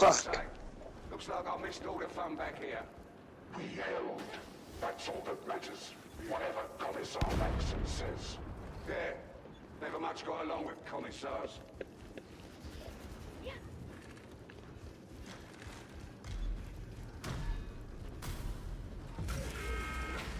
Stephanie has a servo spell for you. That was a hint, a very subtle one.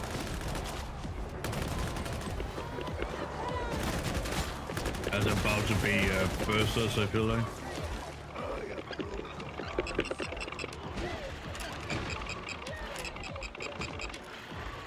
Scans There's complete. one, Awaiting instructions.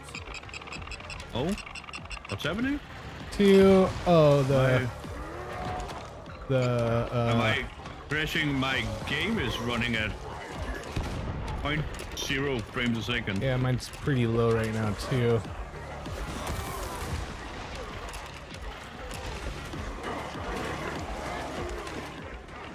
Look at that.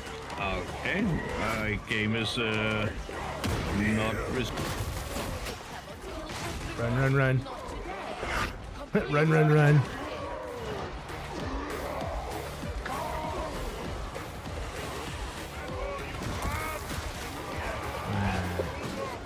We good? Are we good? back in again. Well, that was interesting. Right here.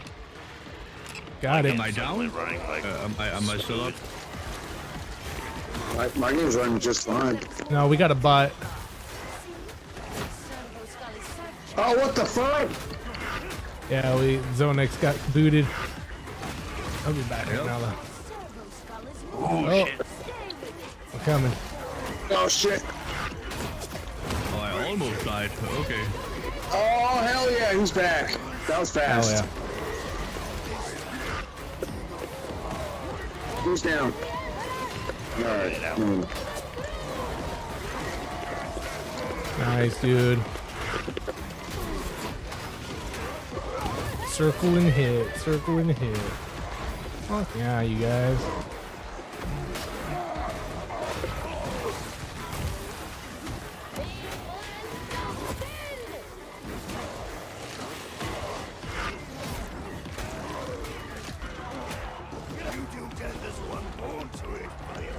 There's more right here. Careful.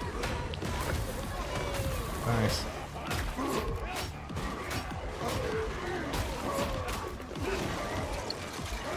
Yeah, the ogre may not be better, but I'm better with the ogre than with the fucking with the zealot. Oh, until I said that, got shot down by a fucking ogre.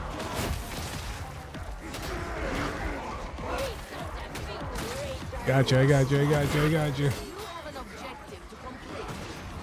Thanks, dude. Yeah, buddy.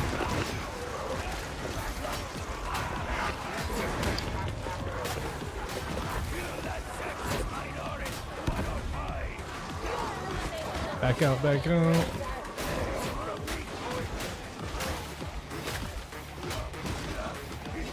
Good looking out, you guys. Alright. Get the objective. Up here. Shit. Yeah, we need to end or enemies will just keep piling up. Yeah. Objective. Oh, okay, I'm down now. Alright, I'm on my way. Oh, maybe not. Gotcha, bro. Oh, an extra barrel. Oh, shit. The barrel. That is exactly Gotcha. why I blow up all the barrels. Gotcha. You might have to get me, though.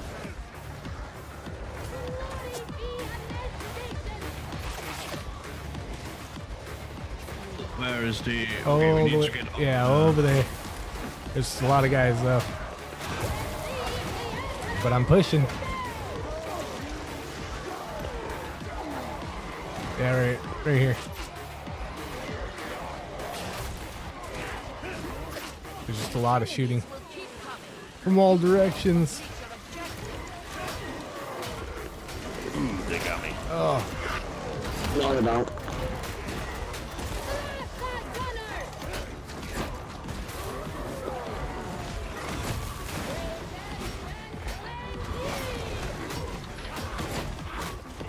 Okay, we need to group up. And then Buddy's gonna use the thing. What do you say about grouping up? We're all gonna hold on, group up get here. frug. Oh, Well, nice. let's use my special right now. Be a little bit easier to get me up. A little easier to get me back.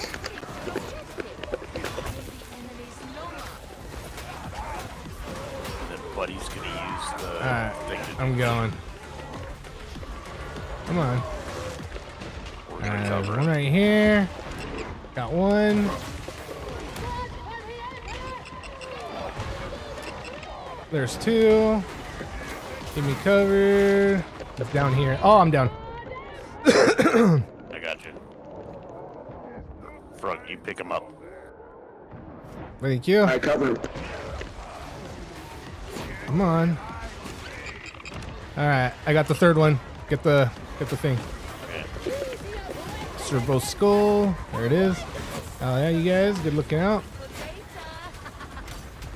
Don't let your servos go straight. Follow the Nice, servo nice. skull. Follow the servo skull. There's a lot of gunners everywhere though. Yeah, there are.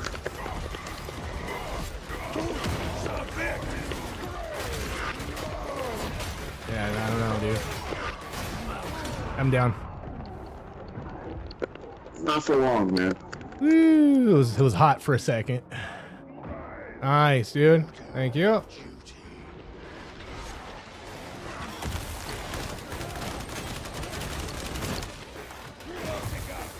Alright, let's see. I'm going. There's one. Oh, I'm dead. I'm dead. Alright. But I got one of them. One of the little bubbles. There's two left.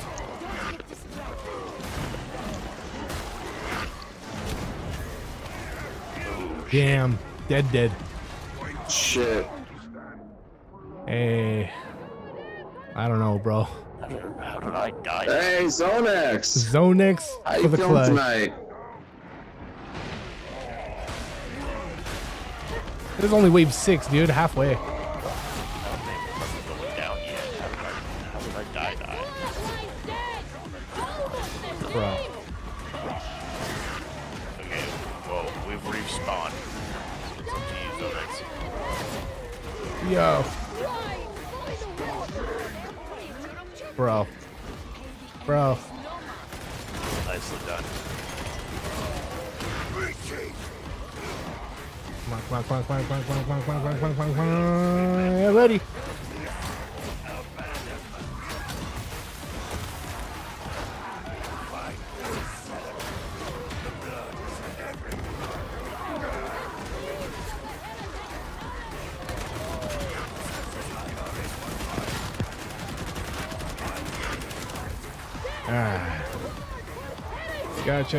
Gotcha. Cool. Alright, now the next last beeper thing is gonna be somewhere over here. Yeah, thank you. Complete your objective.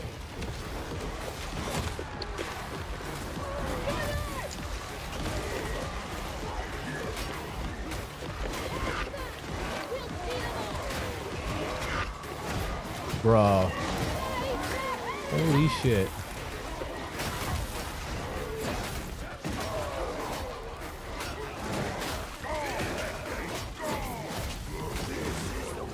Bro.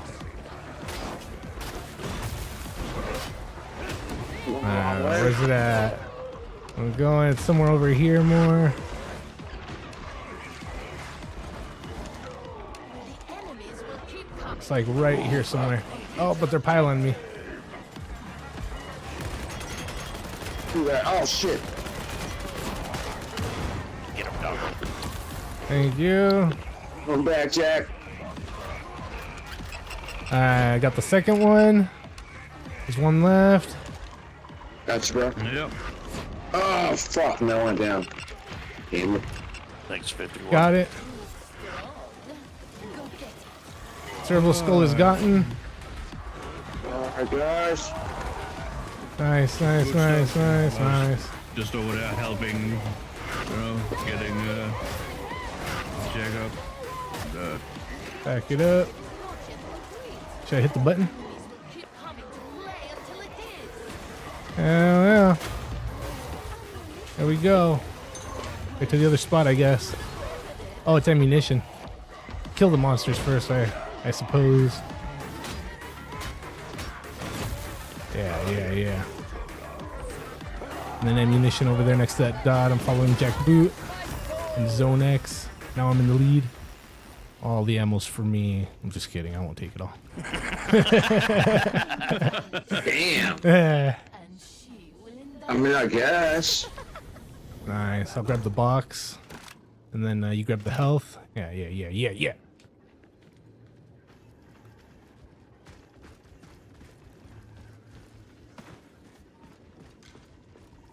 All right. Here they come.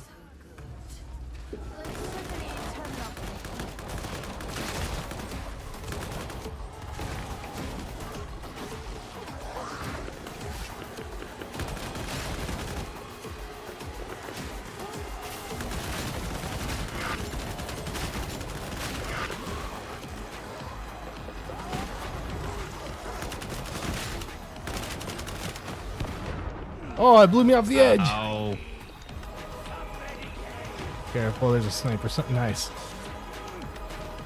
Thank you. Oh, welcome. That's... Where's that sniper at? Yeah. I got him. Nice. Got a plasma guy over here. Oh, bastard. Careful with the plasma guys.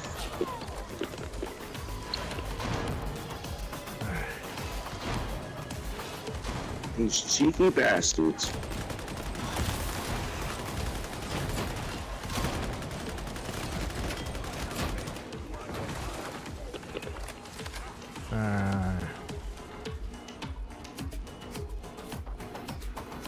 Renegade within reach. Ah, he's dead, hiding up there. Okay. I see.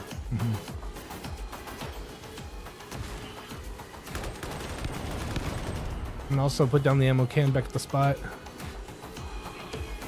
Yeah, sure. I need ammos.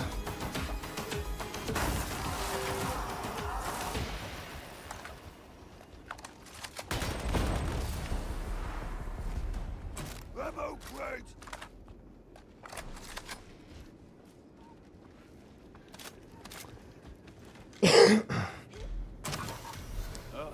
Thanks, Nice, thanks. Yeah. Yeah, I might as well eat that Star Rose or whatever.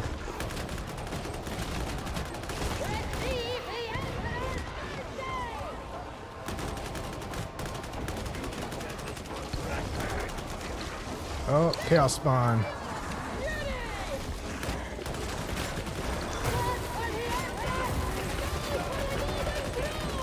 Nice, you guys.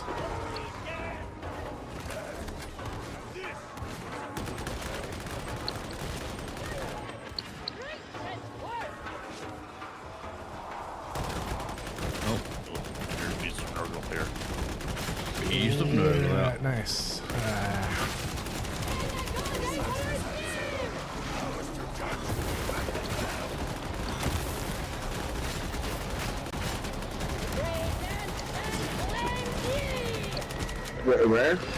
Where was he?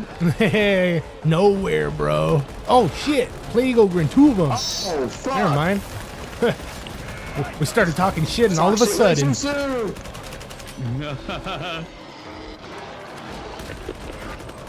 Nice, nice, nice. At least this last few right here. Oh, dude. Oh, you No fucking kidding me? way. That's I'm just dirty. through the fucking wall. Alright, cool. It's always cool to be glitched into the wall. You weren't glitched into the wall, you were yeeted Thank up. you. Jesus, I was reloading.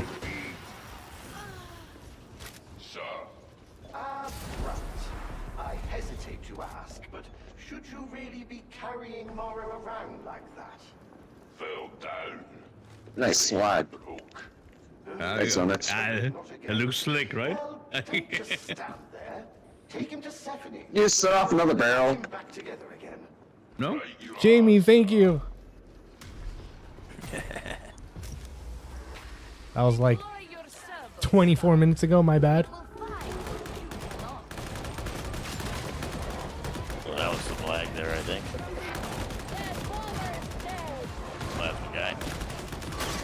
Oh, trappers, watch out. I hear them. Okay, there's a ton of trappers.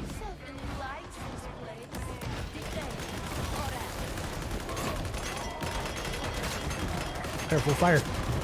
Bummers.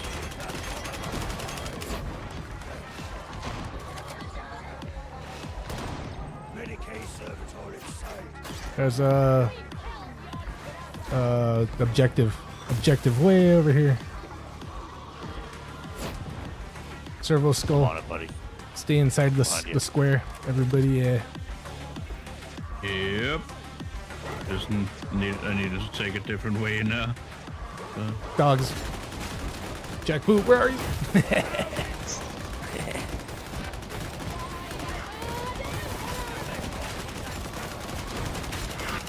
Shit.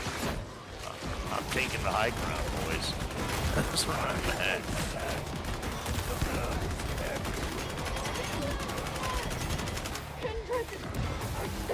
Yeah, all those barrels down there, I don't know, man. I think it's a bomber throwing nades in. Yep. No, I think that's a lot of fucking barrels.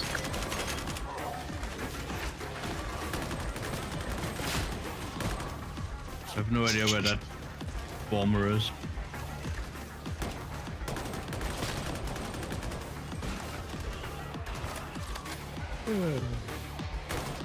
Yeah.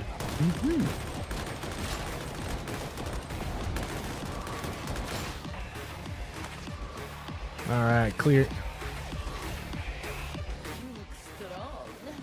Go get it.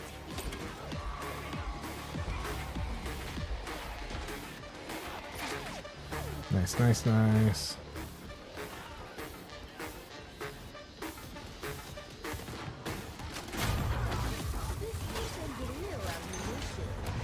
Trapper got me. You know what you did? Oh, dude. Oh, shit. Bombers, that is. Bombers. Yeah. Lots of stuff everywhere. What Hang the on, fuck? we'll get you right now. I'm coming. Get him, Frog. Get him, Frog. I thought I got him before. Oh, the same trapper got me. We're coming. You motherfucking cheeky bastard. Nice. Where's that trapper at? He's dead. I got him. Teabag that motherfucker. Yeah, because I need some ammo. Alright, I got the ammo box. Fucking trapper again. Bro. Yeah, it's the same motherfucker. No, I killed that one. I'm coming. He ran off though. I saw It's a him. different motherfucker. They're still a bastard, man. I'm gonna hunt him down.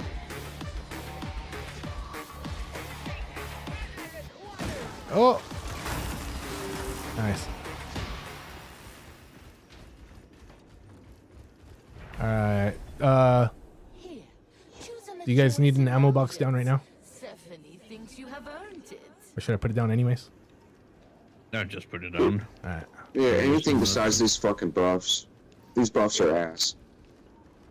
Ammo's down. You need this ammunition. There we go. Will not give up. She will break you all.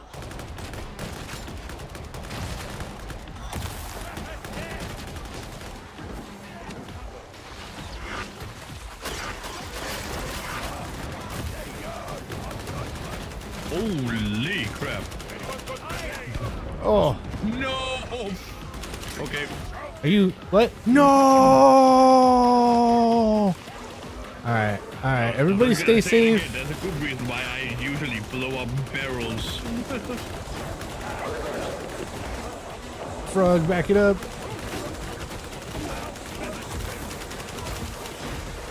I'm coming. Alright, Zonix, we're coming. Alright. We're coming, we're running. Take a little break then. No, you don't get a break, dude. No, I already get one.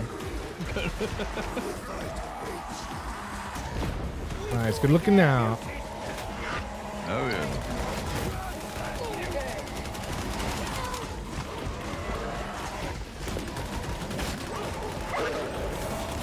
Oh, bastard. Thank you.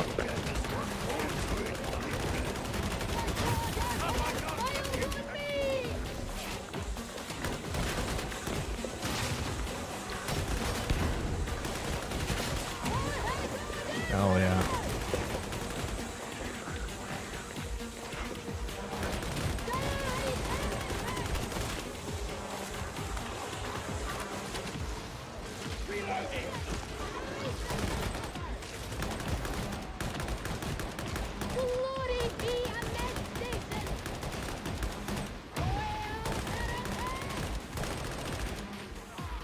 Good looking owl.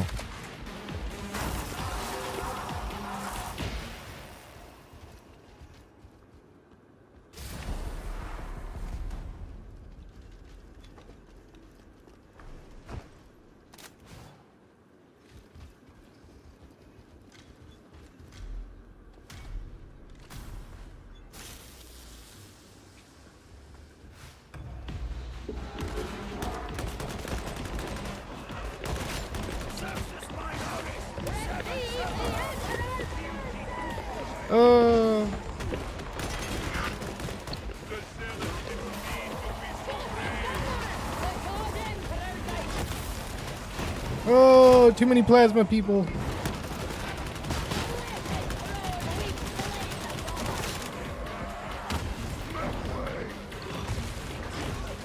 And snipers. There's bomber up here. Hate bombers.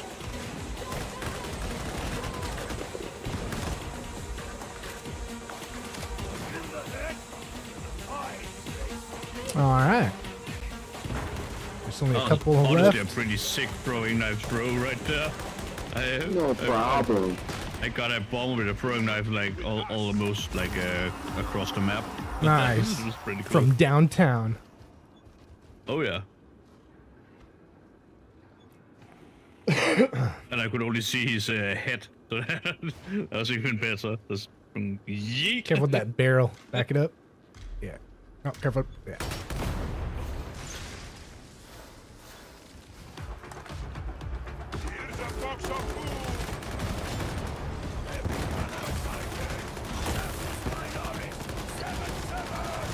Yeah, plasma guys, dude. Hate those guys.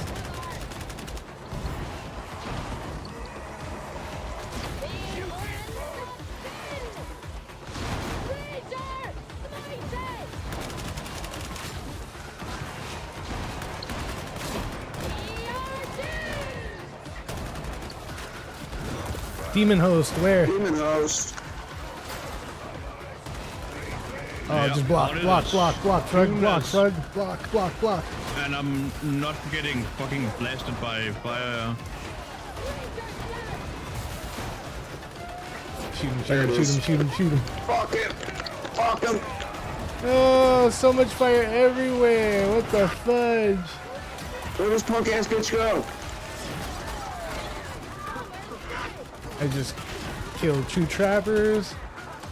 There might be more. I got some bombers. Good looking out on that demon house. Yeah.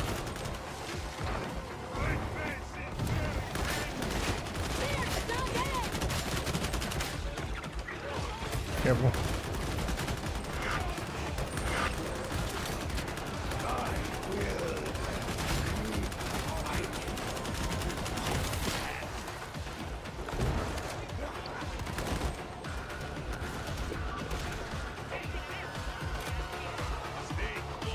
Oh yeah, you guys. Oh shit. You got towards that now. Oh, it's down here.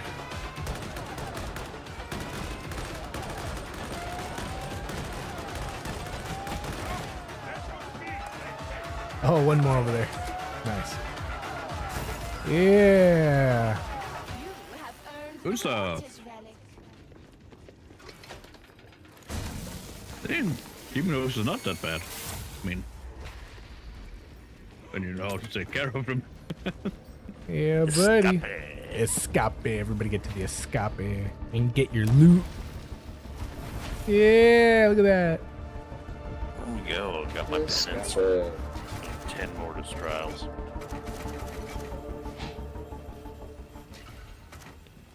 Anybody else just get that one? I got like 3 different pretty things. much all of them with me. Gotta give my cat some water. I'll be right back. I trust your head's less of a jump. Yeah, these keep days, that pussy Sergeant wet. Major. Yes, sir. Thank you, sir. Not sure what came over me. Are you up to a little focused violence? Try to stop me, sir. Good. One of our wormwood agents has got herself in a little too deep.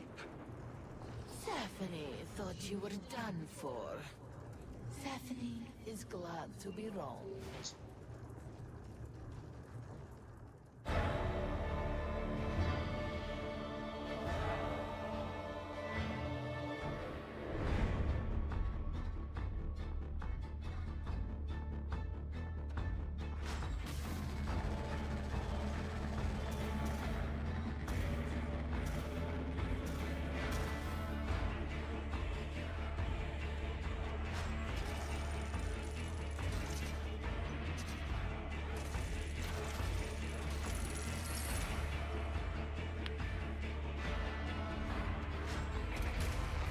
Bullshit.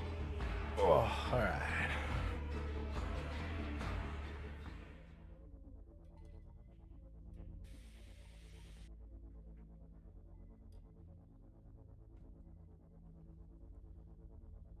All right. Well, that was me turning into a pumpkin, guys. For sure. It's been a privilege. It's been a pleasure. Zonex, stream buddy, It's been fun, bro. Francois. Word. Until next That time. was a good time. All right. We'll catch you soon, Hey, 51.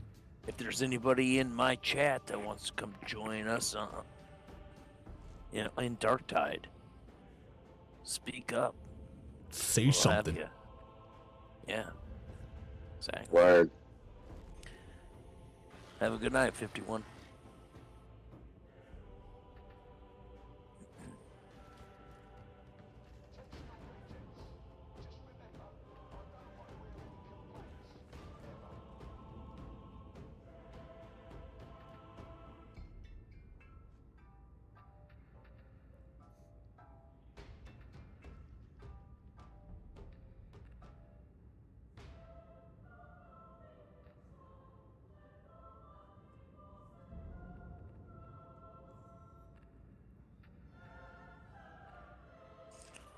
All right, let me burn a smoke and I'll be ready for another one. All right. See if anybody in my chat wants to come play some Darktide with us. I got 15 in there, so maybe, you know. Yeah. That'd be dope. It's a Or record this for me elite. so far.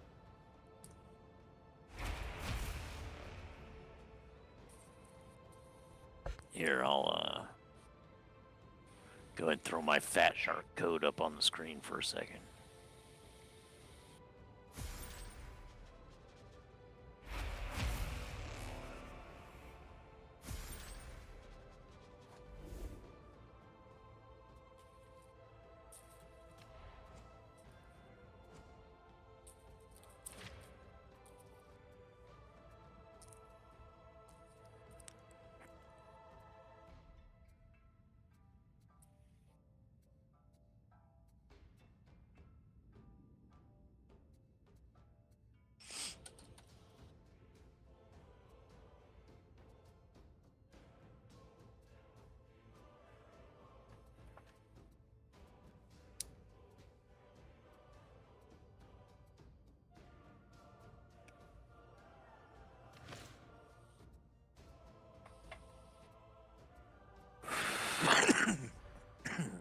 Excuse me.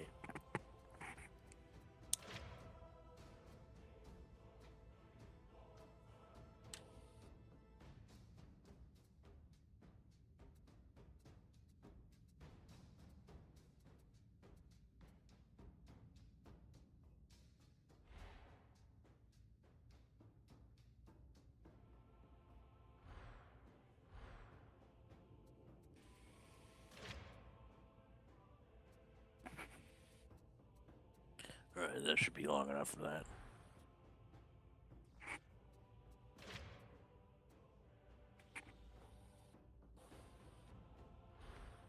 It does take a minute to boot in, though. But it works out. It checks out. I'm having a smoke, so...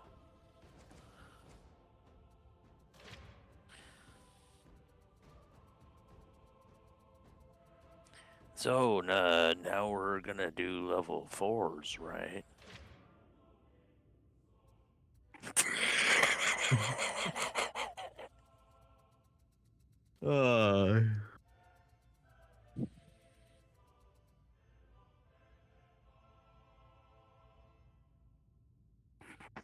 Was I muted? My bad, dude. What's up, Phil? Thanks for rolling in. Appreciate you. Hey, thanks 51 for popping in. Hell yeah. It was a good time playing with you, man. Getting it done. That's right. That's right. I kind of feel your pain, 51. I really do, because I have a really hard time in this game with the fact that, like, weapons have combos to them, where it's like nice left, left, right, left. You know, with your mouse buttons, like shit like that. I have a really hard time with like the block button being a separate fucking button than like say the block with my shield. And that's why I can't fucking block these box bursers, is because What do you mean, one, the I always push? have my gun equipped. Yeah, the push button is like a separate button than putting my shield up and blocking. No, it's just put your shield up and then attack. That's the push. No, it's a just separate action. It's a separate button. Yeah, like I punch with the shield on it, with the T on my keyboard, and that's the push.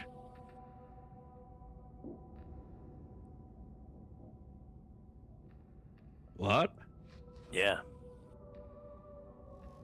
Because the normal settings are just you block and then you attack. Look. That's the push, and if you hold down the attack button, you the push block, and then attack. The block is not the same thing as the shield bash, which is like your offhand attack or your alternate attack, right? And it's not on my mouse. It's on my keyboard, and it's like it's weird for me to push that. You mean your special action, because you're alternated, like... No, my special is the F key. No, that's your blitz. No, not your blitz. That's your ability. You have a special attack. Special attack. It's literally named special attack in the game. Well, with the shield, it's your flashbang thingy you can do with the shield. That's your weapon special thing. Special action. Yeah. Like The push is literally just you block, then you click attack, then you do like the push, right? If you block and then you hold down attack, you do the push and you do an attack out of that push. That's it. Okay. Yeah, see, like it's like multiple buttons in succession combos like that. Like that's where like this game loses me. It's too. It's I used to be good. It's two I used to be different good at things. stuff like that before. Yeah, I used to be good with stuff like that before I hit my head, but kind of stuff shit's hard for me now.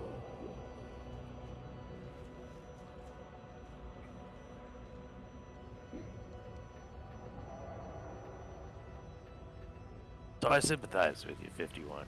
You know, when it comes to like not liking certain weapons and how they work and stuff like that. Like I just need something that works when I swing it.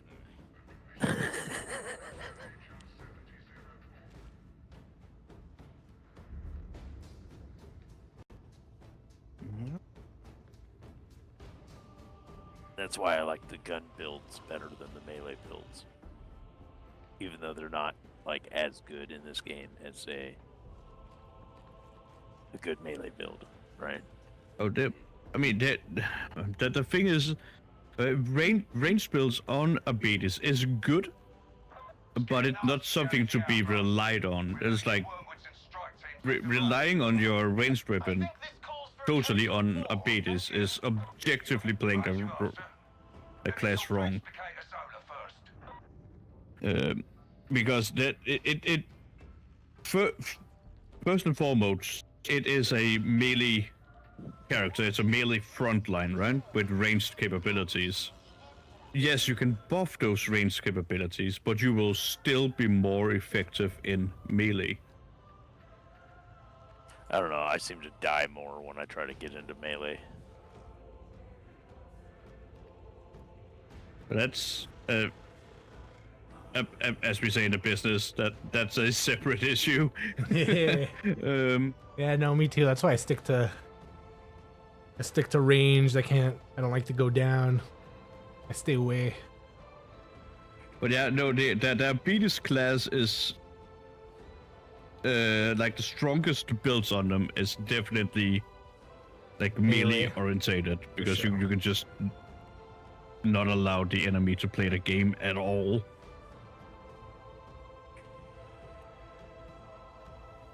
Who's not available for matchmaking? I'm not. No. Swapping. Let's do a thing now. We got a damnation trench run to do. You got something good for that one, Zonex? Because we're gonna have a pug with us, or a bot. Yeah. That's fine. Okay.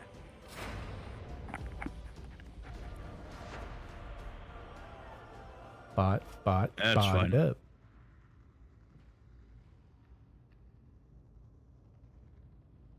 Also, if you want a weapon that just works in melee, the Beatus shock ball, just the singular shock ball, that thing is absolutely hilariously broken. Yeah, it's pretty fun.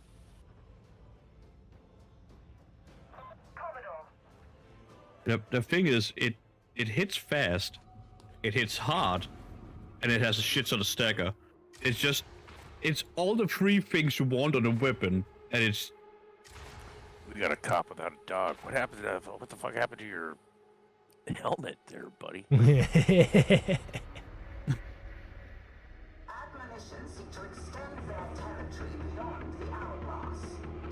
call it? The diabetes shock ball is an absolutely hilariously over-tuned weapon. It's yeah. Is this that bald review that you promised me and Zone X on for Tuesday night? Is this your beanie reveal? Gotta go do this one without a helmet. Oh, that's me. Bro, 51, you're fired. It's all right. Fix up that talent tree. No, that's Buddy. Yeah, that's Buddy. That's me. 51 says, I was playing a zealot with 3 points in their talent tree, shaking my head. Wow, no wonder he felt like it sucked. Deployment successful. Well, fix up that tree, and the next time around, it'll be a good one. Then you are authorized to proceed. The God Emperor protects, the guard prevails. Yo, Judge Dredd, we're all screaming. That's me. Oh, Judge Dredd. Oh, okay, missing my beloved. Hey. Yeah, we're all screaming at the moment. Alas, that he is a necessary one. I suppose that we had better do this.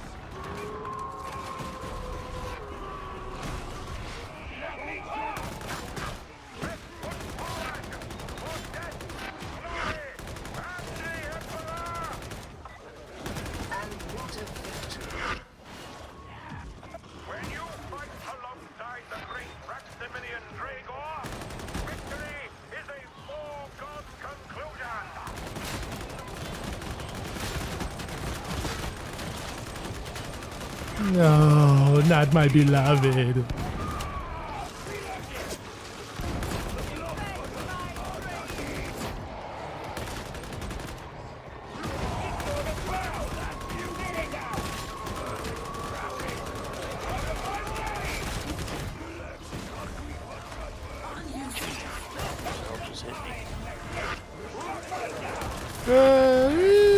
Back it up.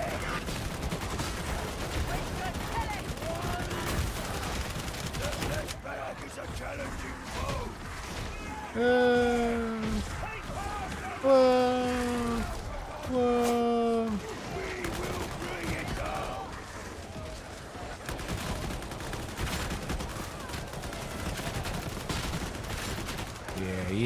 Yeah.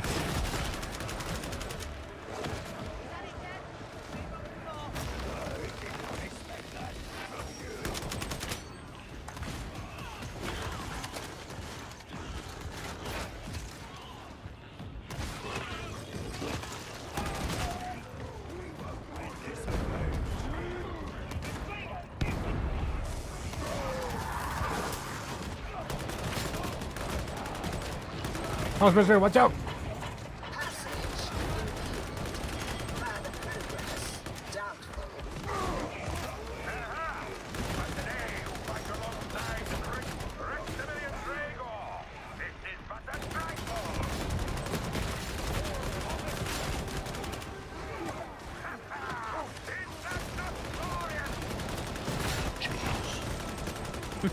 I don't know this build.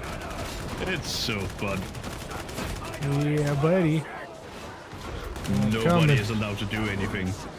On. And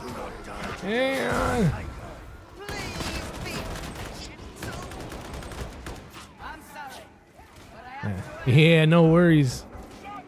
No worries, missing. Yo, thanks. Yeah, buddy. I'm about out of ammo. If I see some, I'll let you know. There's a box right here, and there's a two bags right here. No, over here. Yeah. Thanks. Yeah, buddy. Progress report. What is your status? The strike team has reached Consora's body. This is acceptable. And your forces endure. We're coming. Oh. I got it. No, it's cool. I was just commanding my dog, that's all. Oh, I'm down. My beloved. Thanks, dude. Appreciate you. Good looking out.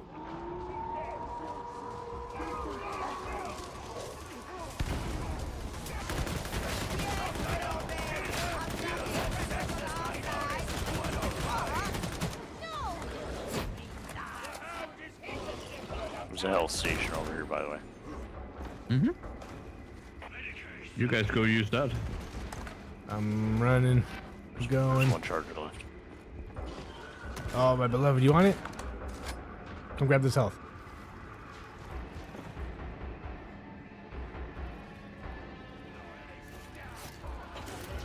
Yeah. Yeah. No man left behind.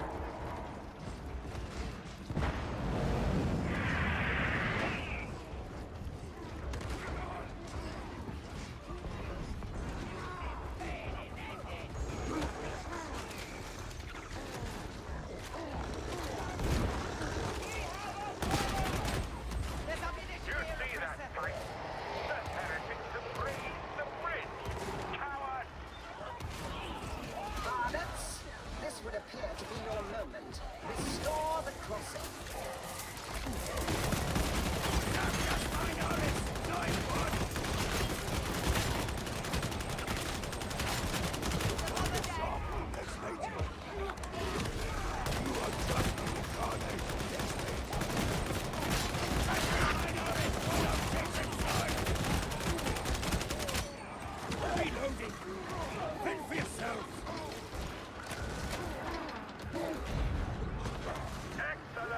Careful, fire. Oh, maybe not.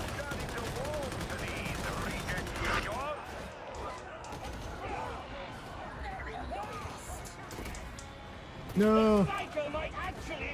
My beloved. Get over here. Run, run, run, run, run. Let's go.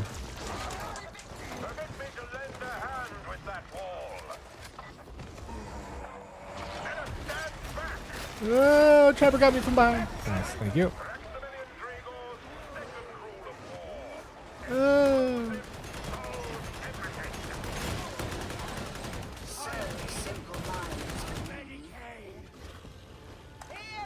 No one's impressed by blood.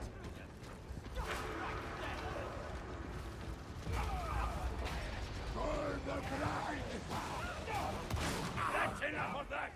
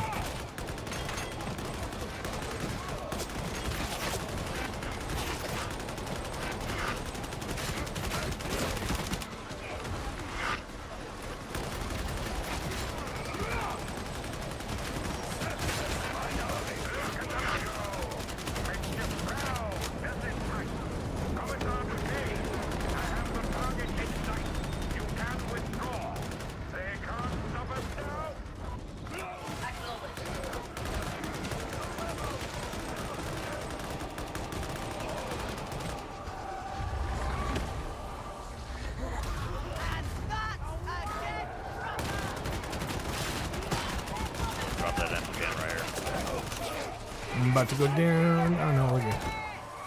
Oh yeah.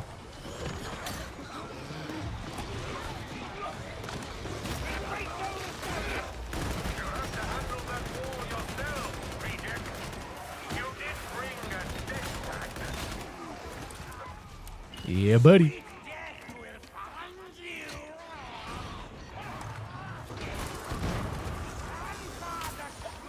Dude, I love that shock mines. It's so good. Oh yeah. For some real damage. I was gonna turn around here.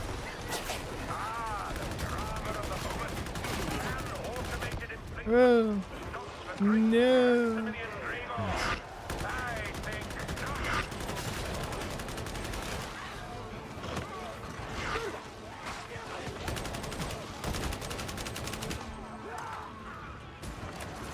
Come on.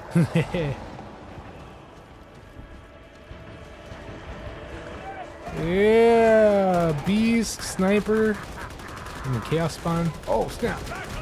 Oh, he got me. Oh shit, he's right. I'm down. I'm down. It's alright. Oh no, my beloved. Bruh. Yo. Watch out, you guys. Nice. Good looking out. Oh, come with the chaos spawn. I can't get away quick enough. Oh, he killed me. It was over. I tried ducking and dodging and weaving. Going buck wild. My beloved, you're on screen. The whole world's watching you right now. You got this. You got this. Snipers. Oh yeah, the snipers, bro. Don't even trip. Ah, dang it. That might be it. It's okay. I got you, Zone X. I'm well.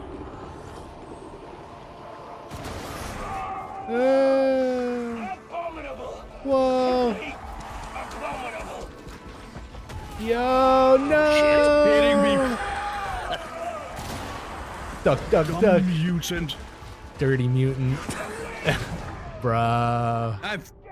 Fuck you, mutant. Okay. Oh, that was awesome. That was close. That was cool. That was was good. Right on the edge of it, too.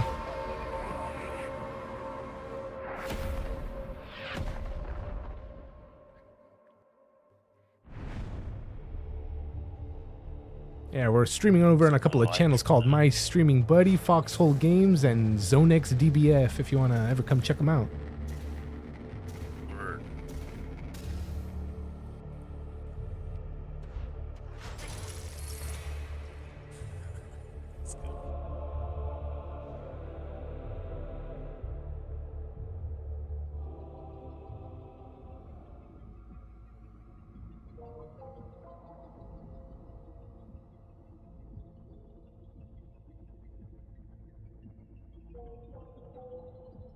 And somehow I drew the attention of like 10, 12 gunners all at the same time. And I went from like totally full health to dead in like instantly. Yeah, dude. Yeah, those gunners are no joke. Especially when they sneak up on you. Let me. I'm just gonna try something now. Yeah, I think we ran out there too fast, and there was like a whole bunch of guys that ended up behind us like immediately because we just ran right past them. We're like, gun that guy down.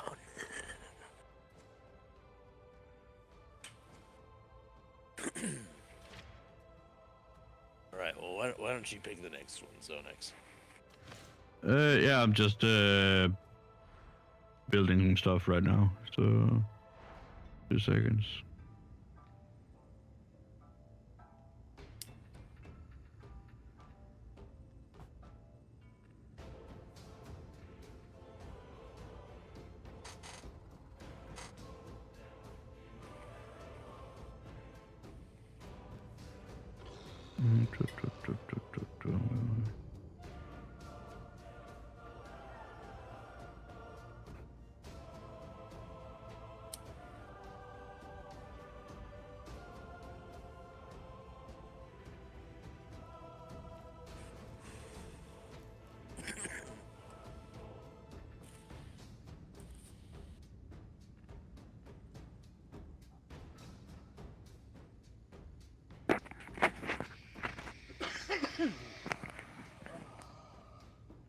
Excuse me.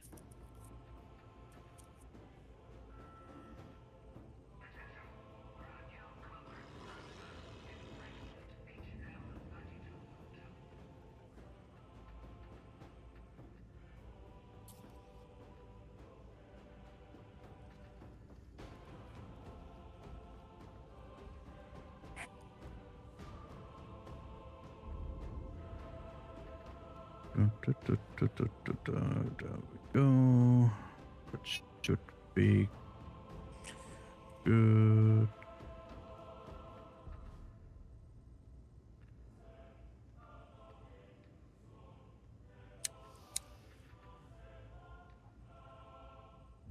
Okay, what does my weapons look like? They look like that. That's good.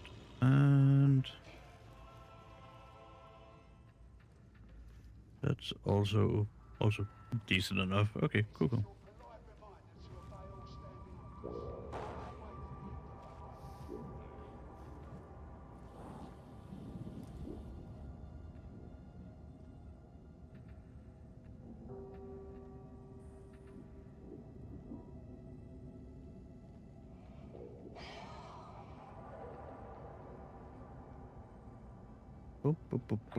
I mean, You wanted to look over the plans for Slab Zone 79? I did the Auric Storm event, but I was only doing it with pugs. Why does this guy say level 31? level 31? That's because of Havoc. That's his Havoc level. Oh, okay.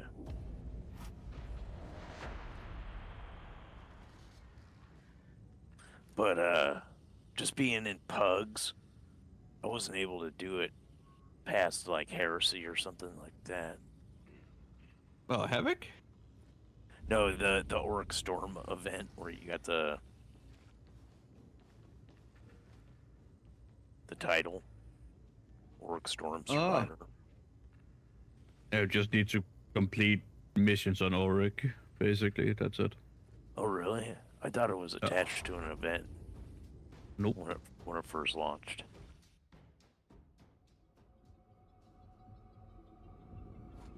Because the Auric thing was the special difficulty, like you have for Millstreams, right? Right. So yeah, that was the Auric difficulty. That was instead of Millstreams.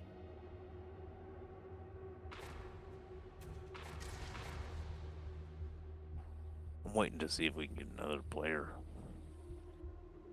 Just start. They'll join in. This is a Pox Gas one. Yeah. Sure, this is one we want to do with a bot. Yeah.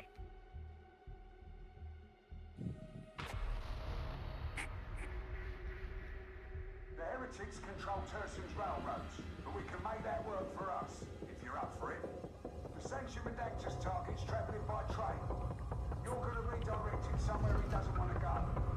All goes to plan, you can find the traveller at Chasm Terminus. Then you can kill him.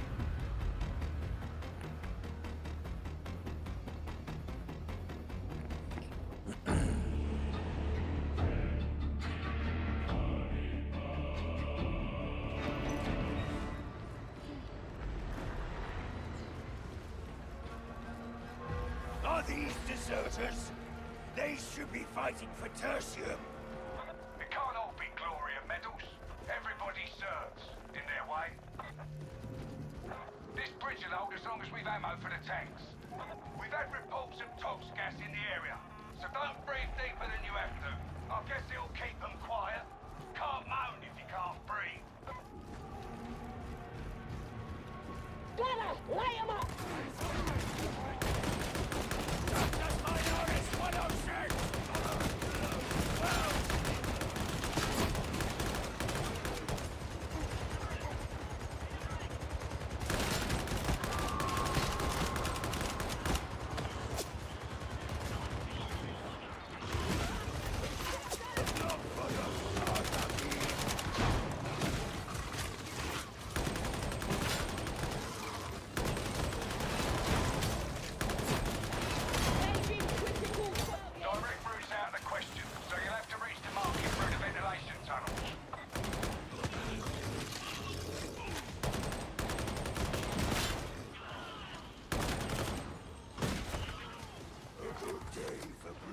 Judgment.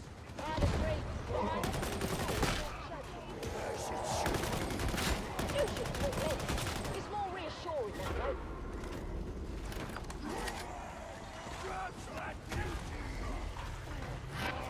Precision fire!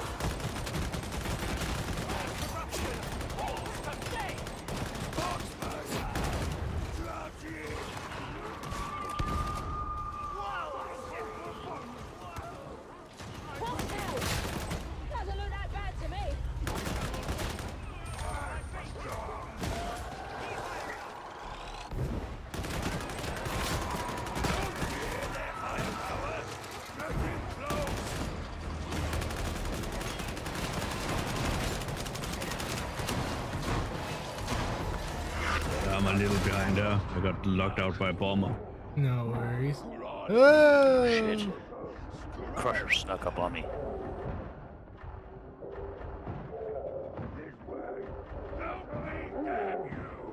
It's alright, our dog's got him. Get him, doggo. Yeah, well. Yeah, good boy. Yeah, alright. Fucking plasma gunner still got me though. Oh, you got me? Oh, fuck. No. I still died. Oh shit. Shout. Back up.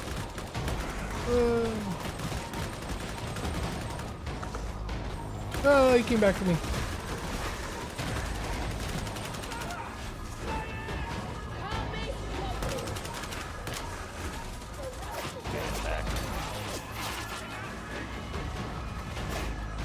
Yeah, don't go that way, buddy. Oh, he's back. He got me. Let go of me, monster. Thank you.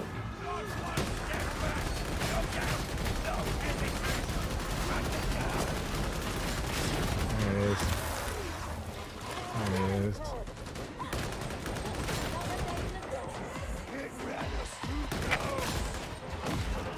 Go get Jack. Hey,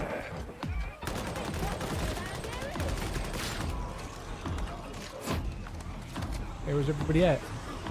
Oh, there he is. Don't stand in the gas.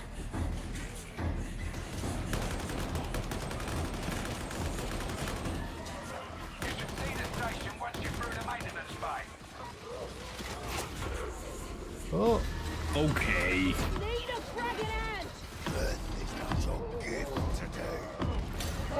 What? Yeah, you gotta kill the guys that are shooting at you.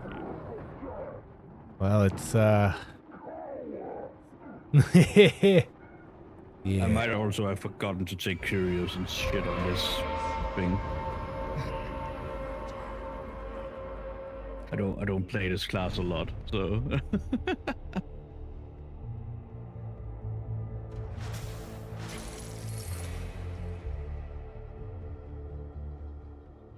it's okay though. Yeah, no, that was good.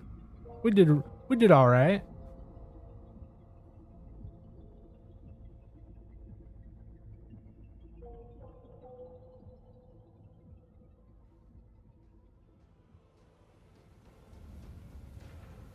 Let me just check my stuff.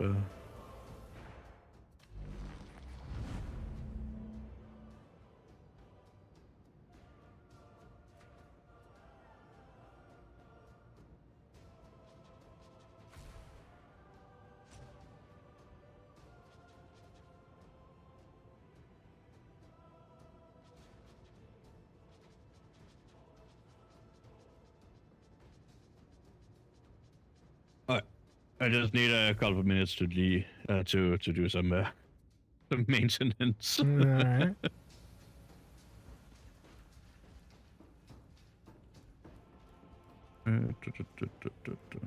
One.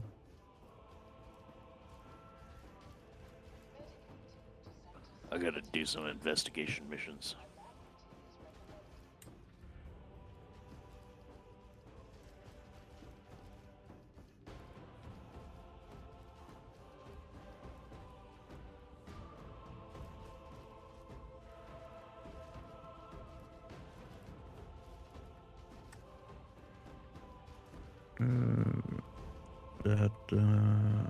And oh crap! Totally forgotten to. Oh wait a minute. This needs to be.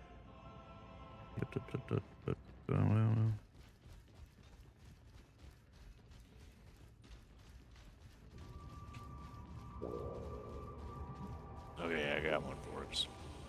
Let me know when you're ready. 2 seconds.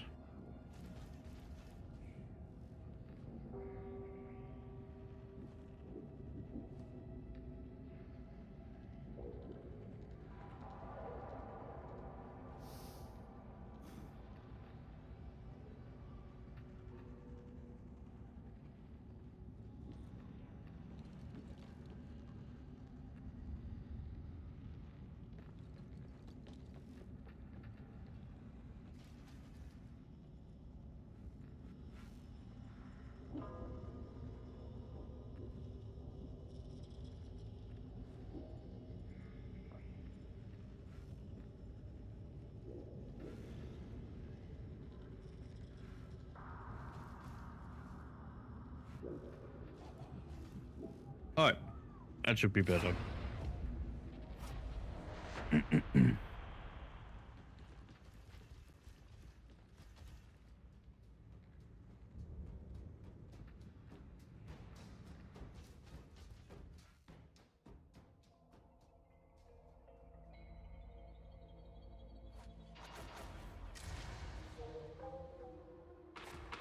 Things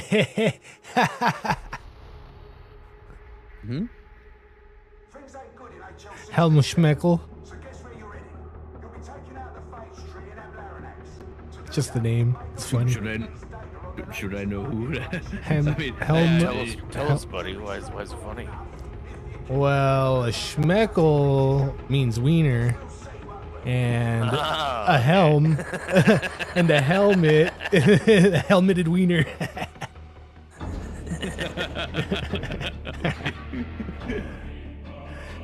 Helm Schmeckel. Yeah.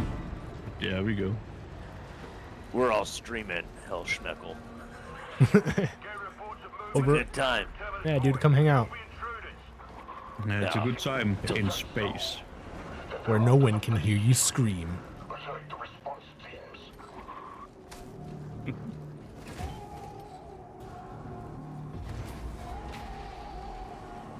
How'd my dog get way over there?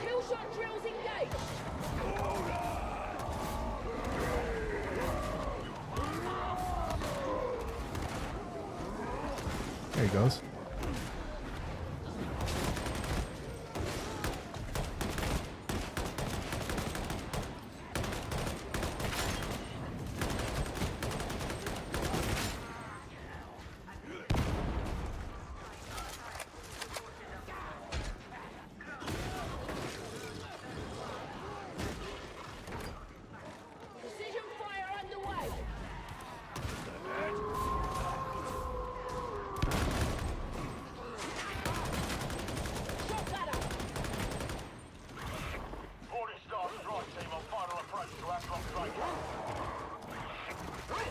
Ah. I hear dogs. Yeah, there's one behind me. Hehe.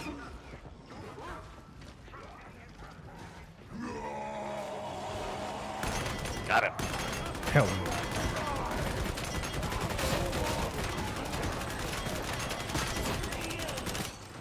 Yeah, there's a health station over there.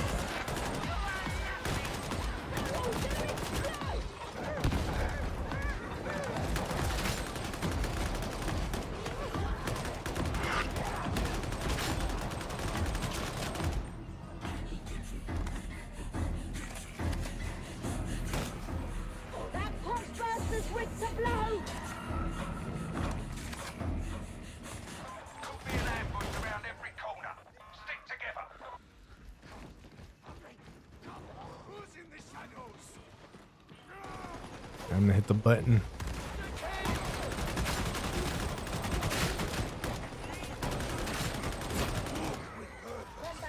Let it fill you.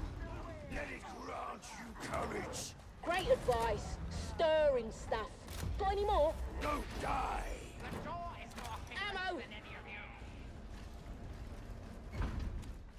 Join up with one another. Form a group. I absolutely love how the veteran here just don't give a crap about their beaters. The veteran has already been through enough shit already. You're in the quarantine zone. Expect heavy resistance.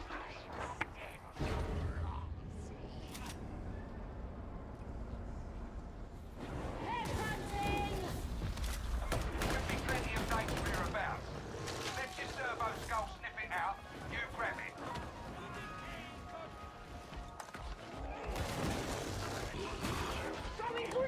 Let's see what a servo skull finds.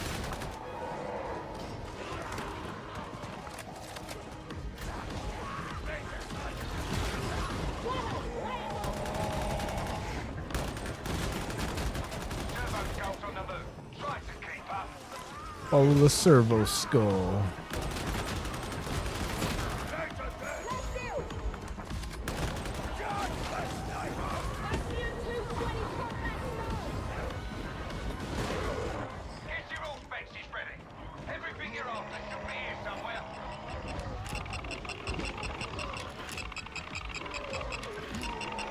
Come on.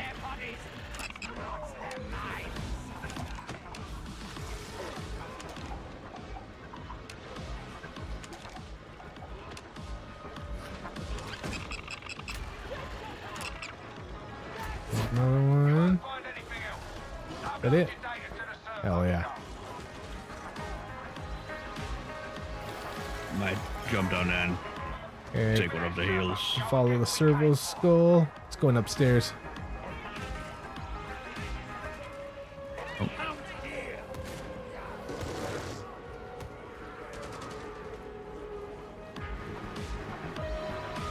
Come on, dog, stop being fucking awkward.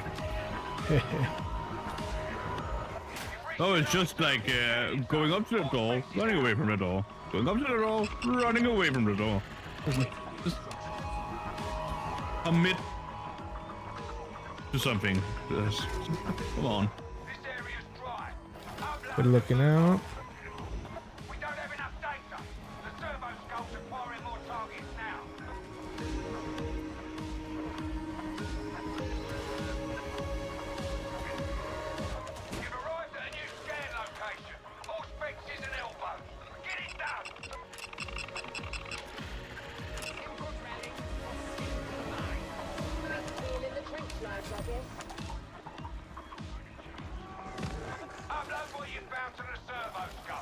Got it.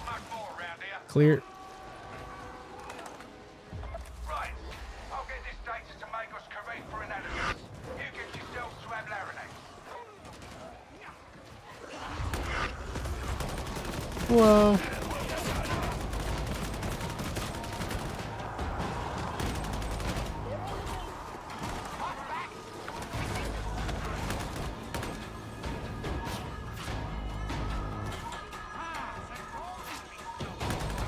Oh, my stress. There it is.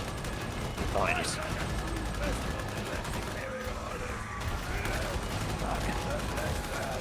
I got caught up on the fucking barrel. Nice.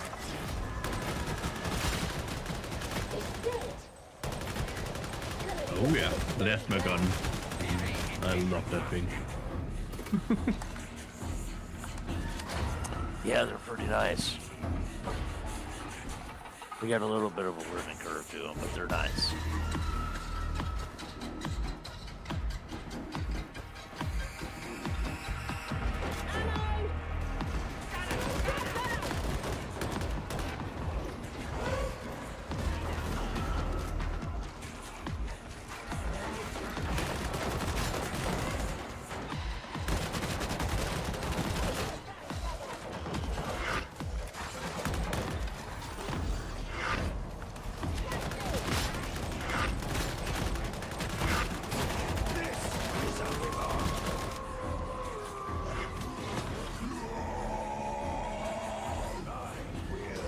Yeah, buddy.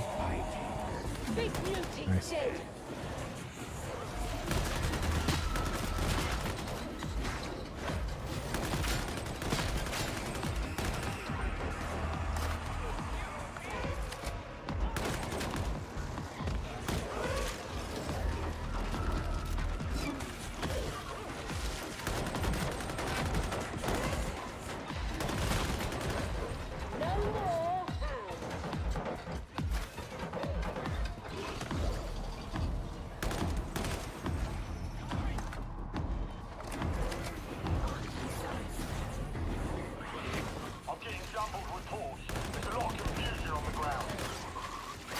Oh, Trapper got me. Oh shit, I needed that. Thank you. I don't know if you were unlucky or lucky there. That I wasn't in the fire. Yeah, dude.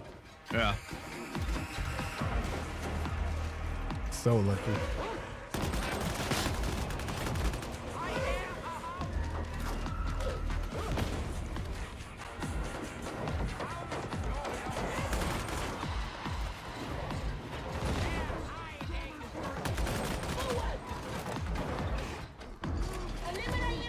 Ready to jump down.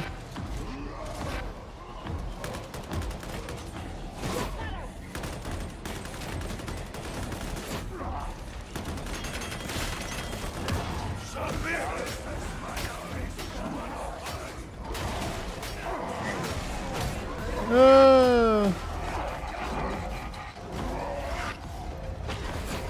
Nice, dude.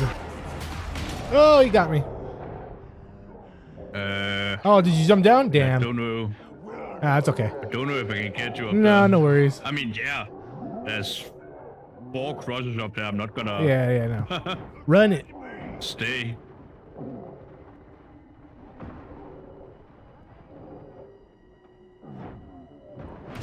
Yeah.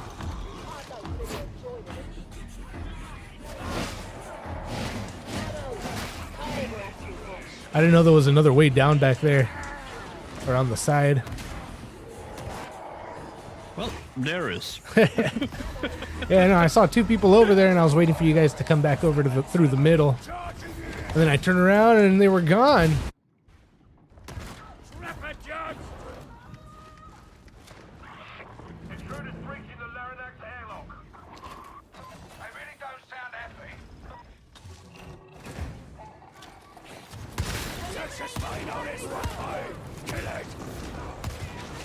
Wow.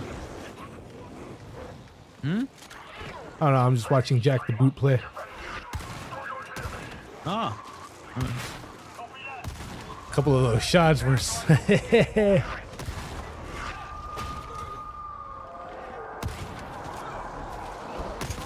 Yeah, careful. We're gonna... Nice.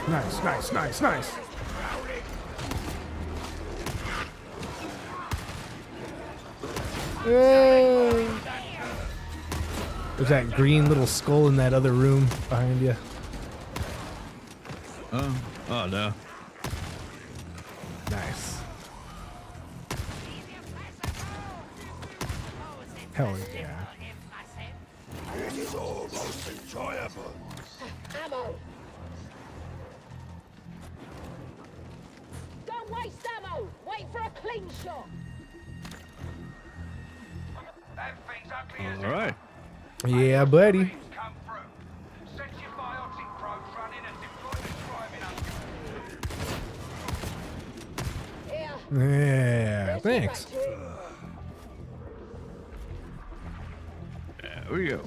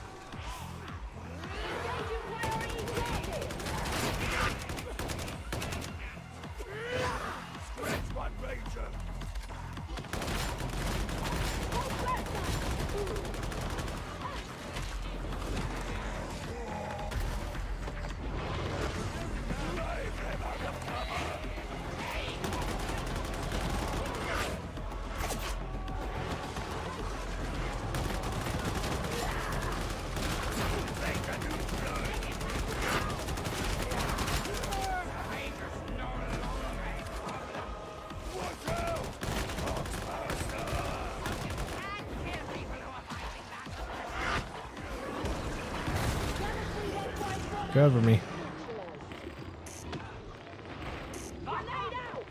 Believe me, I'm trying. No, you're good, you're good. I find myself surprised at your skill and ability.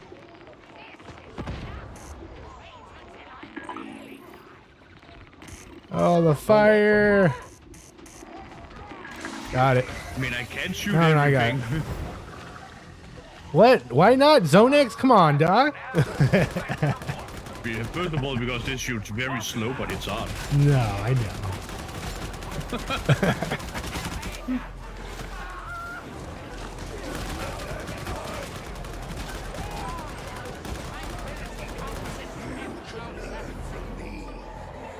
I got the sniper.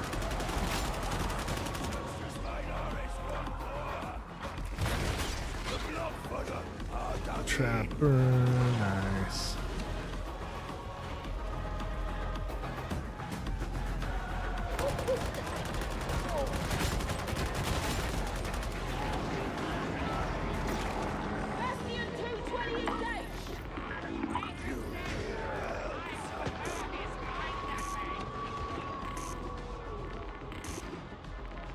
Clear.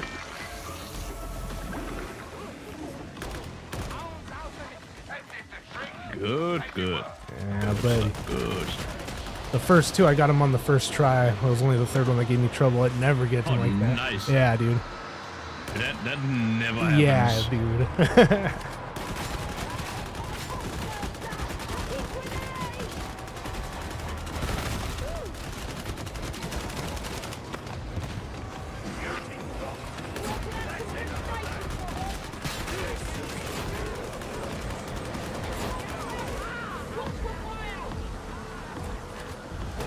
Escape! Run to the escape! Hell yeah. The escape.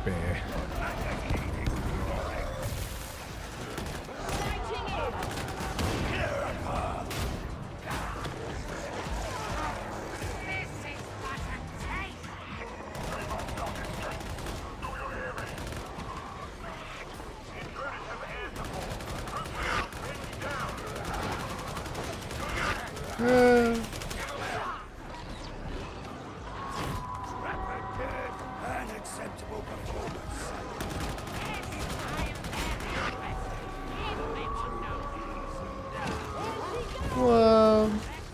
I hear doggos.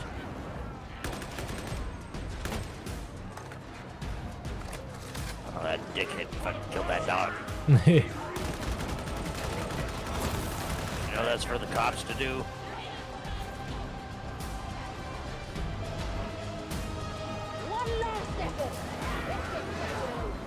Run, run, run, run, run, run, run, run, run, run, run. Everybody get to the escape. Oh, fuck, he's got me.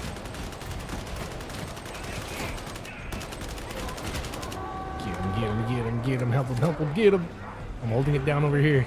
Nice. No, I'm not holding it down. Oh, it's over.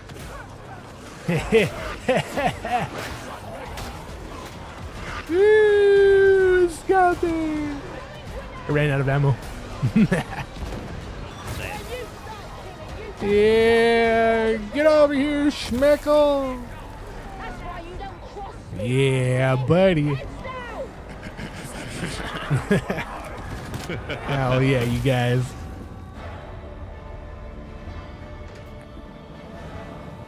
Yeah, come join us over on Foxhole Games, my streaming buddy over at YouTube, and Zone X DBF.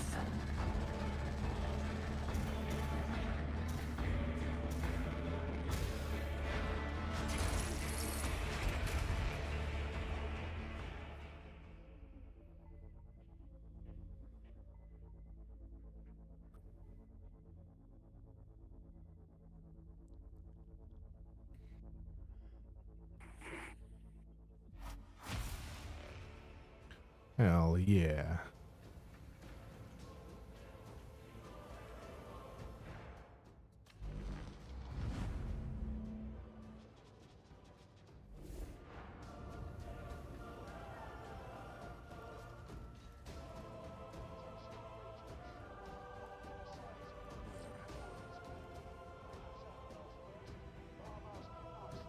I'm pretty much good for one more if you guys are down.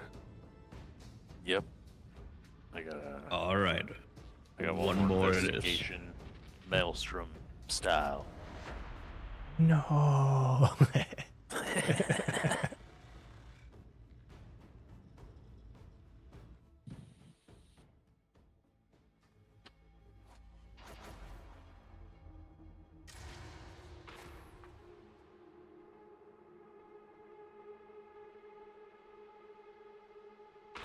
Where's your faith these days, Father?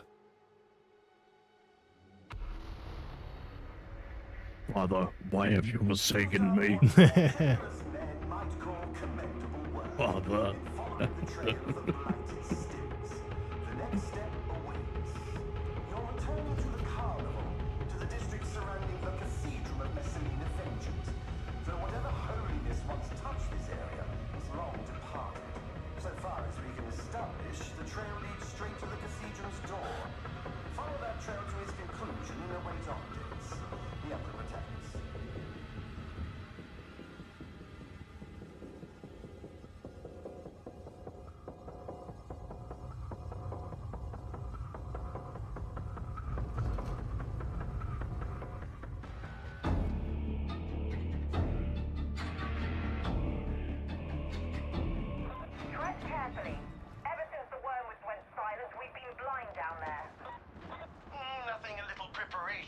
account for, I'm sure. Ah, perhaps this won't be quite so straightforward as I had hoped. What gave it away? The green flame? The thundercloud? The swirling heretical energy? Yes, all right. Consider your point made. But the mission continues. After all, what is life without its little challenges? And I confess I am curious.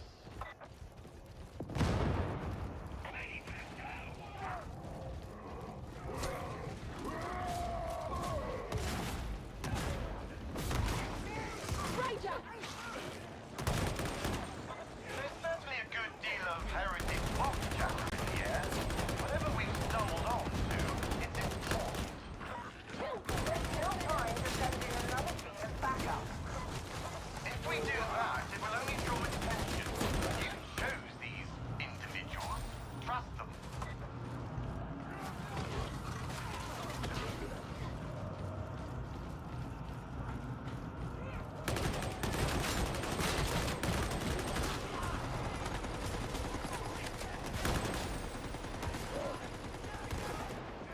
Heavy gunner sighted!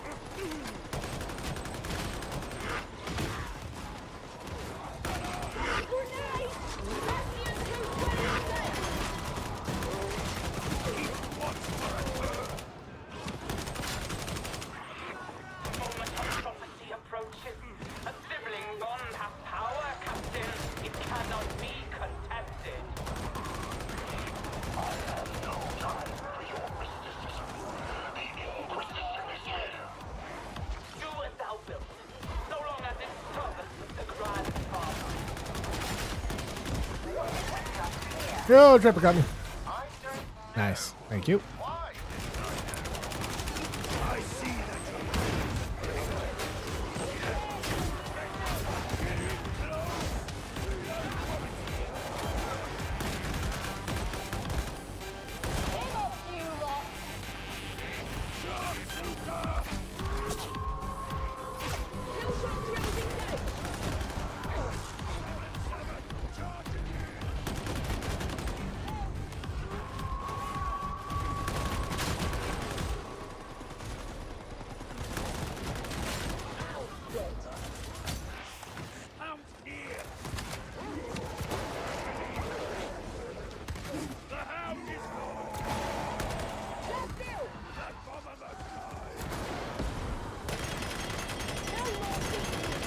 Pressure City.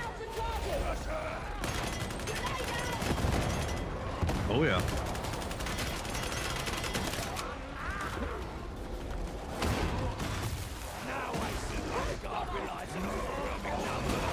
No, I got the bot, but I died.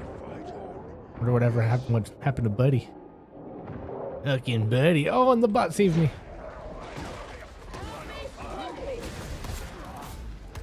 But we had a person. Yeah, he bounced. Them. Oh, you guys suck. I'm out of here. It's not everybody that's up for a game with voice chat in it. I know they can just turn it off, but some people don't. Yeah. Proceed with care. Uh-oh. It's not like we're screaming autards or anything.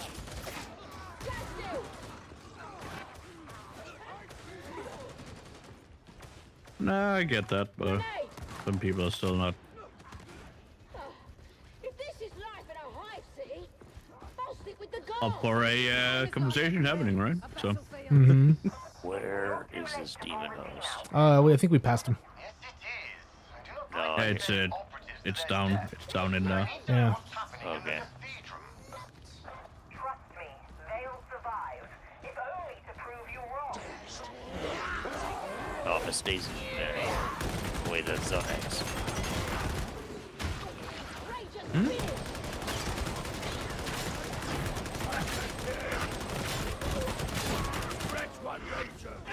Crush is on his way.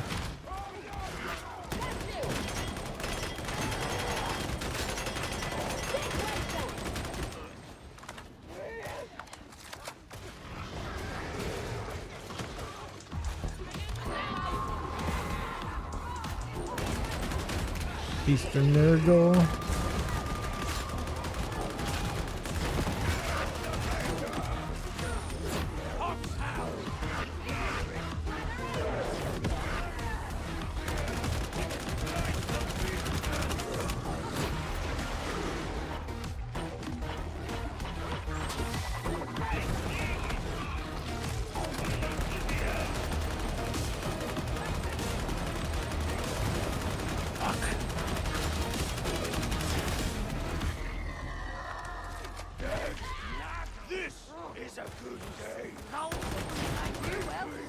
I mean, luckily there's health there.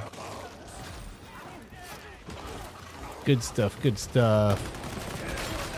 Very nice. Nothing like a killing spree to take ammo.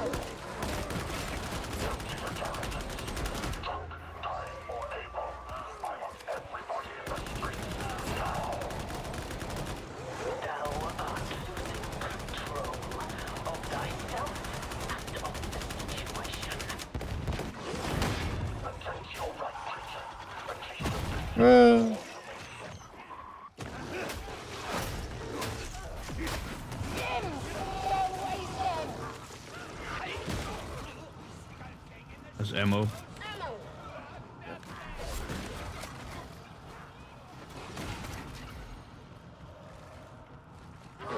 Oh, baby's back. It might have crashed. I don't know. Oh yeah, maybe. Nice. Oh. Welcome back, Faith. Don't forget to check us over at my streaming buddy, Foxhole Games, and ZoneX DBF. Word. Yeah. Come join the group. Oh.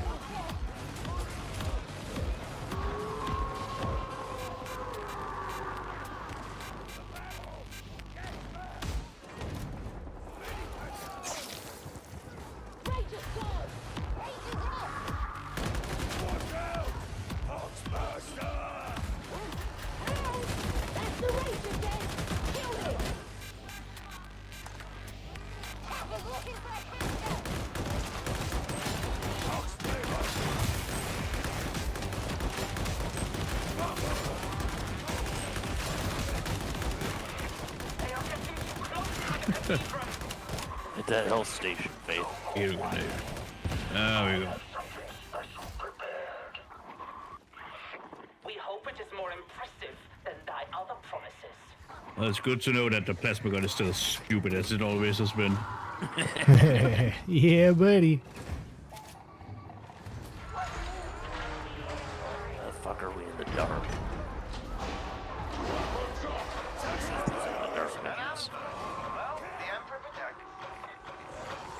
Careful.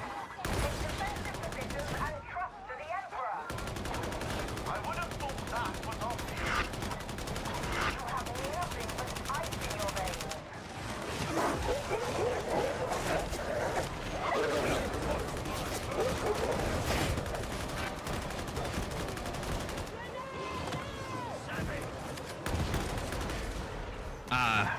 Coming. This is the might Nice. of the Mobian Six.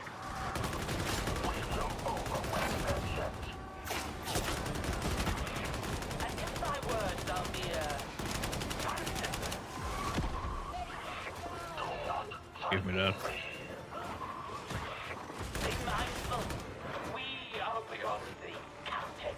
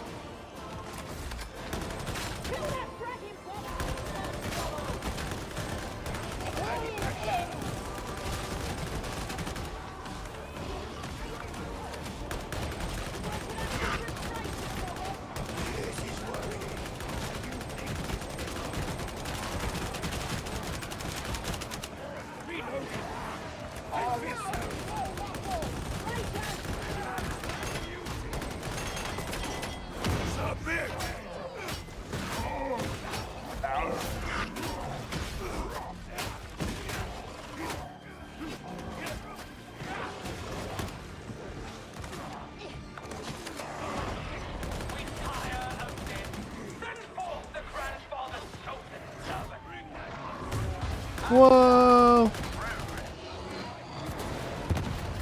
Shit.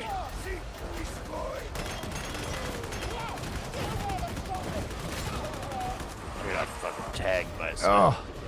The door open. Bastards.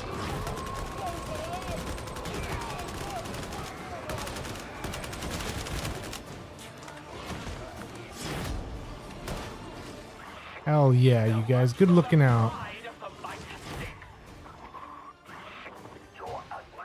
Yeah. Done pretty well. Well.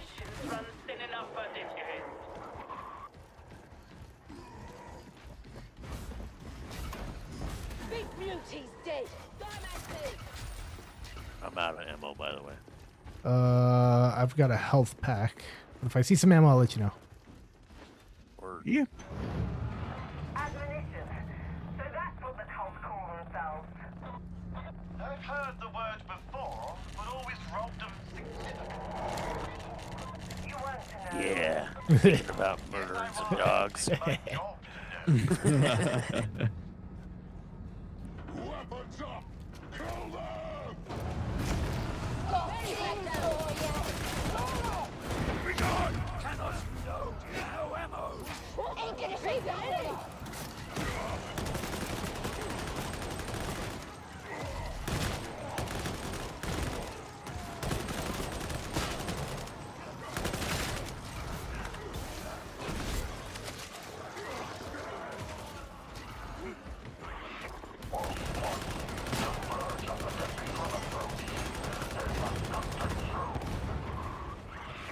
Too little was the effort. Mustered too late. I can still win this.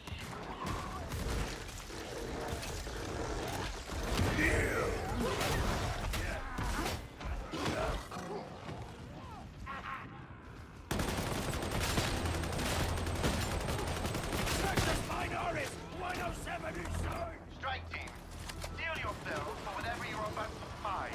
Whatever it is the heretics are attempting, it must be stopped. No hesitation, There's two boxes right here. I'm gonna take one of them though. Careful, demon host. Don't wake it. Careful. Careful. Careful, 51. He's not here.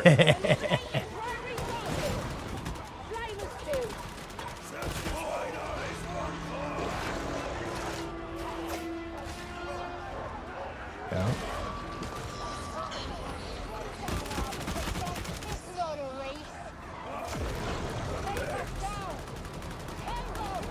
Woo!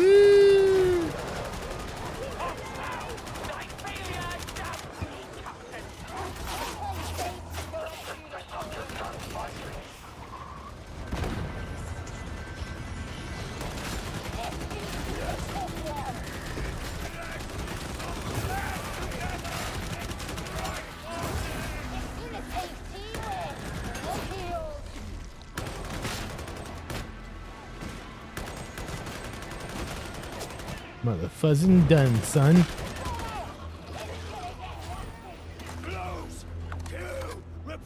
For honor. Out of ammo. I got an ammo can. No more ammo. Eye to eye.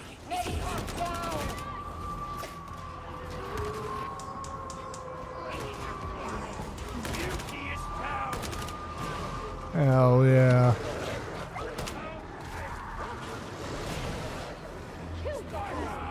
A sniper over here, careful. Shit, what the fuck?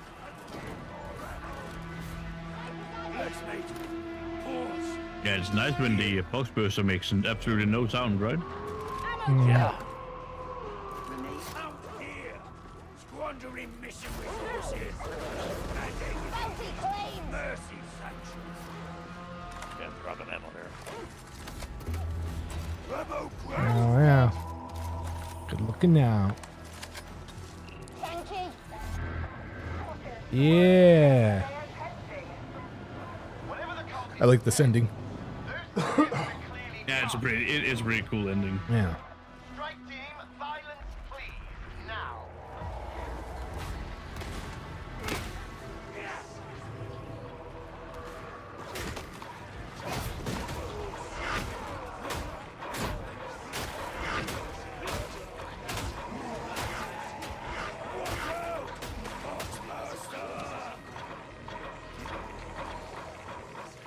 Oh, careful. Oh, he still hit me. What the heck, sniper? Okay. What's happening there?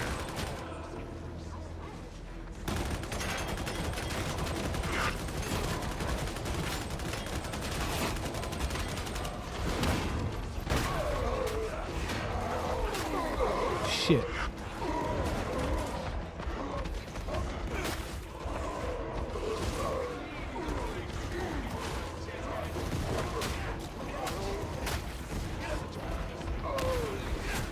Good looking out. Careful, Crusher's following me. Nice, nice, nice, nice, nice, nice. That's not a crusher. That's a bull. Oh. Big guys, big guys, big guys.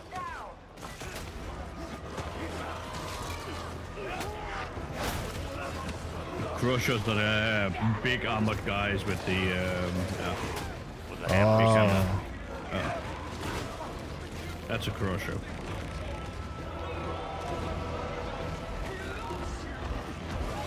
The maulers are the big humans with chain axes that are like heavily.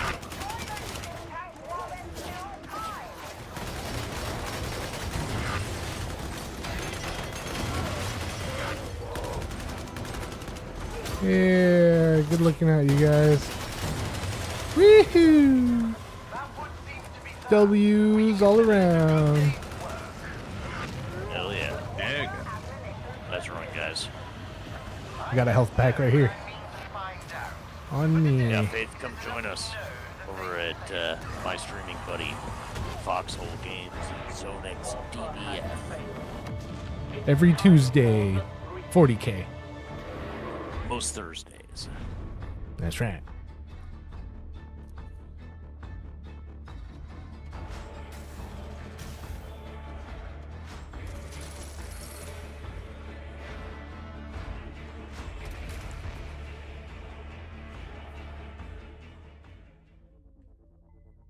Well, I'm gonna have one heck of a video to edit.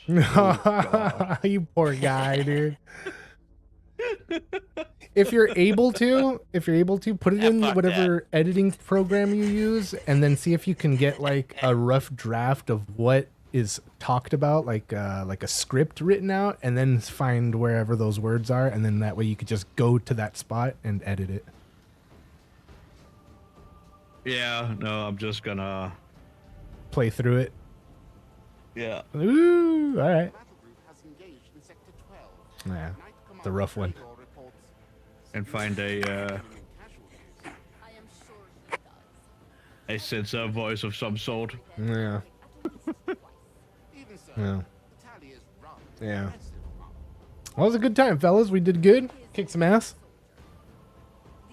Appreciate you guys. Oh yeah.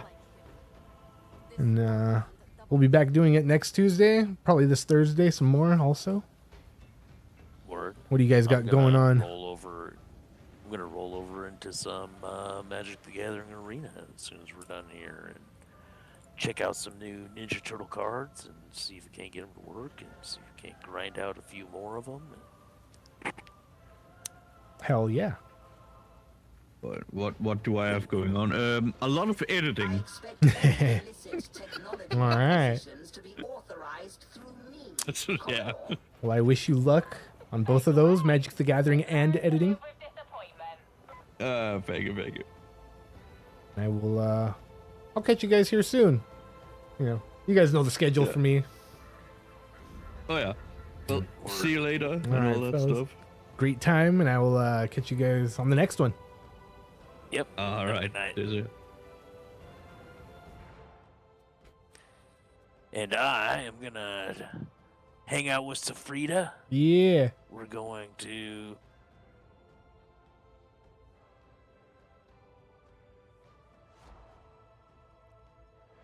get that Safrida. There it was, you guys. We did it. We watched it. We played it. We kicked some heretic ass. Thank you guys for being here. Thank you for watching. Oh, let me switch over. There it is. Here we are.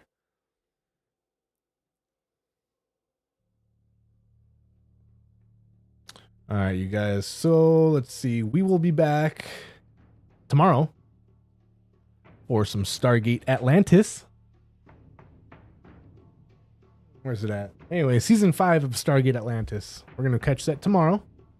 At least 2 episodes, maybe more. Thursday, we'll play more games. Probably Darktide with the fellas some more. I've got Pokemon we're playing, red version. We also got, now we got other stuff that we're trying to finish and want to play. So we got some games Thursday. Friday, a movie. Not too sure which movie, but like I always say, you'll see. You'll see. Yeah, you'll see.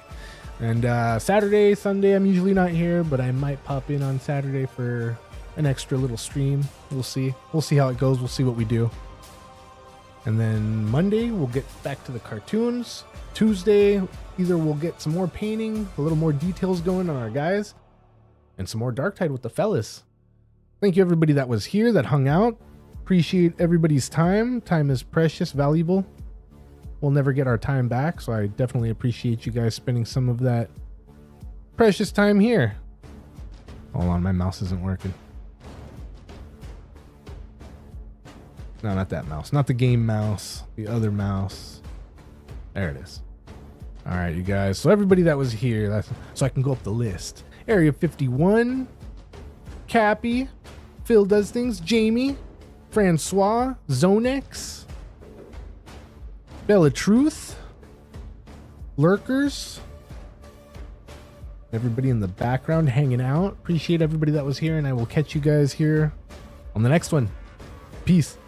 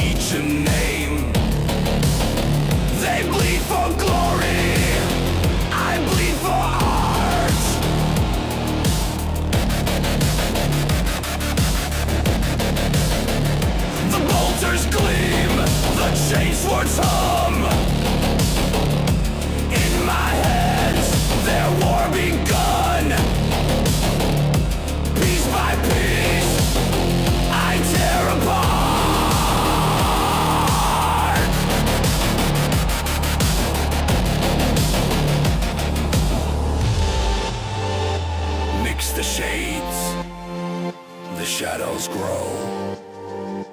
Chaos calls, but I say no.